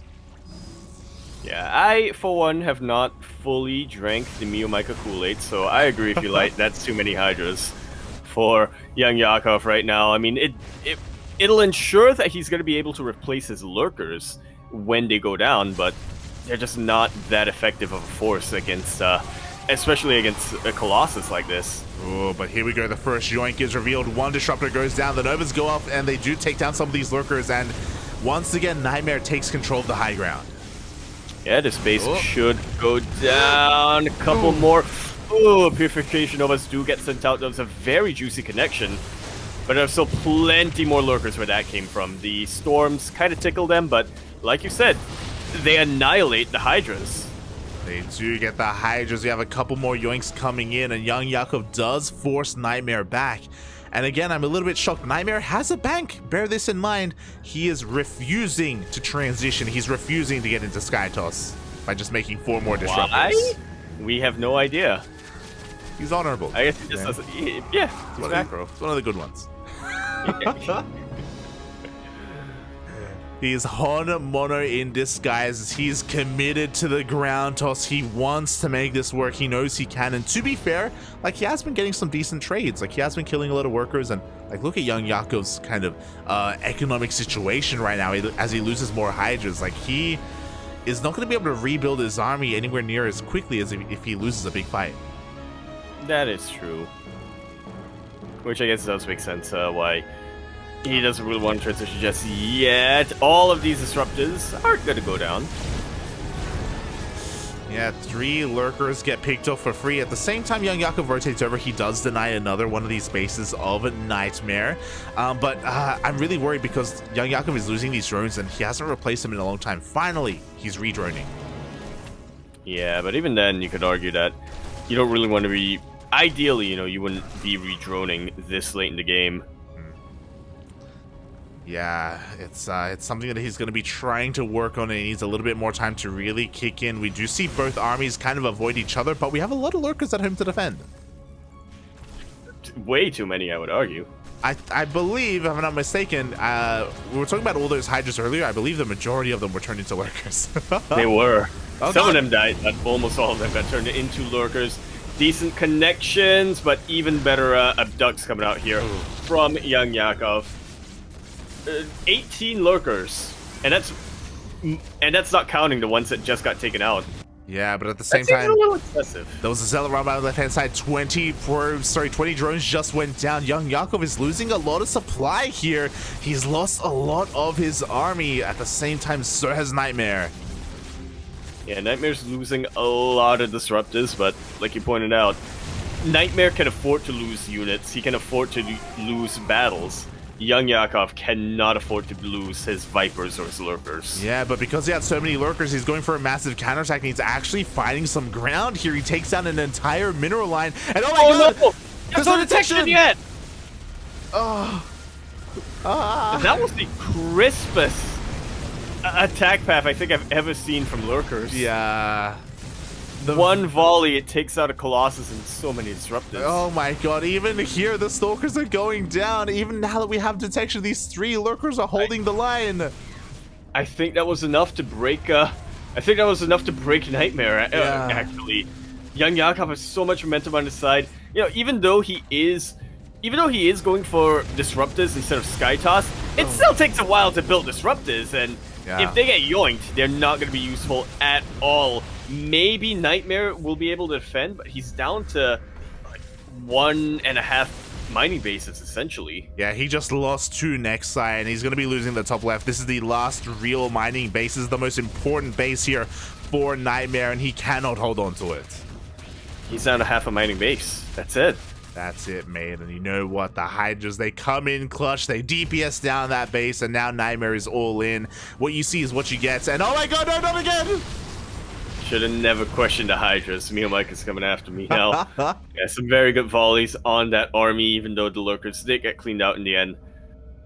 The entire dynamic of this game has completely flipped on its head. Now YoungYakov can't really afford to trade inefficiently either, but he's in a much better position economically. Yeah, it's scrappy for both players, but you know, YoungYakov actually has mining, and NightMare really has less than he has half a mining base essentially here. He's really struggling to recover, and he still has potential with all these disruptors, but YoungYakov has done a great job at keeping these Vipers alive, and they really just nullify so much of their potential. They absolutely do. And there's no shortage of youth juice to suck on. Yeah, exactly, mate. These Vipers, they've been sucking all game, and now they're going in for the final blow. The Novas are going to be going off. The Vipers are a little bit too far behind. Oh, there's some really good Novas and some even better feedbacks, but we'll see if it's going to be enough for NightMare to hold on and keep pushing. Yes, 18 more workers went down. It looks like NightMare was long distance mining, and every single worker just went down. NightMare had a great fight, but he needs to do that again, and then again. And then again and again. And I doubt he's going to be able to at this point. 30 Lings are on the way, and there's nothing YoungYakov, or there's nothing NightMare has, sorry, that can really counter a massive flood of Lings. Yeah, like we need time to gather more energy for Storm or get these Archons up and running. We see another recall here to try and defend this. Actually, there's no mining. We're out of minerals. We have no more income available for NightMare.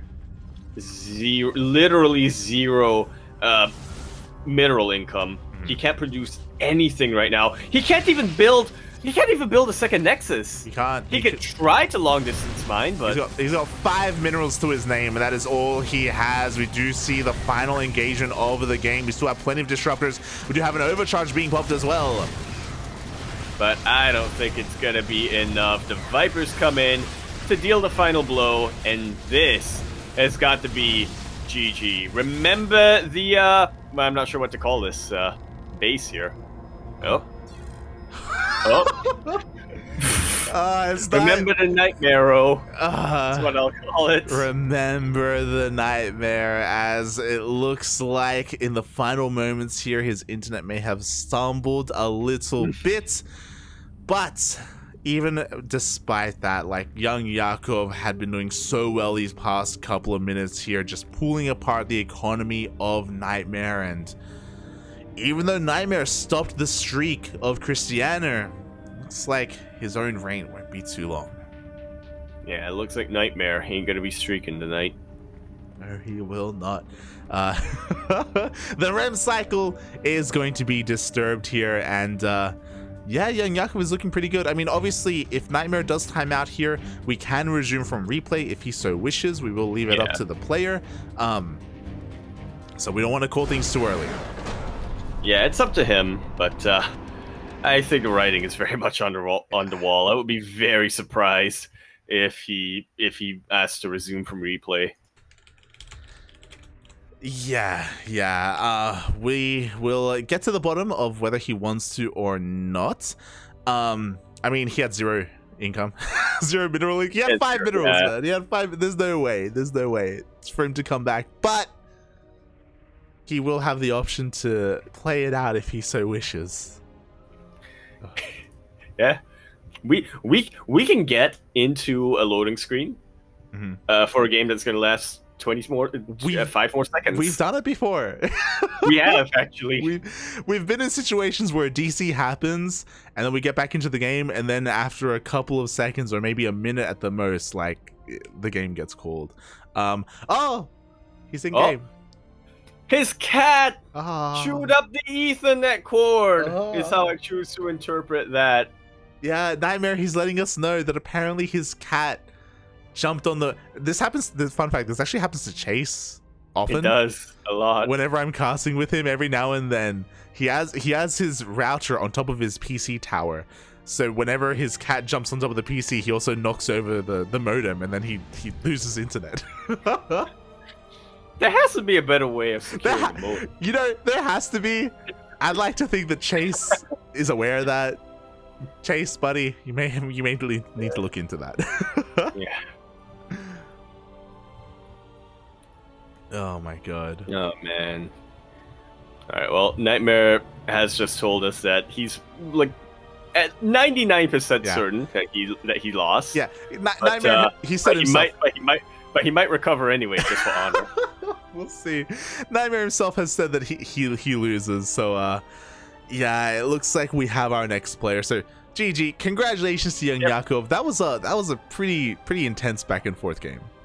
It really was. I still question the move here for NightMare to stick to Disruptors and Colossus rather than transitioning to Skytoss or anything like that. But I mean, it worked out decently for him until it didn't. Yeah, I agree. I think we both saw opportunities where NightMare could have transitioned, where he had a good enough economy and a good enough bank to actually attempt to try and get into Skytoss if he wanted to. But I think it's very clear that he didn't want to, that either he doesn't enjoy that style or he believed in his own ability to make this ground toss composition work, and he wasn't doing too badly. But as soon as those Vipers came out, it did feel like, again, he didn't really have too much of an answer. There was that really cool fight, if you remember, when he got the Novas off and he got the feedbacks off. That was insane. Yeah. But that only happened once, It only happened once, and it happened after all of his mining bases were taken out. Yeah. But who knows? Maybe if he was able to, maybe if he kept going a little bit earlier on, it kept kind of bugging me when we looked at that third base of YoungYakov and it was in red health. I kept thinking, like, NightMare, if you stayed there for 5 more seconds, you would have taken out that base. Maybe. And when the game was that scrappy, when both players were that close economically, killing that base could have been or not killing that base rather, could have been the deciding moment there. 100%. Like, in a game that was that close, any little thing or even big thing would have just swayed the game in such a different direction. And yeah, like getting a kill on that hatchery, or just having a little bit more attention span for his army as well at a couple of key moments. Like, so many things could have happened that would have made the game quite different. But I want to give a shout out to YoungYakov, because NightMare is no slouch. Like, he's a very strong opponent. He even took down Krystianer. So for YoungYakov to bring him down, like, I do want to say that these past couple of weeks, like, he has been getting some really good results. Yeah, definitely I'm hoping anyway, a pretty good sign of things to come here for 2023. It's a fantastic result, and he has been pretty steadily improving, I would say. Exactly. I think the key thing here for YoungYakov will be consistency, where, hey, he can take games from the best players in all these regions, but can he take series, best of 3, and can he do it time and time again? And yeah, I think we're all really excited to see how much further he can go as we have his next opponent. Indeed, we do. It's going to be another one of those Sentex boys. Oh yeah, we had NoMercy earlier, but now we have the youngest of the Sentex boys. It is going to be really? SharKRippeR. I don't know if he's youngest age wise, but he's like the newest. He's like the freshest face. Freshest face. Tis the babby. Yeah. Spice. He's the baby Spice. Yeah. Until another player joins. Mm-hmm. Then he's a scary Spice. There you go. So yeah. I'm sure that's how it works. We've been casting a lot of SharKRippeR in these OSC King of the Hills, and he's had some success definitely, but he's still looking to really solidify himself. I do think that for the time being, I think he's probably one of the weaker of the Synthex boys. I think NoMercy and Soon have had a little bit more success so far in their careers. Well, he's the youngest, Has to grow a little bit. He does. And once he starts growing, he won't stop. He won't, yeah. To hit that spurt, and he's got to hit it hard. We need a show match between SharKRippeR and Demi. SharKRippeR and Demi, yes. The Shark versus the Ripper. Oh my god. In my mind, he called himself SharKRippeR in preparation for his eventual match against Demi. Oh yeah. Demi is the reason why he named himself this. There's no doubt about it in my mind. But yeah, it's always really cool to see him and see his improvement week after week. What does he have in store for us here in this TVZ? I'm excited. I said this last week, I believe. SharKRippeR, we see a lot of his TVT, we see a lot of his TVP. We don't see him enough against Zerg. Ooh, really? Yeah, I think about it. It hasn't happened that often, but now we're going to be jumping into that. Oh, we are, you can hear the beeps. We are loading on in to one of the current maps in the map pool. Yeah. 2,000 atmospheres, but lame. It is still under the sea, at least. Ah, I see what you did. On that one. It is fitting for the shark play. Yeah. Oh, true. We are now going to be jumping into data under the sea, I believe for the first time today, which is surprising, but appreciated. We are spotting in the bottom left-hand corner map, over here in the bottom left-hand corner, where we have our red Terran player coming out from the land of Germania. He is, of course, going to be representing Synthex. He is SharKRippeR. And spawning in the top right-hand corner of Data Under the Sea, we have his opponent, the blue Zerg player representing CSO Esports. Oh my god, going for a pull first. Ooh. It is YoungYakov.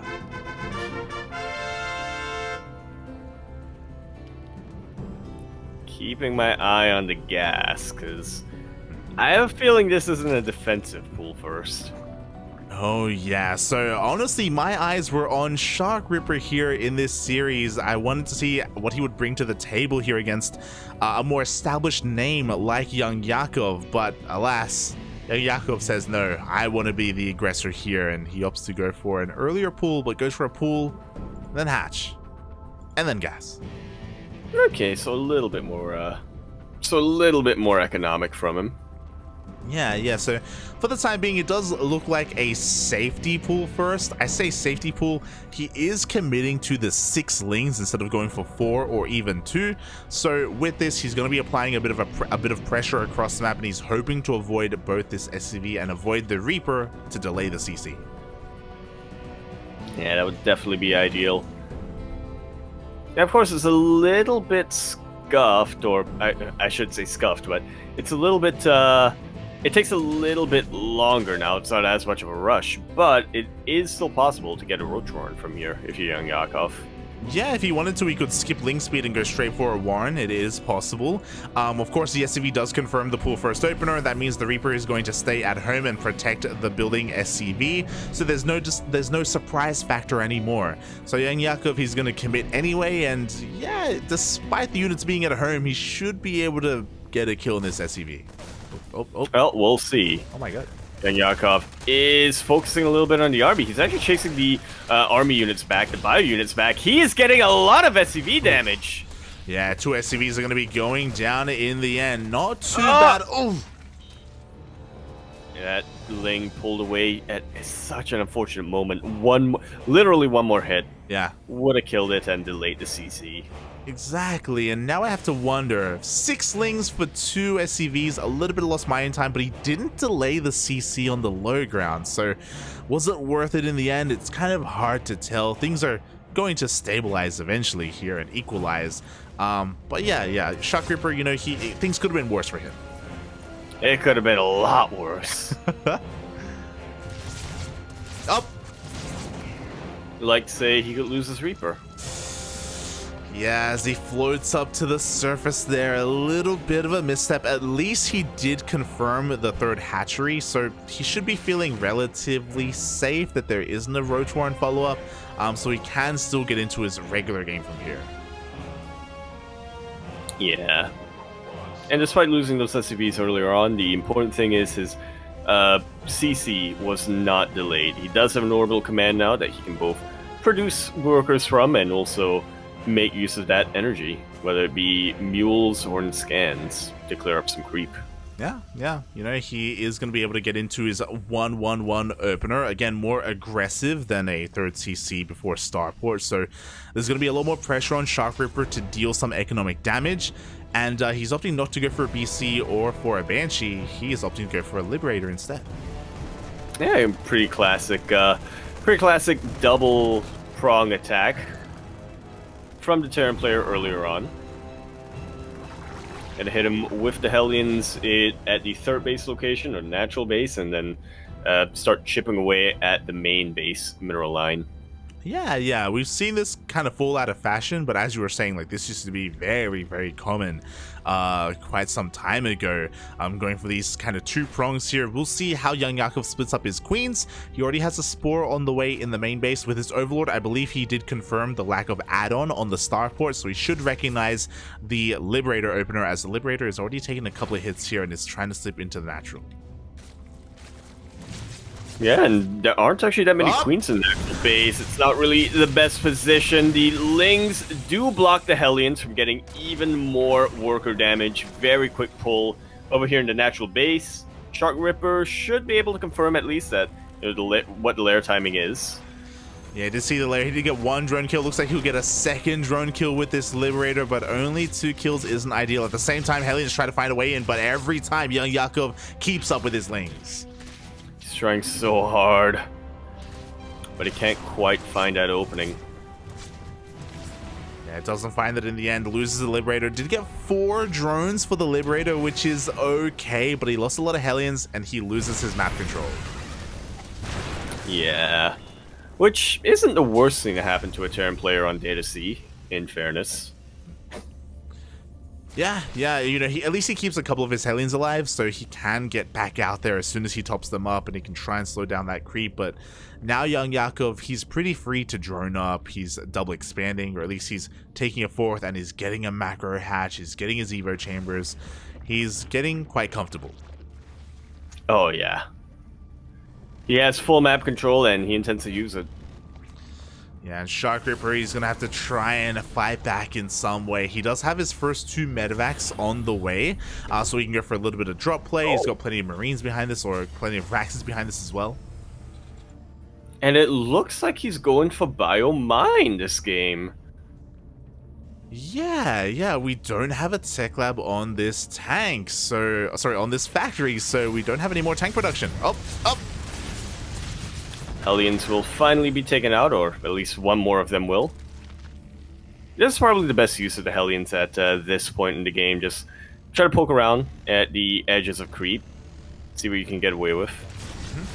Yeah, he picks up a couple units here and there. Another Hellion is going to be going down. The tanks do siege up behind this. They're not quite in that kind of ideal position, hugging this wall quite yet, but there we go. They are headed there. SharKRippeR, he knows how to abuse this location. He will be within range of this hatchery, but does he have enough to protect these tanks? Well, we shall find out. That's, I guess, one of the downsides here of positioning your tanks there. It's a ranged hatchery, but it doesn't fully cover the choke point. With stim and moving off of creep, SharKRippeR is able to avoid the Banelings. And I think he may have just enough to keep this going. Meanwhile, there's a massive counterattack in his natural base. About to be in his main base. He is losing every single SCV he's got and hasn't been able to reciprocate across the map. Yeah, his push gets shut down and he loses every single worker, not just at his natural, but also at his third base as well. 33 SCVs have fallen. And in one swift move, YoungYakov just completely shuts down all things Terran. He can camp the production now. He is camping the Oh man, and then he's gonna continue to reinforce, yep. Yeah, everything is flooding across the map, and SharKRippeR, he didn't have the most amazing opener, and we saw, unfortunately, the wall was not a wall, and YoungYakov just took full advantage of that.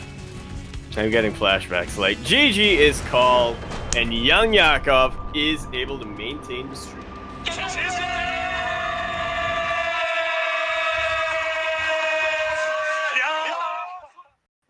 I feel your pain, SharKRippeR.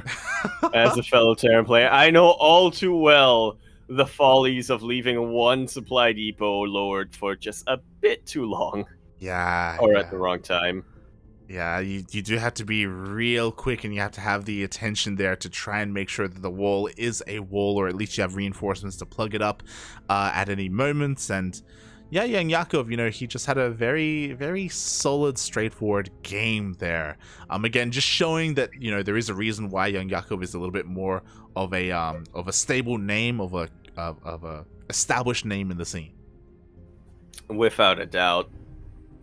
I can't believe it, like, we miss the Destiny match by one opponent. Because as we're finding out now, our next opponent, or YoungYakov's next opponent, rather, is in fact gonna be Demi.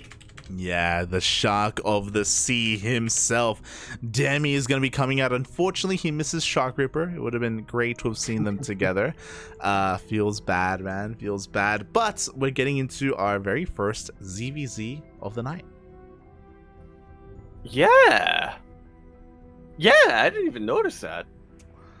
There we go. And on top of that, YoungYakov is also the first player to actually have a bit of a win streak, other than Krystianer, of course. No one else has been able to really get the ball rolling. I say no one else, it's only been NightMare.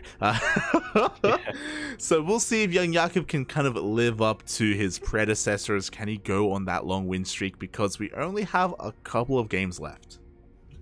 That is right. I believe Demi is the fourth final contender here, and then we have 3 more after him. So YoungYakov is 1, 2. So yeah, if best case scenario, YoungYakov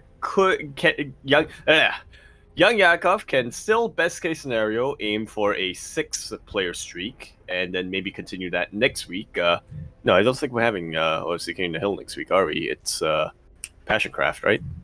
Yeah, I believe we may be this. I believe Eddie could correct us, but I believe this is the last OSC King of the Hill of the year.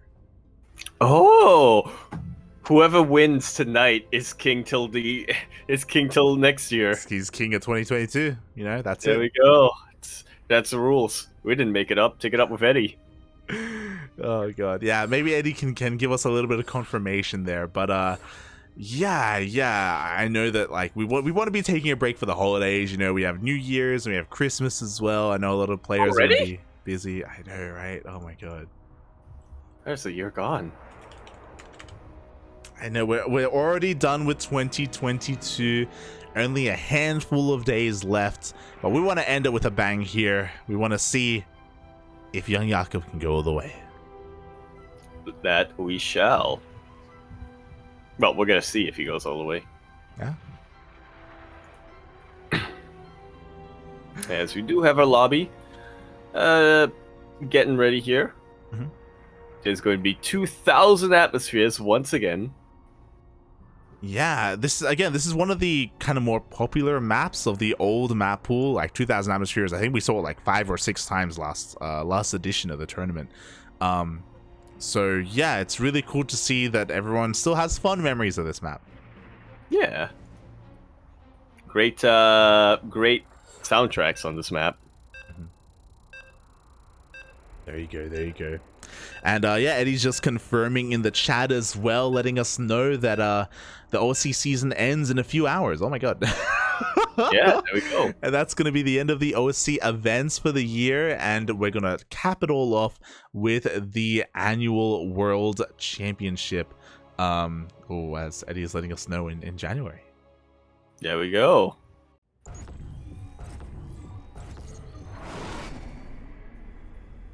Just let you ruminate about it being the end for a little while there, as we get into 2000's atmosphere, LE, and if you want to come take a ride with me, kind of forgot. I can't really replicate how that song goes Must here. be the money. In the bottom left-hand corner of the map, swatting all the way in that bottom left-hand corner, we have our red Zerg player coming out from the land of India. He is, of course, going to be representing Alpha X, the shark himself, who patrols the waters of that Bermuda Triangle. He is Demi. And spawning in the top right-hand corner of 2000 atmospheres, we have his opponent, the blue Zerg player, representing CSO Esports, and the current king of the hill. It is YoungYakov.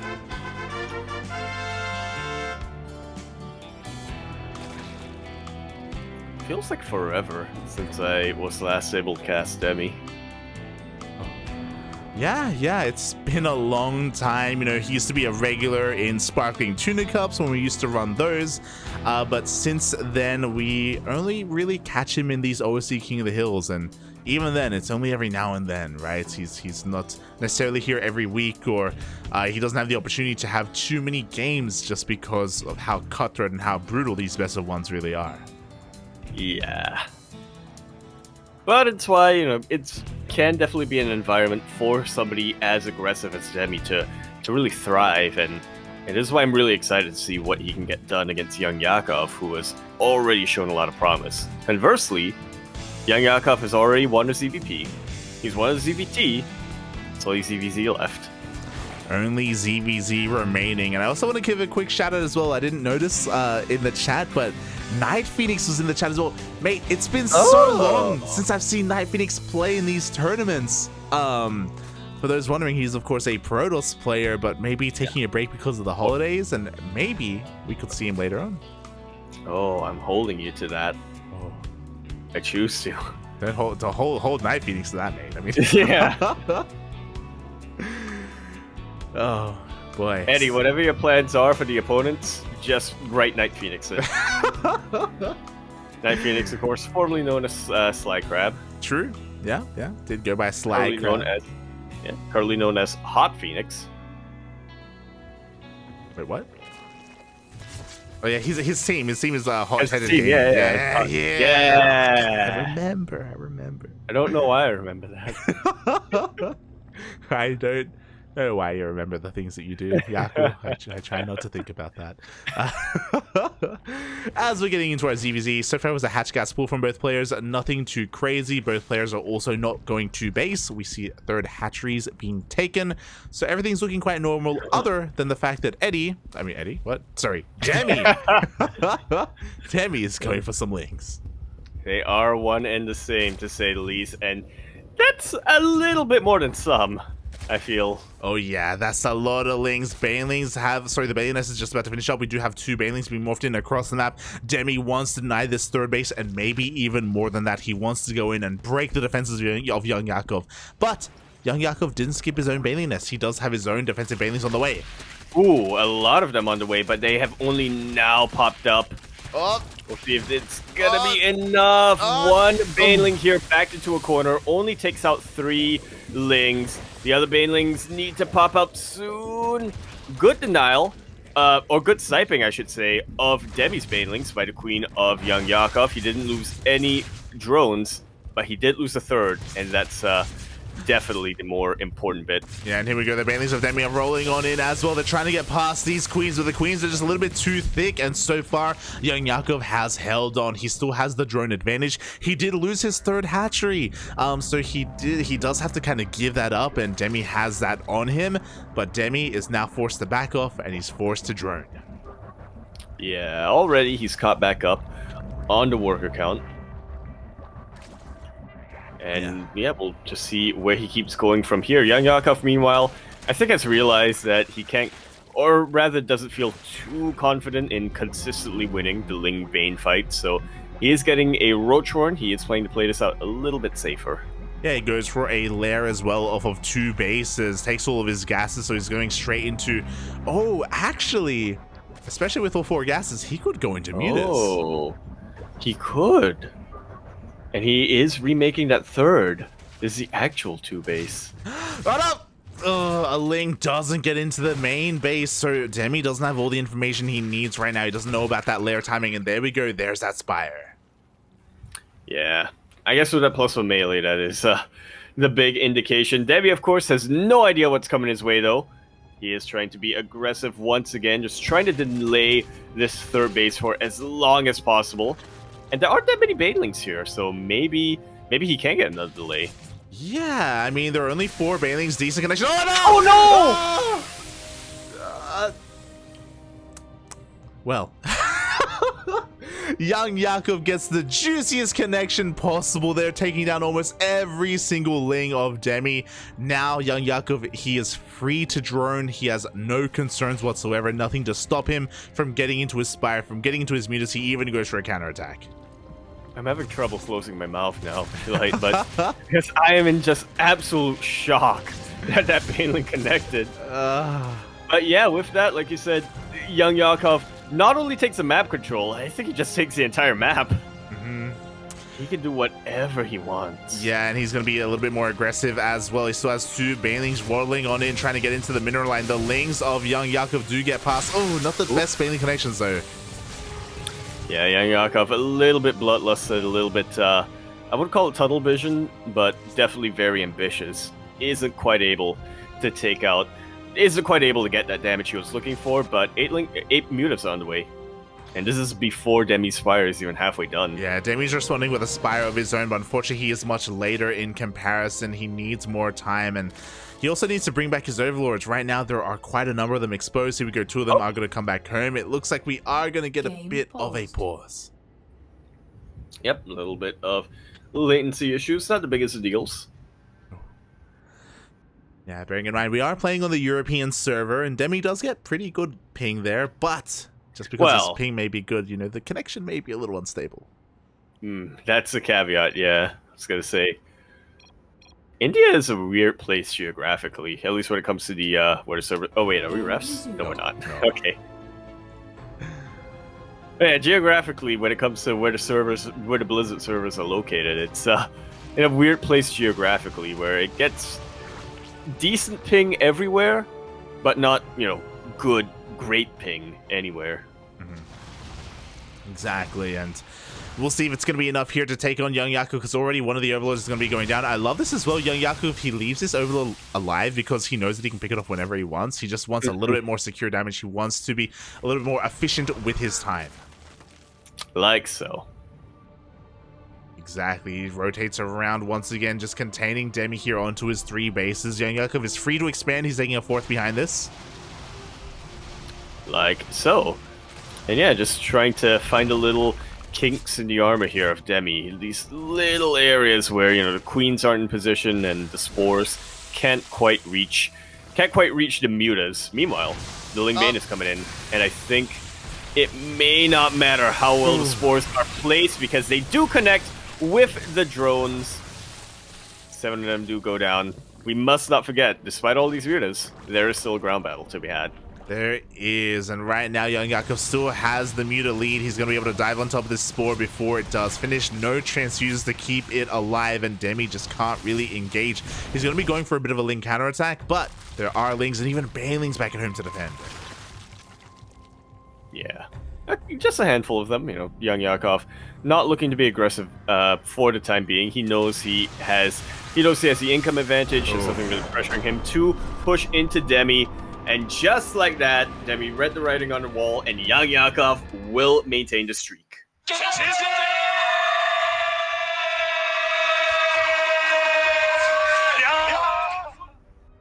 There we go.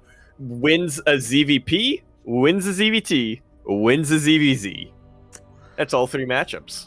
All 3. There's no such thing as TVP. All 3 matchups. GG, well played. YoungYakov completely shutting down the aggression from Demi. A lot of it probably did come down to that insane Baneling connection and being able to just comfortably transition into Muta's. Like, Muta versus Muta is a really difficult thing to pull off, especially when you're that far behind in the Muta count. We saw how late the Spire was for Demi. We saw that he was forced to morph in more Lings and more Banelings than he would have liked to defend against the aggression of his opponent. And yeah, it's just really, really difficult to be in the position that Demi was in. And we saw that he was like, I can't even play this out. It's like it's too far behind. Oh. Yeah, I definitely do think that, despite being behind on the Muta count, Demi was doing everything he could have to make up for that deficit. He really, he had the spores, he had the queens. He was really, really trying to bait YoungYakov into spore range, and that's exactly where he wanted to fight. But like you said, sometimes you just can't win when you're that far behind. Yeah. Specifically in a mirror matchup, I think we should preface, because you have the same tools as your opponent, so it can be, the comeback mechanics are a little bit harder. You can definitely argue that maybe you can try to out Ling Bane your opponent and try slip some Banelings into a mineral line or something, but when specifically against Mutas, your opponent has so much map control and it's so difficult to get any counterattacks across the map. Yeah, with Ling Bane, you can try to force your opponent to make a mistake. It's very, very... What's the word I'm looking for here? It's very fast-paced, and even the slightest mistake will cost you massively. But you can't. There aren't really that many opportunities to do the same in Muta versus Muta. Yeah. It's not as much micro potential. I guess that's what I'm trying to get at. So with that, YoungYakov, he gets another win on the board, and now there are only 3 more players that can stop him from getting all that money. Yeah, one of them, of course, is our blue Protoss player coming in over here as we load into data under the sea, where, of course, in that bottom left-hand corner of the map, spawning all the way in that bottom left-hand corner, we have our blue Protoss player coming out from the land of Poland. He is related to the king, or not the current king, but the previous king. He is on Team Blazer, representing Team Blazer. He is Ziomek. And spawning in the top right-hand corner, we have the current king of the hill, the usurper himself, representing CSO Esports. It is YoungYakov.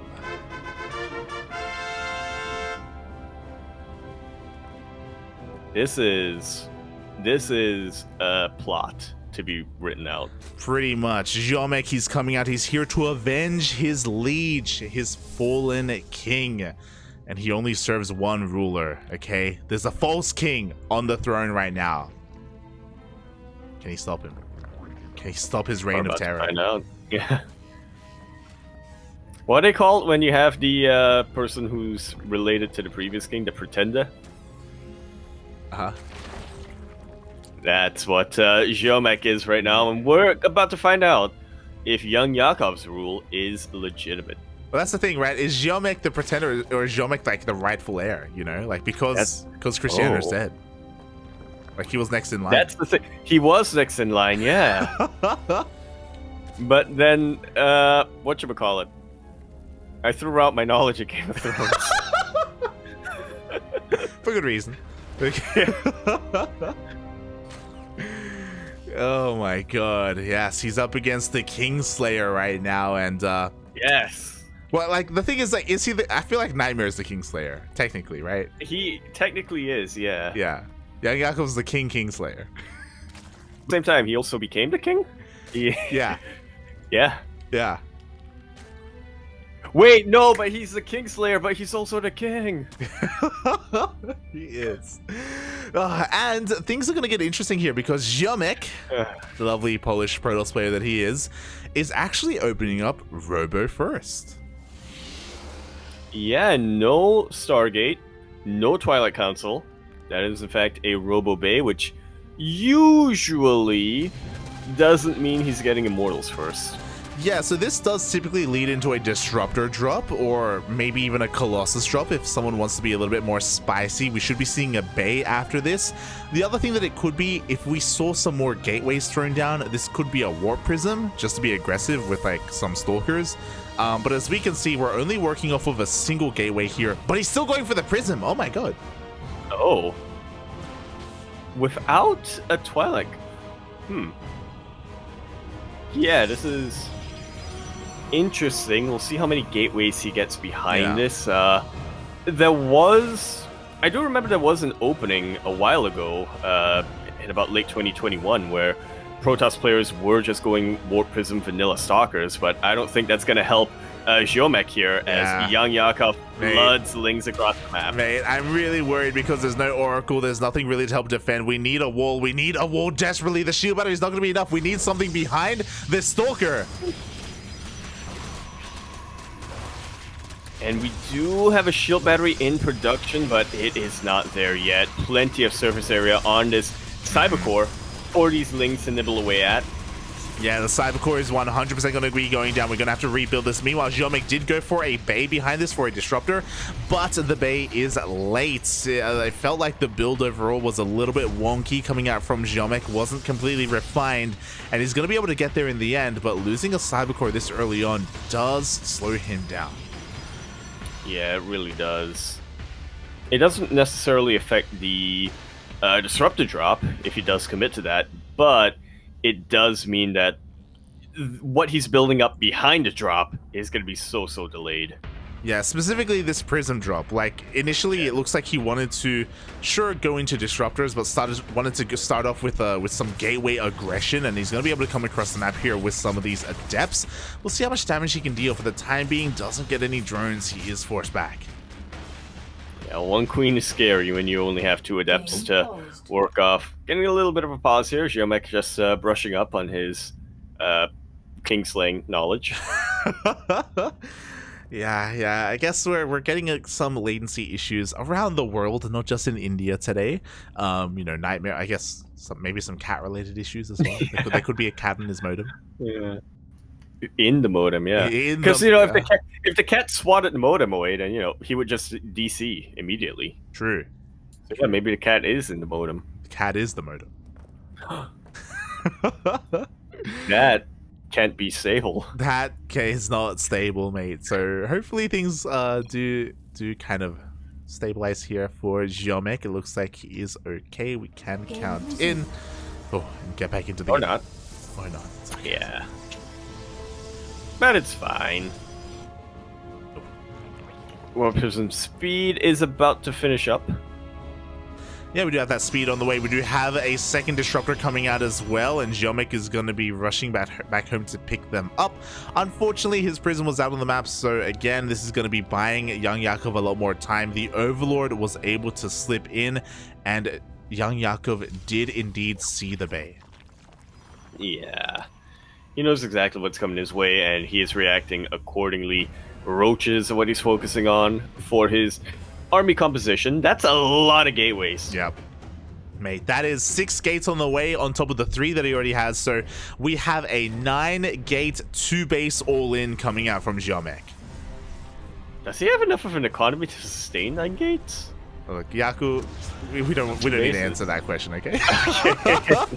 Okay. That involves too much math. Don't worry about it, mate. Don't worry about it. We do have both Novas going No, on. the Warp Prism! The Prism is zoned away, and that means that these Disruptors are stuck. Yeah, one of them will be recalled, but the other one was a little bit too far away. Things have just gone from bad to worse for Ziomek. Yeah, exactly. Without that Prism, I mean, he does keep it alive at least, but that Disruptor just represented so much power in this all-in. Suddenly, he is down to a single Disruptor. He's going to have a second just now popping out, and I worry about the health of this Warp Prism as well. He needs it alive to reinforce, and it's not going to take too much to bring it down. Yeah, and once he does, well, combined with that disruptor going down earlier, I think Ziomek loses all of his legitimacy as a ruler. Yeah, to the ground. It's true. Yeah. We do see YoungYakov. He's just getting ready back at home. We do have Roaches, Ravagers, and Lings are going for a counterattack. Ziomek still has a pretty hefty army, especially with these Novas. Again, one Nova is all it takes for things to really swing in his favor. Yeah, and it's not out of the question for him to get that. Did that disruptor get sniped? Yeah. That happened in the blink of an eye. Yeah, it was so quick. I almost missed it. I didn't want to believe it. Honestly. But yeah, the other disruptor will get a decent connection, but again, we're at the point where decent's not enough to cut it. The Lings come from behind for a complete surround. Ooh. Thankfully, you know, at least he is able to juggle the Colossus a little bit, but not when the Biles land on the Warp Prism. GG, YoungYakov's rule is secure.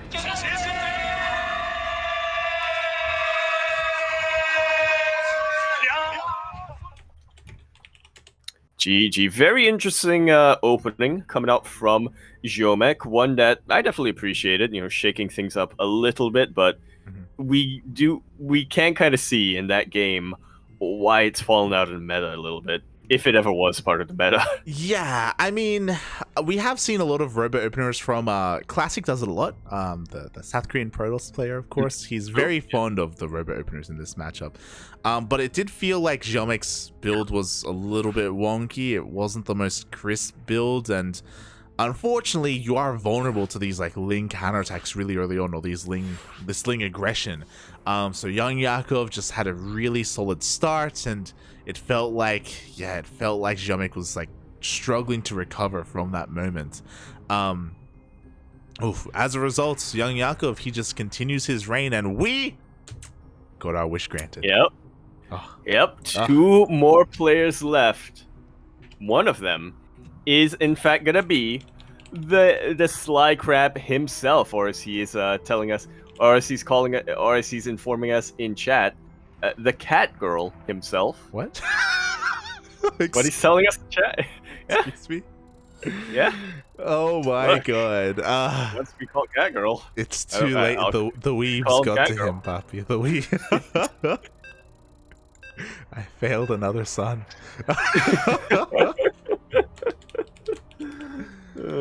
But as you are saying, we are getting into our next matchup here.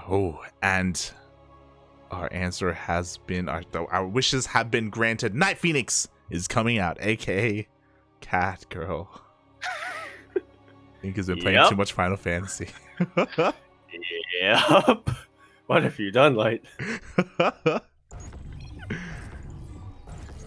So be careful what you wish for. You want more Final Fantasy players. Well. True.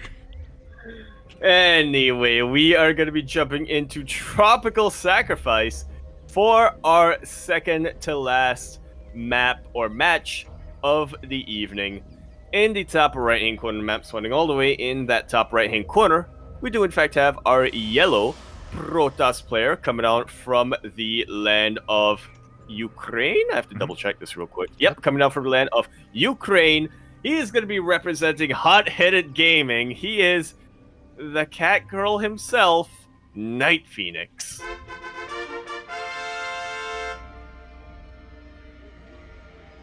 The youth of today. And spawning in the bottom left-hand corner of Tropical Sacrifice, we have his opponent, the Red Zerg player representing CSO Esports, the rightful king of the hill. It is YoungYakov.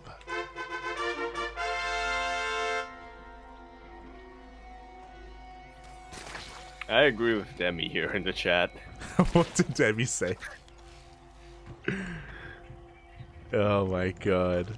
Yeah, maybe is he scared? Is he shaking in his boots? That is a good question. So, NightPhoenix, he is a player that was once a regular a couple of months ago, but I haven't seen him compete too often recently. So I'm really curious to see what his form is like. I know we're in December, you know, Christmas is around the corner. A lot of people are taking breaks in the off season, so that is quite understandable. But now that he's back, you know, what kind of form is he in? Yeah, well, He already gave us the answer to that. His form is cat. Yeah, that's his form. Yeah. There you go. There we go.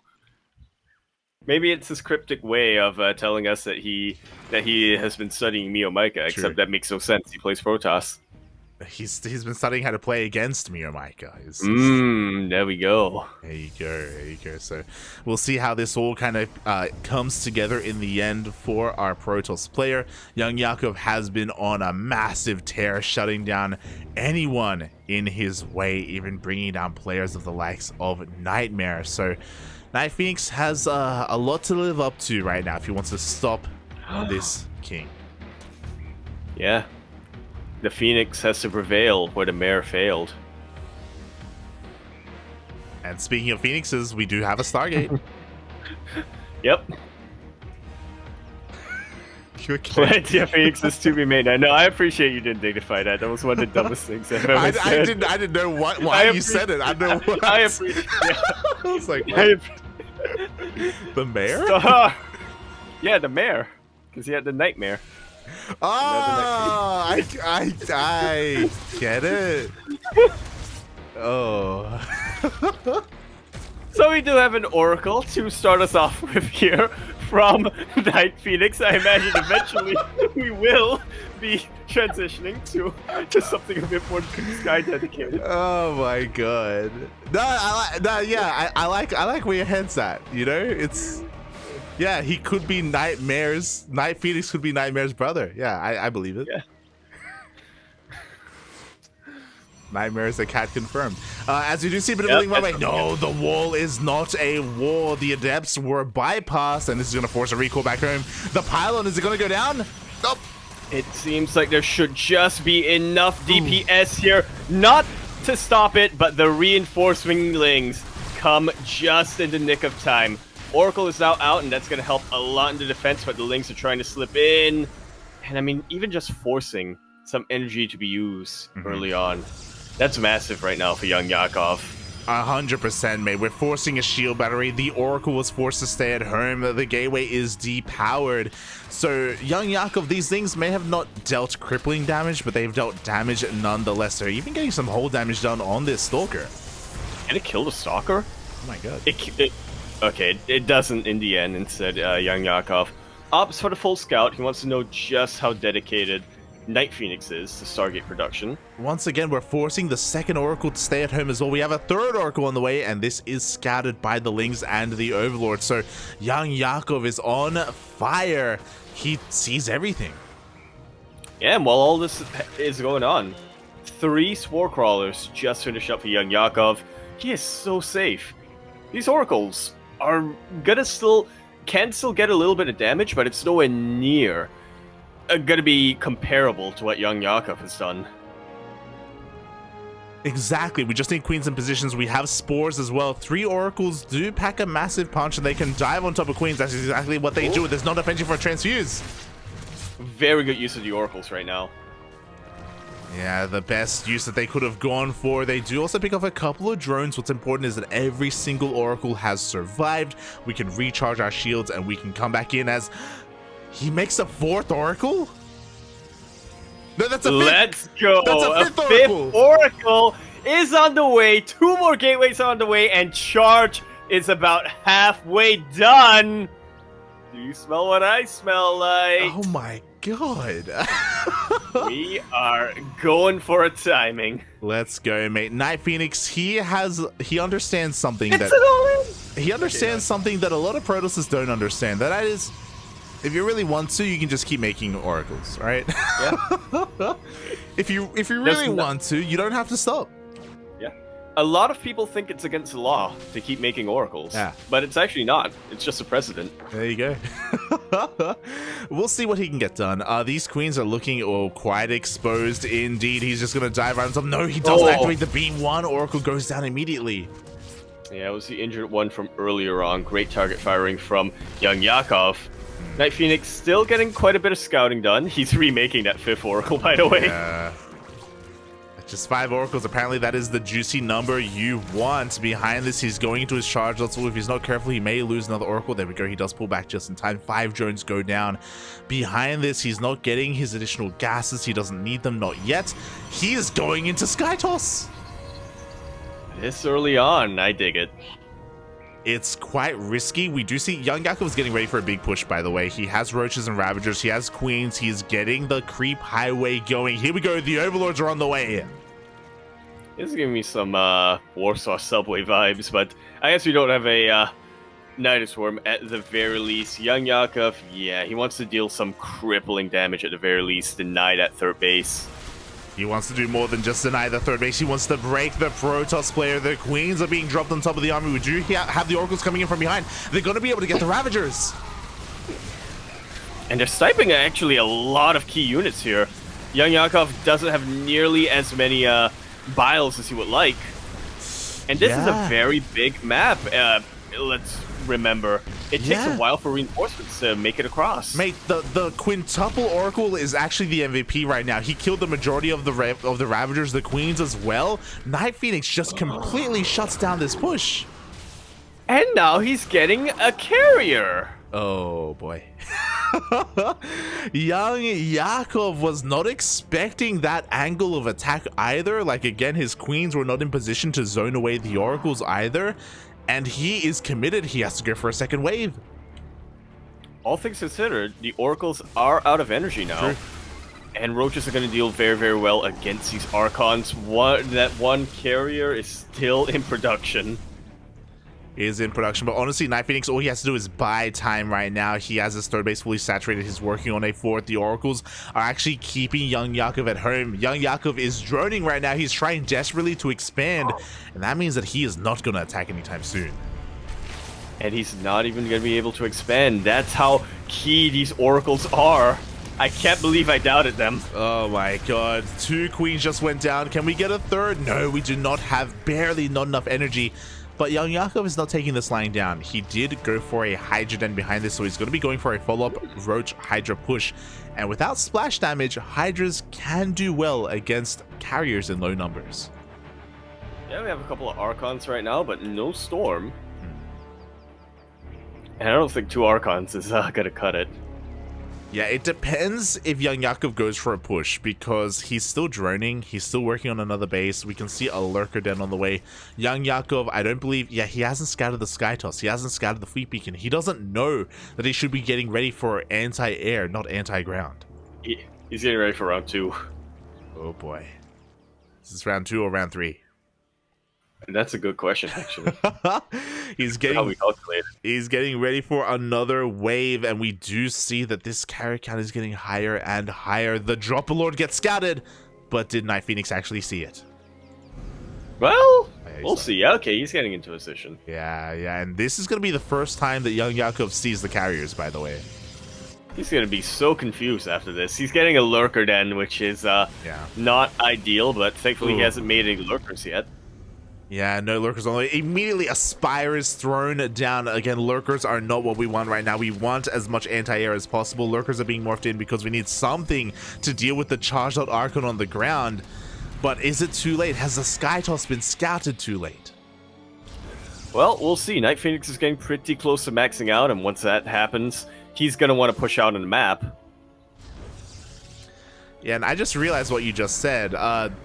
Protoss is maxed out. He's a head 50 supply. This almost never happens. This goes to show that YoungYakov's earlier pushes, he was not looking for a later game. Like, he was not ready to go into the late game, and his economy just wasn't there to support this transition. And now he is paying the price for it. As far as not done yet, these Lurkers are going to have to work overtime to try to zone out the ground army. Full revelation on top of all these Lurkers, and there's nothing stopping the carriers anymore. Wow, and there we go. NightMare may not have done it, but GG gets called. NightPhoenix brings down the King on the Hill. Oof. It was looking so promising for YoungYakov to maintain that streak, and let's not downplay it at all. 4-player streak here for YoungYakov is absolutely massive, but right at the end, NightPhoenix came up with something that he couldn't quite deal with. NightPhoenix was too hot with his cat girl form. His I regret saying that. His cat girls were just a little bit too hot. GG gets caught with a very unique style going into, I believe it was 6 oracles. He had 5 oracles, but one of them died, if you remember, and he had to remake it. So 6 oracles. Charge Lord Archon into Skytoss. Again, YoungYakov kind of sealed his fate when he went for that first push when it came to his Queen Roach timing. Unfortunately, it fell in its face. He did no damage with it. He traded with the army, and he only traded a little bit as well. It was an uphill battle from that moment. It really, really was. And with that, we have 1 contender left. Uno mas, mate. 1 more is remaining, and what a player it is.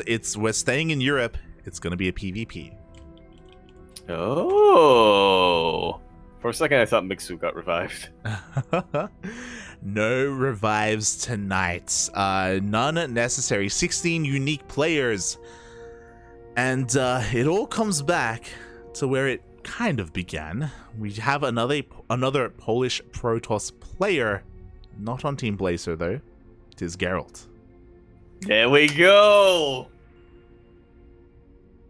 Rip the mustache. Rip the mustache. Oh, he has lost his power, but he may not, or he may have other powers instead. His countryman was quite a leader. Had quite a run. Yeah. Krystianer got a lot of wins earlier on. One of the greatest kings in Polish history. Yeah. He's gonna go down in the history books as a great leader, or a tyrannical leader, depending on how you look at it. Regardless, his reign did last quite long, and can Gerald pick up where Krystianer left off? Yeah, can he win tonight, and then win 9 games next month in a row? Can he bring it home? Or is it the era of the NightPhoenix? Like, it's pretty impressive to bring down YoungYakov. We saw how much of a tear he was going on, and NightPhoenix, after a bit of a hiatus, coming out swinging here. I'm impressed. Yeah. Yeah, it doesn't happen that often, I think, to have two players who really get significant streaks in the King of the Hill for somebody else to just end it in the end. Yeah, it doesn't happen too often here, so really cool to see. And we'll see how much further it goes. I'm just Oh, were you hoping for a different map? I was hoping we get Ice and Chrome tonight, yeah. I see. You have to wait another month for that. Yeah, I'm just now seeing that NightPhoenix has been pretty active, actually. He's been actually very active in the perfect colors. I just realized. Yep. But NightPhoenix has been pretty active in the PassionCraft tournaments. Quite active indeed, and he even recently took down Gerald 2-1. There we go, and now he only has to win the 1. But then again, conversely, you could say Gerald only has to win the 1, so...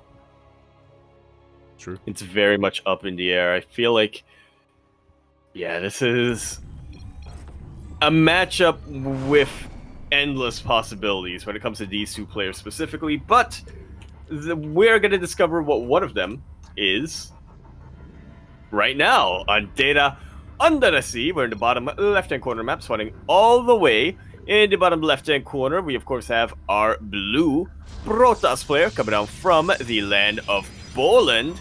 He is going to be representing Storm Gaming. PSG, Messi. He is Gerald.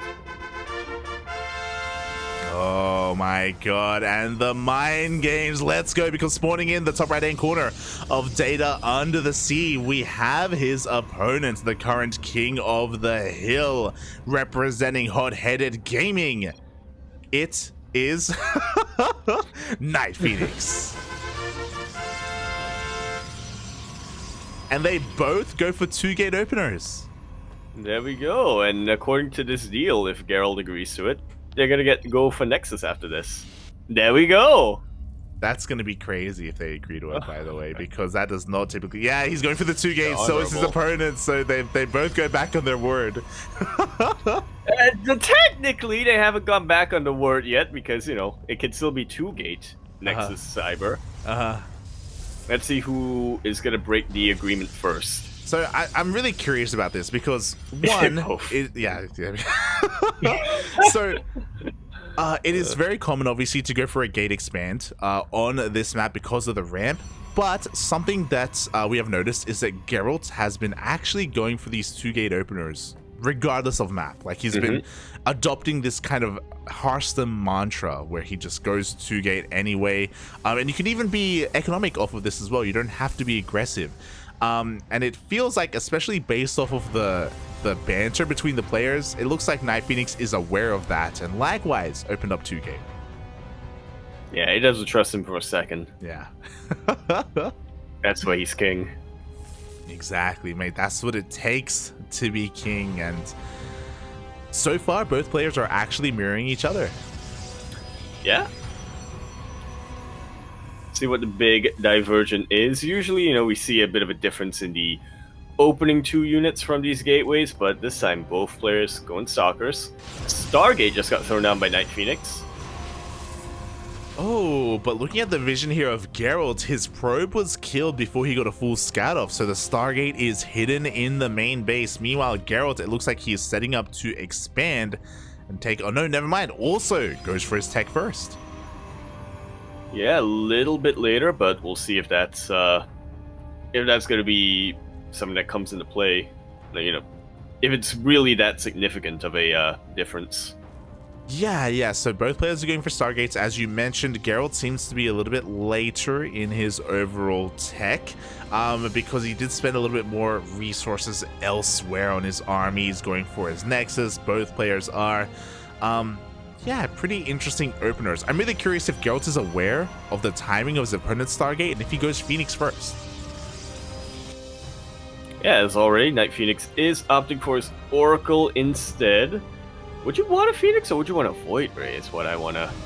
I guess a Phoenix will have more utility later on, but it's a little bit of unfortunate that Geralt finds himself supply blocked. It's actually going to be an Oracle as well. Oracle as well, so both players are wanting to be a little bit aggressive. We do see 2 Adepts actually shade into the main base, force the Oracle to stay at home. Ooh, use up a lot of energy, reveal his hand as well, and on top of all that, 4 probes did go down. Geralt has a pretty substantial worker lead going into this. Yeah, that's a little bit brutal, not gonna lie. Like, Geralt, he doesn't just have a worker lead, he's gonna be able to reciprocate that damage with his own Oracle. We do have 2 Oracles coming out from NightPhoenix, but one of them doesn't have too much energy left. But on the flip side, he does have 2 Oracles. Does have 2 Oracles. Meanwhile, back at home, we did leave 3 Stalkers back at home to defend, so this 1 Oracle of Geralt shouldn't do too much damage, but there we go, he's committed, he does take down 2 probes. Yeah, any bit of damage here for Gerald is going to have a knock-on effect, I think, with how far behind NightPhoenix is. These 3 probes that NightPhoenix killed were probes that he needed to kill, but even then, Gerald has still maintains his lead. Yeah, the probe count is still looking pretty impressive here. We do see NightPhoenix trying to intercept this Oracle, but he doesn't get it in the end, and after all said and done in this mirror matchup, it does feel like Geralt has come out a little bit ahead. Not the biggest lead, but a lead nonetheless. Yeah, one that, if NightPhoenix allows, can just have a snowball effect in the rest of this game. It really can. Meanwhile, I love that Geralt also went for a Phoenix as well. Just 1 Phoenix, and if he does come across the Oracle, he should be able to shut it down. There we go. He does find 1 of them. Yeah, he's going to be forced to come all the way back home. Yeah, despite getting the earlier Oracles, NightPhoenix hasn't really been able to take advantage of that. Yeah, now we're kind of backing off from each other. We're focusing on our economy. Gerald is working on his 3rd base. We should be seeing a 3rd from NightPhoenix soon as well, as we're just going to be chilling for the time being. Even though we had a lot of aggression early on, you know, that things have kind of simmered down for a little bit. for the time being, as the Oracle dips in of Gerald and will be taken out. So that's a little bit of a victory here for NightPhoenix. It's just, one fewer thing to worry about. Yeah, a little bit of a misplay there from Gerald, because that was the high health Oracle as well. For it to go down for free like that, a little bit wasteful. So NightPhoenix, that's definitely something that he needed to go his way. We do have a second Oracle that's about to dip in though, and I imagine that Gerald wants to try and get a bit of a scout off here, because the big difference right now is that NightPhoenix actually never went for a third base. Yeah, Gerald needs to get eyes on that fact. He is scouting with his probe and will confirm NightPhoenix wants to get aggressive. 4 gates on the way for him. Yeah, NightPhoenix is he's going all in on 2 bases. He has a proxy gateway across the map. Immediately we saw more shield batteries and a stasis trap being set up. Geralt, all he has to do is defend, and the proxy location has been spotted. Yeah, but is Geralt going to be able to do anything about it? Oh god, the bait! The stasis ward was absolutely massive. That's what happens when you don't have an Oracle to reveal. Yeah. And with that, now the proxy location is forfeit. It really is. I mean, Geralt is forced to react here to these stalkers, so NightPhoenix is going to be keeping this proxy location alive. At the same time, we do have double Oracle getting into the main base. A lot of probes are going to be going down. Meanwhile, the stasis trap does run out. NightPhoenix is trying to salvage what stalkers he can. Oof. But I don't think it's going to be enough. GG Grats is what he says, and Geralt will be able to come in and restore Poland to the throne of OSC King of the Hill for at least another month. For the year. For the year, yeah, for the rest of the year. And beyond that, for a little bit of next year as well. Waiting for the, just go for it. It was the last one. Go for it. Oh, okay. Yeah, okay. Okay.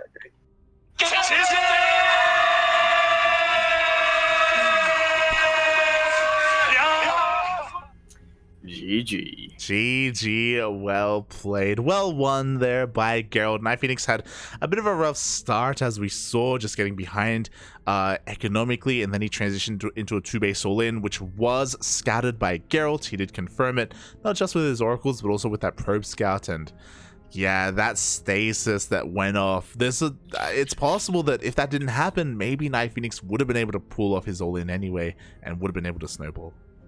I choose to believe that if it wasn't for that stasis ward, yeah, NightPhoenix would have been able to overwhelm. I mean, he could have sniped the shield battery, and from there take advantage of the fact that he had more stalkers and was able to make use of them quicker, because Blink did finish up a little bit faster for him.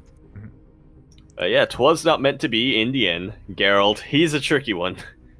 That's why he is the Assassin of Kings. There you go. Congratulations to Geralt. He will be our final King of the Hill for 2022. And of course, this is a tournament series that will be returning next year. Massive shout out to Eddie in the chat, as he is the owner, the CEO of OSC Esports. He does have a lot of passion and love for the game, and he runs a lot of tournaments as a result. OSC King of the Hill, the Masters Cups, the OSC mid-season playoffs, and the main events as well, the annual championships. Puts a lot of support and a lot of love into the scene, and has for many, many years. Oh yeah, I think this is 7 to 8 years running. Maybe not of these specific events, but 10 of the years where Eddie, 10 actually, 10 years of Eddie putting together events through OSC. There you go. So massive shout out to Eddie in the chat. If you want to support OSC Esports, then follow them on the social medias, on Twitter for when their events go live, and you can help them out in other ways as well. This is, of course, a tournament that features OSC Elite members, and you yourself can be a part of the OSC Elite Club if you wish. Whether you're a player or maybe if you just want to support OSC yourself. Hold on, I'll throw down a link here in the chat for their social medias if you want to give them some love and support.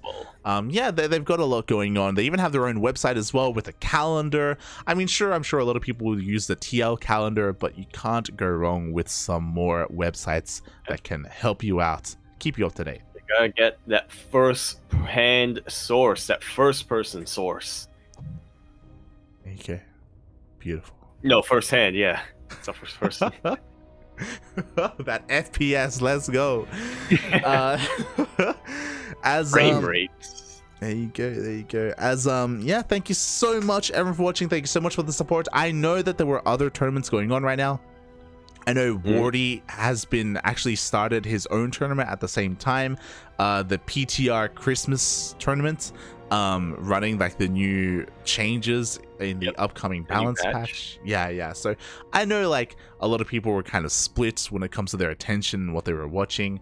Understandable, but for the people that did stick around, thank you so much, and thank you for the support. Thank you. Yeah, it's greatly appreciated coming in here. Makes it all worthwhile. Definitely.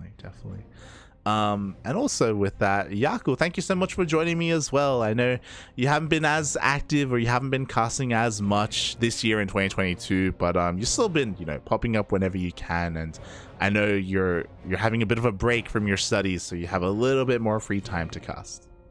Yeah, it's unfortunate that it's also at a time where there's not as many things to cast. But yeah, I'll pop up whenever and wherever I can, not just in this month, but also in 2023 in whatever capability I can. There we go. We're gonna have plenty of StarCraft here on the CranKy Ducklings, regardless of what happens. And yeah, I think the other thing to add, of course, is that World Team League, it was supposed to be tomorrow, but it was announced on social media that the organizers of World Team League are a little bit unwell. They did end up getting COVID, so World Team League is postponed.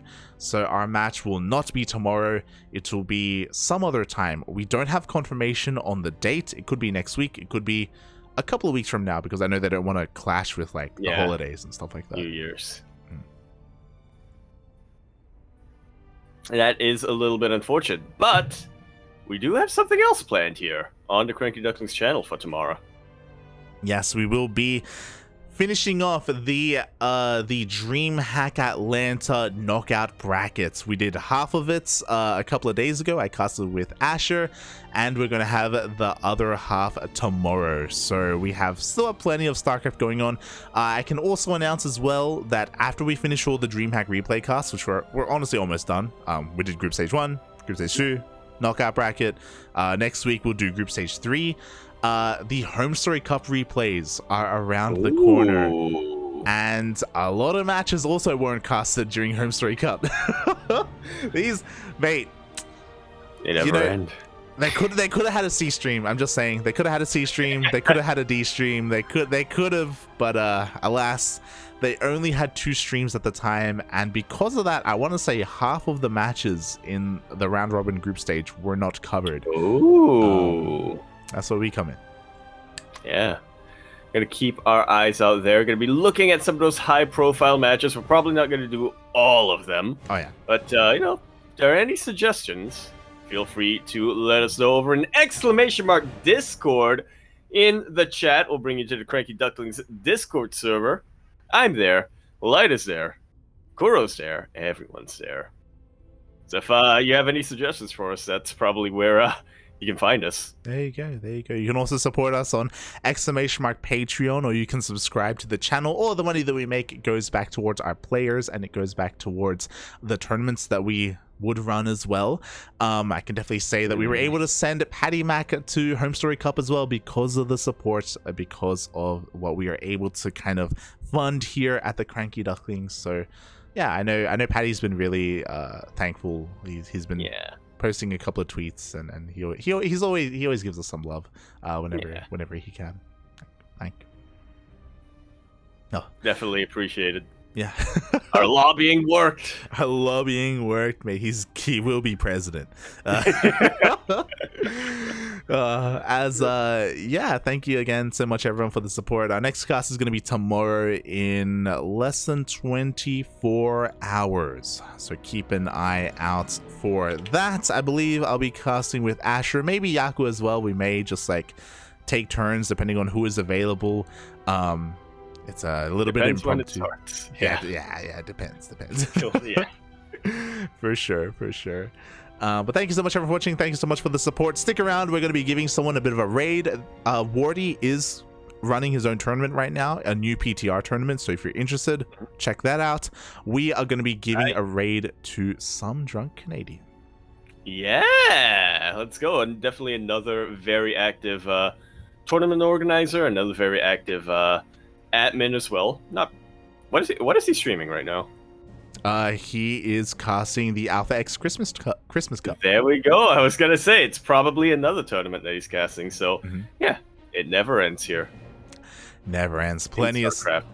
Yeah, plenty of StarCraft going on. So give SDC some love. He is a great supporter of the channel as well, and I know he's been on a bit of a hiatus. He took a couple of months break, focusing on his own career and his own life, but now he's back.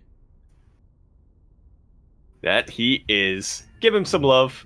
I do apologize. I was distracted a little bit here by chat. Shaking my head.